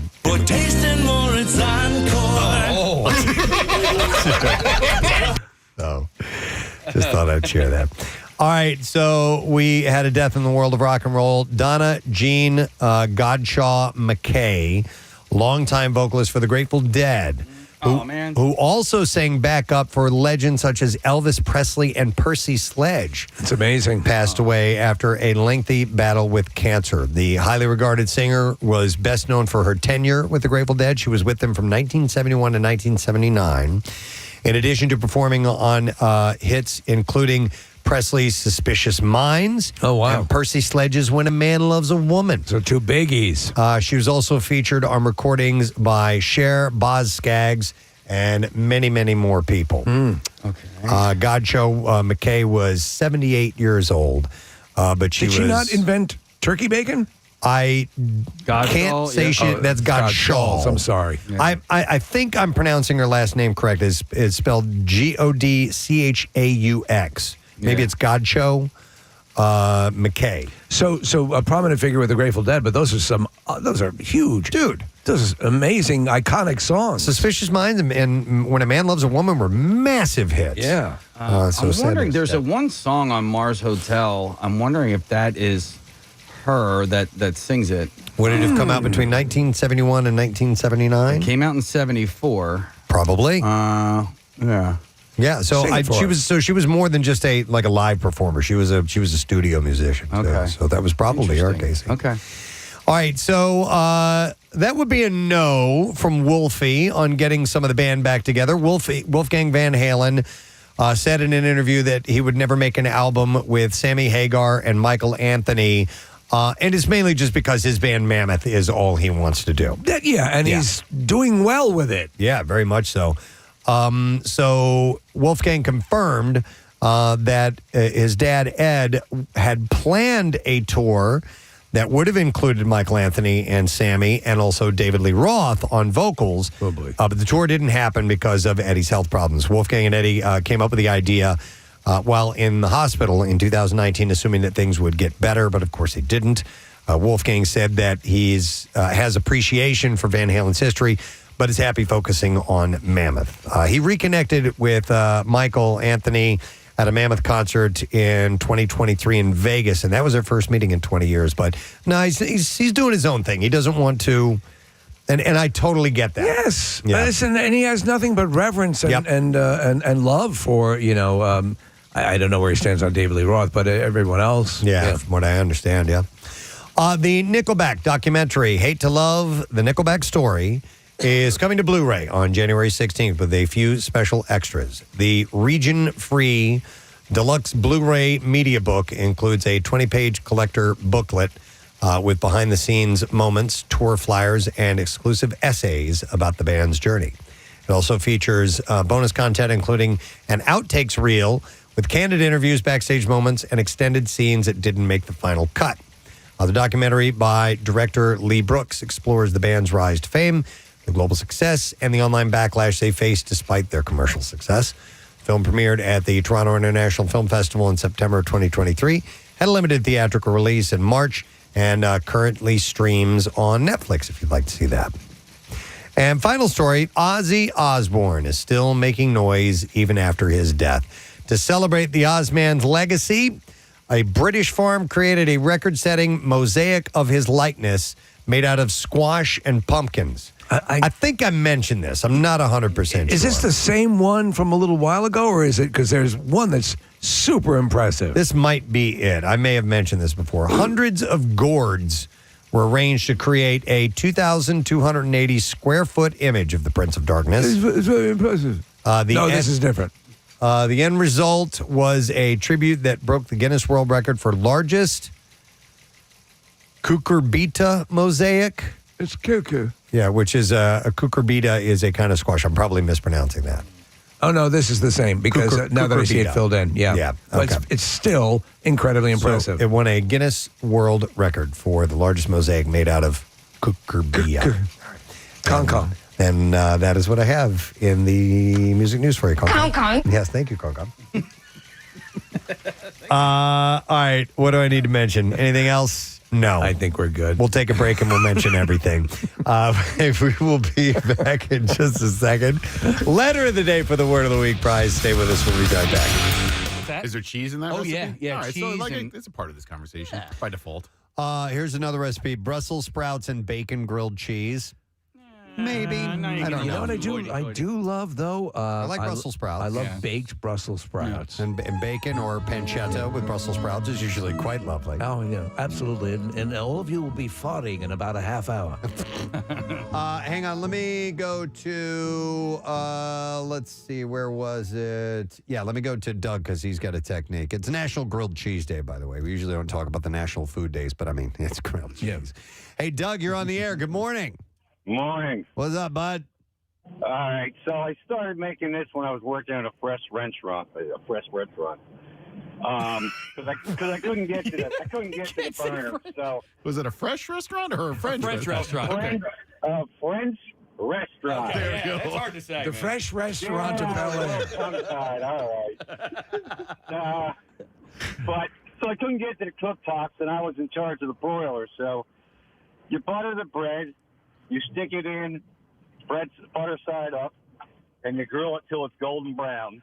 Okay. And you flip it over, you put your cheese on, and you heat it until it's bubbling and starting to turn brown. Okay. So he's saying In the oven. that makes sense. Yeah. Okay. You know, then you put it together. But lately I've been, so as that's working in the oven, I'll cook a couple of slices of pancetta, and if I use Swiss extra sharp cheese, you put them together, so you have the sharpness of the cheese, and then you have the saltiness of the pancetta. And It's awesome. I hate I'm digging Swiss it. cheese so much. Okay. I hate it with a But white it's hot a nice, passion. it's a nice crispy, you know. And All right. I like All right. that, Doug. All I'll right, try cool. that technique, the oven technique. Thank you. So you hate Swiss cheese? I hate Swiss cheese I love almost as much as I hate sharks. I love Swiss cheese. In fact, I'll go to the finest fresh restaurant in town. No, and they I've had a grilled Swiss cheese sandwich. It ain't bad. Yeah, if you do Swiss and cheddar together, I think it's great. It's And fine. I think a three cheese thing, Yeah. three cheese mix is pretty awesome. I did not know throuple. that about you about Swiss cheese. Yeah, Wow. just, ham and Swiss is that's a standard. Really? Gross, yeah. Turkey and Swiss. I love a good Swiss. My Andrea hates it too. She can't stand Swiss cheese, and I get in trouble sometimes for bringing it home. I'm like, no, I love Swiss cheese. Sometimes I feel Did you bring Swiss home again? Yeah, because she feels like because she's such a cheese lover. Yeah. which I find Cheese interesting. lover. Well, she loves all cheeses, except Swiss, and That I'm like, seems sort of arbitrary. You're kind of missing out. Not everything in the fridge has to be for you. I get mad at my wife for putting White Claw in the fridge. I'm like, God damn it! One more quick call. We're going to have to take a break because we have guests lining up. So I'm going to go to Alicia. Hi, Alicia. Good morning. Good morning. Sorry to bother you guys at work. It's okay. We're happy to have you, Alicia. What's up? Thanks. So I own a restaurant in Chalfont called Ember Smokehouse and Tap. Okay. And we have a 3x3 grilled cheese. I don't believe you unless you bring it here right now. I will bring it there. Go ahead. I will bring it to you guys. And the Brussels sprouts, we have Brussels sprouts. I can bring those too. Explain your sandwich fully. What is your premium grilled cheese sandwich? So it's a 3x3 grilled cheese. So it's got 3 different kinds of cheeses. And then I know the meat gets top billing on this, but it has pulled pork, bacon, and pork belly. And we serve it with a tomato bisque. Could you call that, though, Preston, would you call that a grilled cheese sandwich, or would you call that a... I'd call it a pork sandwich with cheese on it. Yeah. Here's the loophole. We don't call it a grilled cheese, but it has grilled cheese. And the loophole is that it's a 3x3. So you can say that the 3 cheeses is first, or you can say that the 3 porks are first. All right. So you're looking for wiggle room. It sounds delicious. I think you're a little over the boundary, but I mean, I'm sure it's a You should probably try it. I should probably try it. Not on National Grilled Cheese Day. I'm sure it's a fantastic sandwich. Well, interesting. All right. Well, thank you, Alicia. We appreciate that. Absolutely. We'll talk to you guys soon. All right. Take very care. cool. All right. By the way, Bon Appetit's best ever grilled cheese. And then we got to take a break. Marissa just brought this to me. What is it? It's Bon Appetit's best ever grilled cheese. Butter goes in the pan, not on the bread. Chicken in the bread pan. To ensure golden, not burned toastiness, the exterior of the sandwich should be slicked with mayo, which has a higher smoke point than butter and possesses the combined browning power of oil and egg yolks. So now I absolutely have to try the mayo grilled cheese. When mayo slicked bread, now it's saying you don't cake it with mayonnaise. All right. You just put a little bit on there and then you put it on the butter. And when the mayo slicked bread meets buttered pan, that's when the magic truly begins. Interesting. Opting for a cheese that melts well is paramount. American is the meltiest cheese there is. But a young cheddar cheese works well too and brings deeper flavor. If you want to go off script, stick to a soft or semi-soft cheese. Their high moisture content means that they're especially adept at turning molten. Once the sandwich is in the pan, pressing down with a spatula is helpful for achieving even toasting and for encouraging bread and cheese to meld together, but don't be overzealous. This is not a smashed cheese sandwich. Cut the sandwich diagonally. Thank you. Yes. And it says it's official. Sandwiches cut this way actually taste better. So I love it. That's great. Are you going to try the mayo thing? Yeah, I'll give it a shot. Yeah, I'm going to have to try it. I think I'd rather than be, I'd rather try before I deny. Yeah. So. Did you just make that up? No, it's actually from Stranger Things season 4. Argyle says that. All right, anyhow, it's National Grilled Cheese Day, so enjoy, dear friend, enjoy. So hug a veteran. All right, please. Thank you for your service. We're going to take a break because we have 2 guests coming up. One is going to bring some oddities in for us. Yes. For the World Oddities Expo this weekend. And the other is going to be making an appearance for the 20th anniversary of Napoleon Dynamite. Uncle Rico himself. 20 years. John Grice is going to be joining us. So we'll be back with those guys. Stay with us. Preston and Steve. On 93.3 WMMR. Thanks, Kat. There's this story. It's making the rounds. And it's actually a professional baseball player. Anthony Bass plays for the Toronto Blue Jays. And, you hear discussions about plane etiquette all the time as far as, sharing the armrest and taking your shoes off and all these other things. Pleasuring yourself? Pleasuring yourself. Can't do that. So there's a little bit of a controversy or a discussion or debate that's been popping up after he had tweeted about his recent flight saga. And it actually has to do with his wife. So the 35-year-old posted on Twitter a photo of his 2 toddler daughters on a flight playing on electronic devices. And you can see popcorn strewn all over the seat, all over the floor. And in the accompanying caption, he wrote, by the way, his spouse is traveling alone, and she's 22 weeks pregnant. He explained that the flight attendant on the trip had, quote, made his wife clean up their kids' food mess and he voiced outrage over the situation. He wrote, "The flight attendant on United just made my 22-week pregnant wife traveling with a 5-year-old and 2-year-old get on her hands and knees to pick up the popcorn mess by my youngest daughter." And then he wrote, "Are you kidding me?" And so he obviously thought that was out of line for them to ask her to clean that stuff up. Right. And people responded to that. And I'm curious as to how you guys would respond. So in the studio here, there's a picture of what it looked like around the area. Mm-hmm. And what you all have kids. I do not. So I mean, when you have a kid, if you take it to a restaurant, take it. Take the child. What is it? Take your baby or your whatever, your toddler to a restaurant. A mess is inherent, right? It's going to happen every single time. It happens on planes. And Steve, as a parent, you are responsible for at least making an attempt to clean up that mess, right? All right, you just hit it. That's exactly what. So, as a non-child owner, right? You don't have it. But that would be you make an effort at least. Yes. To clean up, to police the area a little bit. And I think somebody would say, here, let me help, or maybe the staff would assist. Just that alone gets you across the finish line. And it's embarrassing, quite frankly, like especially at a restaurant, because you know that it's going to happen and you don't want it to happen. Yeah. But you are aware of the fact that if you have a toddler, it's going to happen. So just do the best you can to prevent it. And then when the mess inevitably does happen, clean it up as best you can. The children were eating ribs. Right, yeah. Santa Monica, Everclear on 93.3 WMMR. It's Everything That Rocks. Preston and Steve Show at 10:41 on a Tuesday. Beautiful Tuesday morning, by the way. 63 are high. Lots of sunshine. Tomorrow is just fabulous. We're looking at sunny skies and 68.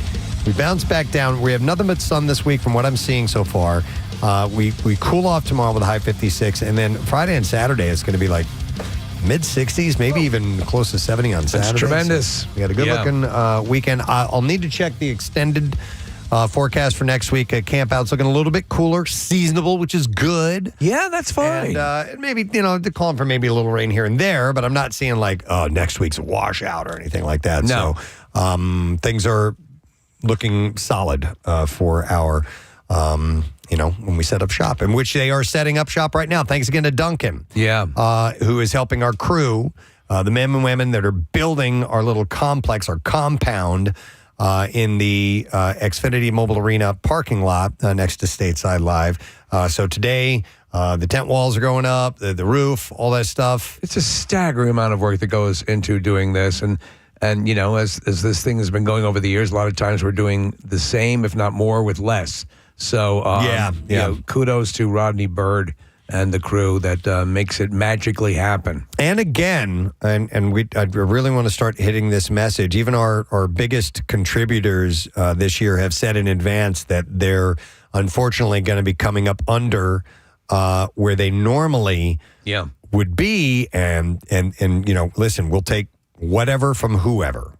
Not complaining in any way, shape, or form, but this is the most difficult year for the community so far, needs the most help. Yeah. And we got word that there's going to be a little less coming in this year. And I know it's tough on everybody, but if you do have the means, we are asking for you to dig deep, especially this year. It's extremely important. Phil Abundance is in a very bad way. So we'll do what we can to fill the coffers and, get a little cushion. Yes. Going through the very difficult times.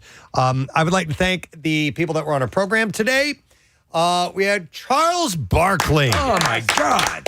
He had like a 45-minute chat with Sir Charles. Friggin' awesome. And did not disappoint. He's got a steakhouse opening up at Valley Forge Casino Resort sometime next year. We hardly even touched on that. I know. Cigar lounge, too. We hardly even went there at all. He doesn't even know when it's going to open. We mainly just talked about stuff and basketball and Pierre Robert and food and golf and YouTube. YouTube. We didn't even Scrapple.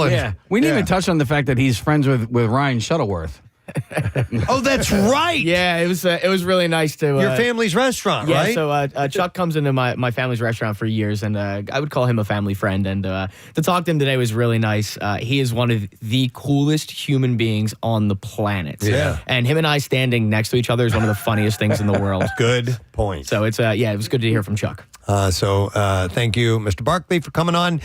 We had the president of the Rock and Roll Hall of Fame, Greg Harris, who wanted to start off right at the top talking about Pierre Yes, Robert. yeah, absolutely. He graduated from Temple. He knows the legacy of Pierre and wants to eventually have even more of a prominent recognition of the radio personalities who have, been assistants in the the rock message and everything for all these years. And he was like, Pierre's got to be a representative. Well, this very year, Alan Freed is going in. I saw that listed. So the ceremonies for the induction is happening on Saturday, and you can stream that on Disney Plus this week, and then eventually on January 1st, they're going to have the edited down version and everything, but that takes place this weekend on Saturday.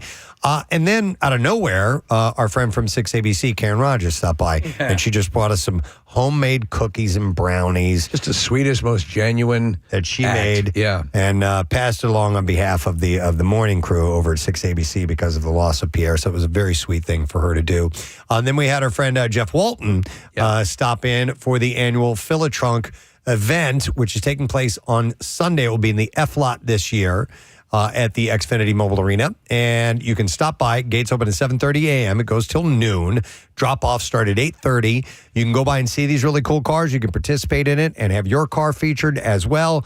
It's a really cool community event that's grown over the years, and we're hoping that you'll be a part of that, and the information is available at WMMR.com/campout. Yeah. And then... It's something to behold. There was another one. Oh, yeah, and I wanted to mention this one more time, that if you have leftover Halloween candy... you can stop by and get cash back for it and drop it off at Doc Bresler's Cavity Busters. You just go by there. They're going to pay you for the extra candy, and then the candy is going to be donated to Camp Out for Hunger. So it's from 2 to 5 p.m. at Doc Bresler's Cavity Busters in Drescher and in Jenkintown. So you can... I don't know if they didn't give me a website to check out, but anyhow, just do a quick search on Doc Bresler's Cavity Busters, and you can do the candy buyback today. CavityBusters.com. Perfect. Thank you. All right, we're going to get our letter of the day if Ryan is ready. You ready, brother? I can oblige. Here we go. Preston and Steve on 93.3 WMMR. Now, the Daily Letter. The Preston and Steve Show is brought to you today by the letter E as in excellence. All right, we got 3 more letters to go. Give it away on Friday, $1,500 Steven Singer gift card. They say diamonds are forever unless the horsemen get them first. From the masterminds behind the global magic phenomenon comes Now You See Me, Now You Don't. And Steven Singer Jewelers is making the magic real, giving you $1,500 towards your own diamond that definitely won't vanish. And you can head to WMMR.com/contest and enter for a chance to win a pair of tickets to an advanced screening of the movie at Philadelphia Film Society East on Monday, November 10th. So this coming Monday. Now You See Me, Now You Don't, in theaters November 14th. And a big thanks to Steven Singer Jewelers. You can visit IHateStevenSinger.com. Ryan, what you doing today, my man? Yep, so music marathons aplenty. Today and all the rest of this week at high noon, we'll be playing back some of the MM Archive sessions, PR Presents, whatever we like to call them, all the great conversations and songs. Today we'll be celebrating Papa Roach, our latest edition. We had it right here in the MMR Performance Studios. So the acoustic songs with Jerry and Tobin and, of course, Jacoby of Papa Roach and Pierre Robert. And then, we'll see where we go from there. Excellent. All right. Thank you, Ryan. And thanks for, steering the ship, man. My pleasure. I want to thank our sponsors. Preston and Steve Show is brought to you today by Dunkin'. Preston and Steve Show runs on Dunkin'. Also brought to you by Acme Markets, Fresh Foods, Local Flavors, and by Worldwide Stereo. The Better Than Black Friday 3-day holiday savings event is back. It's happening November 7th through the 9th, worldwidestereo.com. Something else you want me to mention, dude? Nah. Okay. So I thought he was looking for gathering something. my stuff. All right, so tomorrow's Wednesday. For tasting more, it's encore. All right. Tomorrow's a Wednesday, so Fox Good Day. We will go on there. We'll be speaking to Oliver Platt Yes. tomorrow. He's great. He is Love terrific. that guy. We also have Kevin McDonald, a documentarian, and he's got a film about John and Yoko coming out. Yeah. And also we'll have another director by the name of Stephen John. John, Jawn. It's his not his real last name, but that's what he goes by. But he's got a really fascinating project involving Pierre Robert. Yes, it has to do with radio DJs. Yeah. So we're excited to talk to him tomorrow as well. We'll do those things and more. That's it. We are done. Rage on and have a great day in the morning. We'll see you later, gang. Bye-bye.